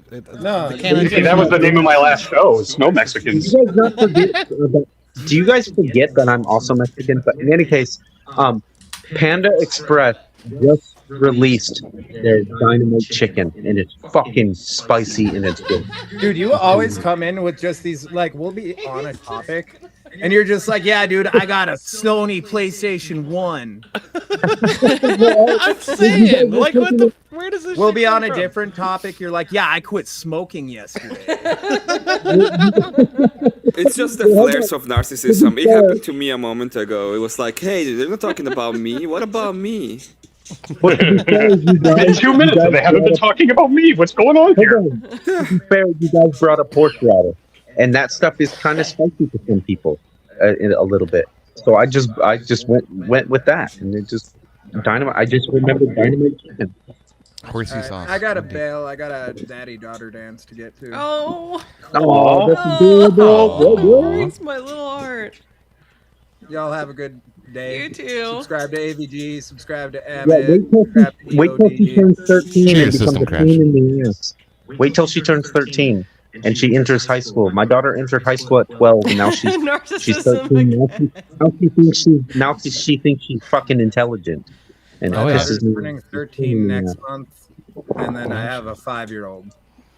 Oh, Wait, your daughter is turning 13 or your son? My daughter's turning 13. Okay, just get it out there real quick because I gotta go. Right. Daughter turning 13, son turning 8, another daughter who's 5, and another son who's 2. wow, that's a full house, man. I Christ don't bless. envy that situation at all. Yeah, God I bless do. you. I think You it's don't amazing. envy that situation. I think What are you everybody talking should have a about? bunch of babies. There's too many with kids. their- No, it's Yeah, not. no, I There's think no we such should. thing. We Look, I were think you should gonna have a try bunch for of kids. 5. I want a fucking whole litter of pups, so I think Yeah. you should have as many kids as possible. Litter. Well, that's a hell of a challenge, is what I'll say about it. That's what I mean. After 2, it's all the same. Yeah. Yeah. All right. All right, y'all Have a good day, sir. God bless. Be safe, brother. God bless you and your family, my man. Yeah, God bless. I didn't But even no, realize this, seriously. but yesterday on Fatty's panel, they brought up a video of a dad crying when he was separated from his kids, and like that was rough for me because Oh. that's what happened with my. That killed me. Yeah, Yeah, you were there you see for what that. us men have to deal with? Us men who are no longer with the mother of our child. You see what I know what you these guys women have to do? deal with because my dad dealt with the same thing. So it was really difficult for me to watch all these girls say like he shouldn't be crying and like these men. Well, and here's their what I'll do. performative. Average. Here's what I'll do for you. Here's what If I'll I do. can- If I pass away, and the mother of my child passes away too, I have to raise their children. You can have custody. You can have custody of my daughter. All How's right, cool. Okay, awesome. He's like, take her. There's too many women in the house. I don't want her So anywhere. kind of you. Thank you. Daria is like, what did I do? Something I meant something. well, hold on. That would be fair because then you would have a daughter, and then you can raise her how in the Orthodox Church because her mom is not Orthodox. Her mom's a leftist, by the way. Yeah, her mom's a it's fucking true. A crazy single nutcase. Orthodox woman is better than a single leftist. A lot fucking. Well, you're not single, don't you have? Aren't you like engaged? Don't you have like a boyfriend or something? I don't really talk about my relationship on Oh, that's fair. online, but no, I'm not in a serious relationship or engaged or married. Oh, gotcha. That's a travesty. I'm too busy, honestly. Like with the church choir, I'm just my joking. job, my YouTube job. It's just I get it why men don't want a woman online because like we have no life, and like also with my church, I'm also very busy, right? So I don't look. I don't like the idea of my daughter becoming Canadian, but you can have her. cool. Are you Canadian average? I didn't know that. Yeah, Jesus. I'm a filthy Canuck. Well, it's proof positive that we're not all degenerate scumbag leftist filth. Yeah, cheers exactly. to that. Cheers to that. Yeah, you can't detect it because I don't have a succinct. You can tell it like if I'm A boot. A boot. Yeah, if I'm like. Yes, you can. She does says a boot every now and again. Every now and then, Yeah. I kind of. But I was born in a border city, and my family's from there, and I go there very frequently. So. If you catch it, if you catch it really subtly, she'll say "a" sometimes. She'll be like "a." Don't press me to say A. Or she'll talk about maple syrup for hours. I don't know why. I hate maple syrup. It's a horrible condiment. You still talk about it for hours. Yeah, I know. I hate I've it. I asked hate it so much. I've asked you to send me some, and you still haven't sent me any. Well, this has been a fun panel. You all have a great a day, and I'll see you around in a boot.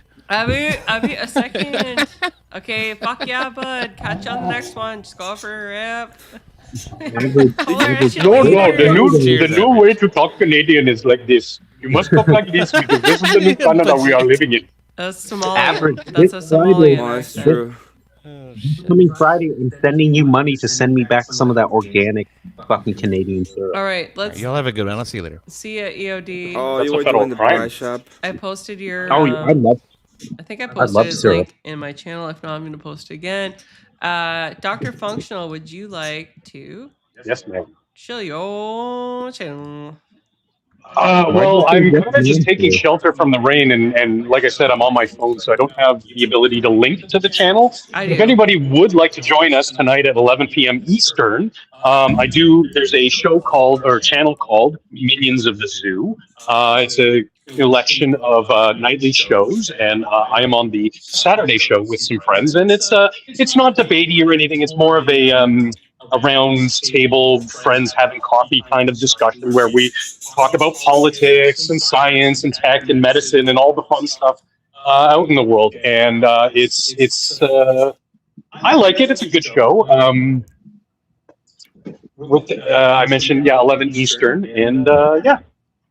Very cool. Oh, I just bought a new fucking wine fridge. Just a second, Dude. DJ Man, can you That's not right. like step on somebody else's conversation for like 2 seconds?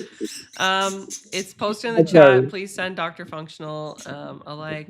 He seems like a highly technical individual. I don't know about you, Dr. Functional, but anytime I start talking about my job, I lose at least like five viewers.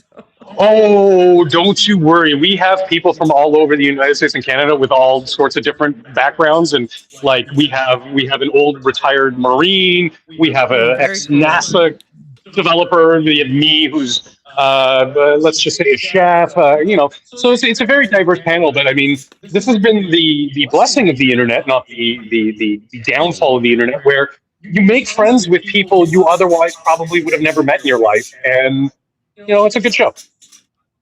Yeah, 100%. Thanks for posting the link.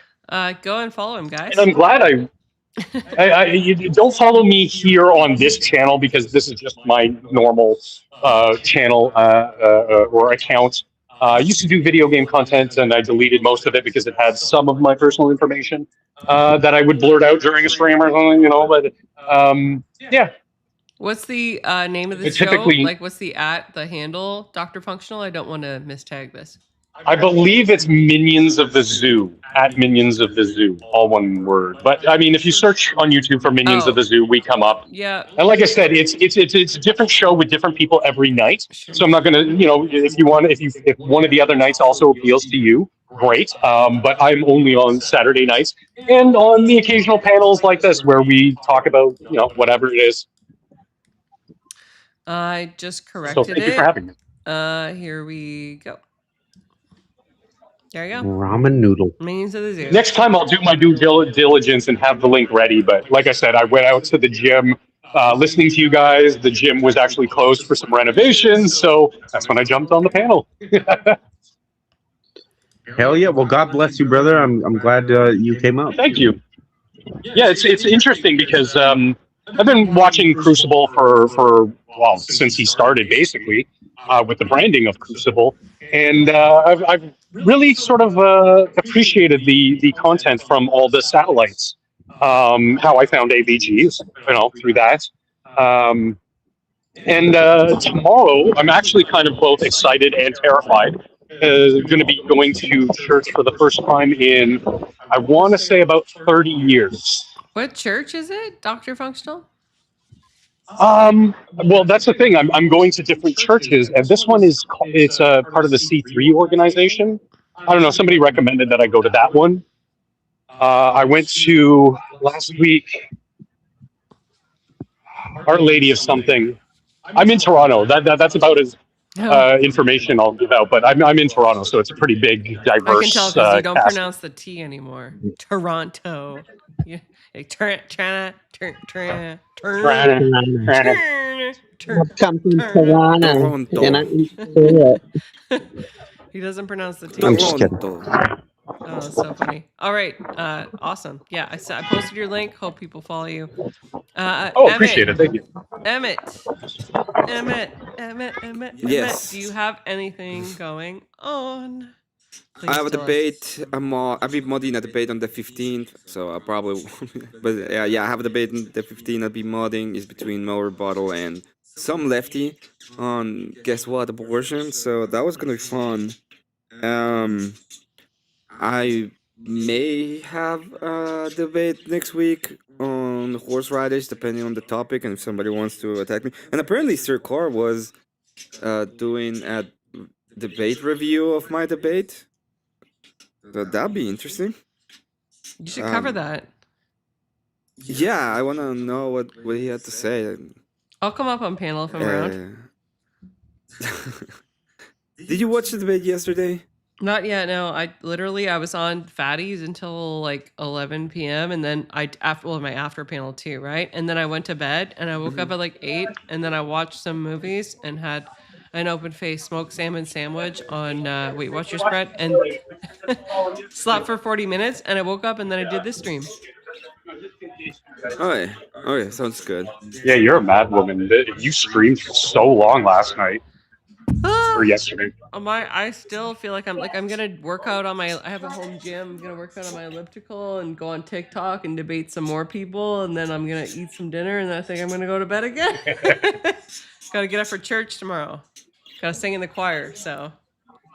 You're going on TikTok? Is that what you said you're doing? Yeah, I'm gonna go on TikTok. Do you want to join me? Oh hell yeah! Hell yeah, I do. I love debating something. Are you kidding me? As soon as I bring up obedience and stuff, they lose their mind. So I like to troll people. I just think it's funny. I think you're going to be streaming that, or? Oh no, I don't, because like I have a very on TikTok. I say what I want to say, i.e., the stuff I cannot say on YouTube. And some people might say it's pretty radical. It's pretty right wing. So. Especially when they ask me, when you go on these lefties panels and they ask you, what are your pronouns? And then I go, oh, I identify as a neurodivergent disabled black woman. Lady. Yes, I know. Yeah. they drop me instantly. Wait, who's taking my my ID? I'm so sorry, Emmett. Did somebody intrude on your identification again? Yeah. I apologize. Like, who are you? I'm a weird vampire retired Mexican. Has a Emmett, stop outing our kind. We're not supposed to be in the public eye, okay? That's true. You tell them about. That's true. I actually have medical vampirism. I have photosensitivity of the retinas and the skin. I get like rashes from the sun. And my retinas get blurry when there's an excessive amount of light. So I do wear sunglasses indoors when there's indoor lighting. If you guys know anybody who's interested, I'm also doing a side job. I do like paintings, but the type of paintings I do are like Titanic paintings. Like I paint people, like in the movie The Titanic. I just have to mention that we have a complaint. And I think it needs to be addressed. Pharmacat says It's a woman, and we need to hear her out. Okay? You're gonna be fuck. you're gonna be okay, DJ man? Okay. Yes, Yeah, I am a sure, let's clinically hear her diagnosed out, I guess. vampire, except I don't consume blood. All right. We've got a comment from Pharmacat says, "Well, Emmett, I am still triggered by last night's stream. Emmett, what did you do?" I did nothing wrong. I did That's nothing not true. wrong. That's fake news. That's exactly what somebody who did something wrong would say. Exactly. I went to so this happened. I'll say it once, or it's gonna come by me in the ass anyway. So it's fine. I went to the other day. I was on Confluence's panel, and Marilyn types in chat, "I'll be back when the disturbed individual leaves" or something, reference to me. And I was like, "What the fuck did I do to her? I don't remember. I don't remember ever being mean to that bitch." So I ask, pretty much I ask her like, what did I do to you yesterday? And she says, "You said that Grace Thorpe was hotter than me." And I was like, "Well, I mean, it's true. I don't know what to tell you." So I went to my channel because I didn't have anything else to say.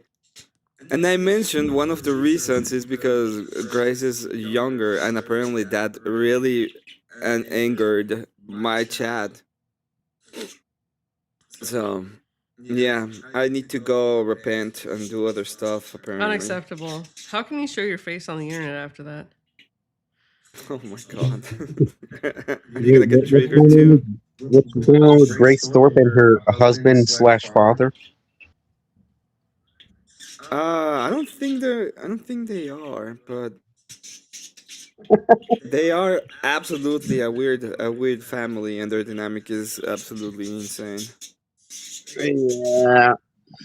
We all knew that way back when they first were online. All right. I mean, let's be honest. The do we wanna race to involve- fame was with Medicare. Do we want to invoke the Thorpes? Do we want to do that? I mean, I still have to private this stream because of apparently I leaked some of my not bad information, just personal information apparently. So I've gotta. It was on StreamYard. I didn't even realize that it was on the image tab. I The thought horse porn didn't help at all. The what? The horse porn. There's. I'm just making a joke. No horse. It's Yeah, just there was making a a joke. receipt in there, and I've got to edit that out. Also, I believe somebody said something about. Oh yeah, I said that about PPUs. That's right. It's fine. I want to say. Guys, I'm getting a new phone. I want to give a huge thank you to our viewers. We had 847 views today and 80 likes. You guys rock. And we're now at 440. Wow, congratulations. Thank you. We're now at 445 subscribers. We started today with 409. So, look, thank you so much for supporting the show. And to everybody on panel. Give us your money. Just a second, DJ man. I'll give you your time to shine, I promise.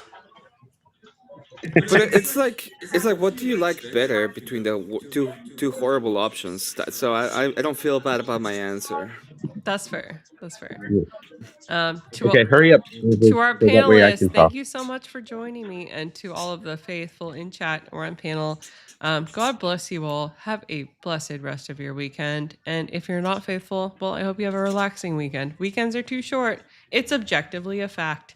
And you rock for coming here and doing, this when you could have done anything else on your Saturday. Have an excellent weekend, guys. See you on the next one. Toodles. Yeah, 800 viewers and you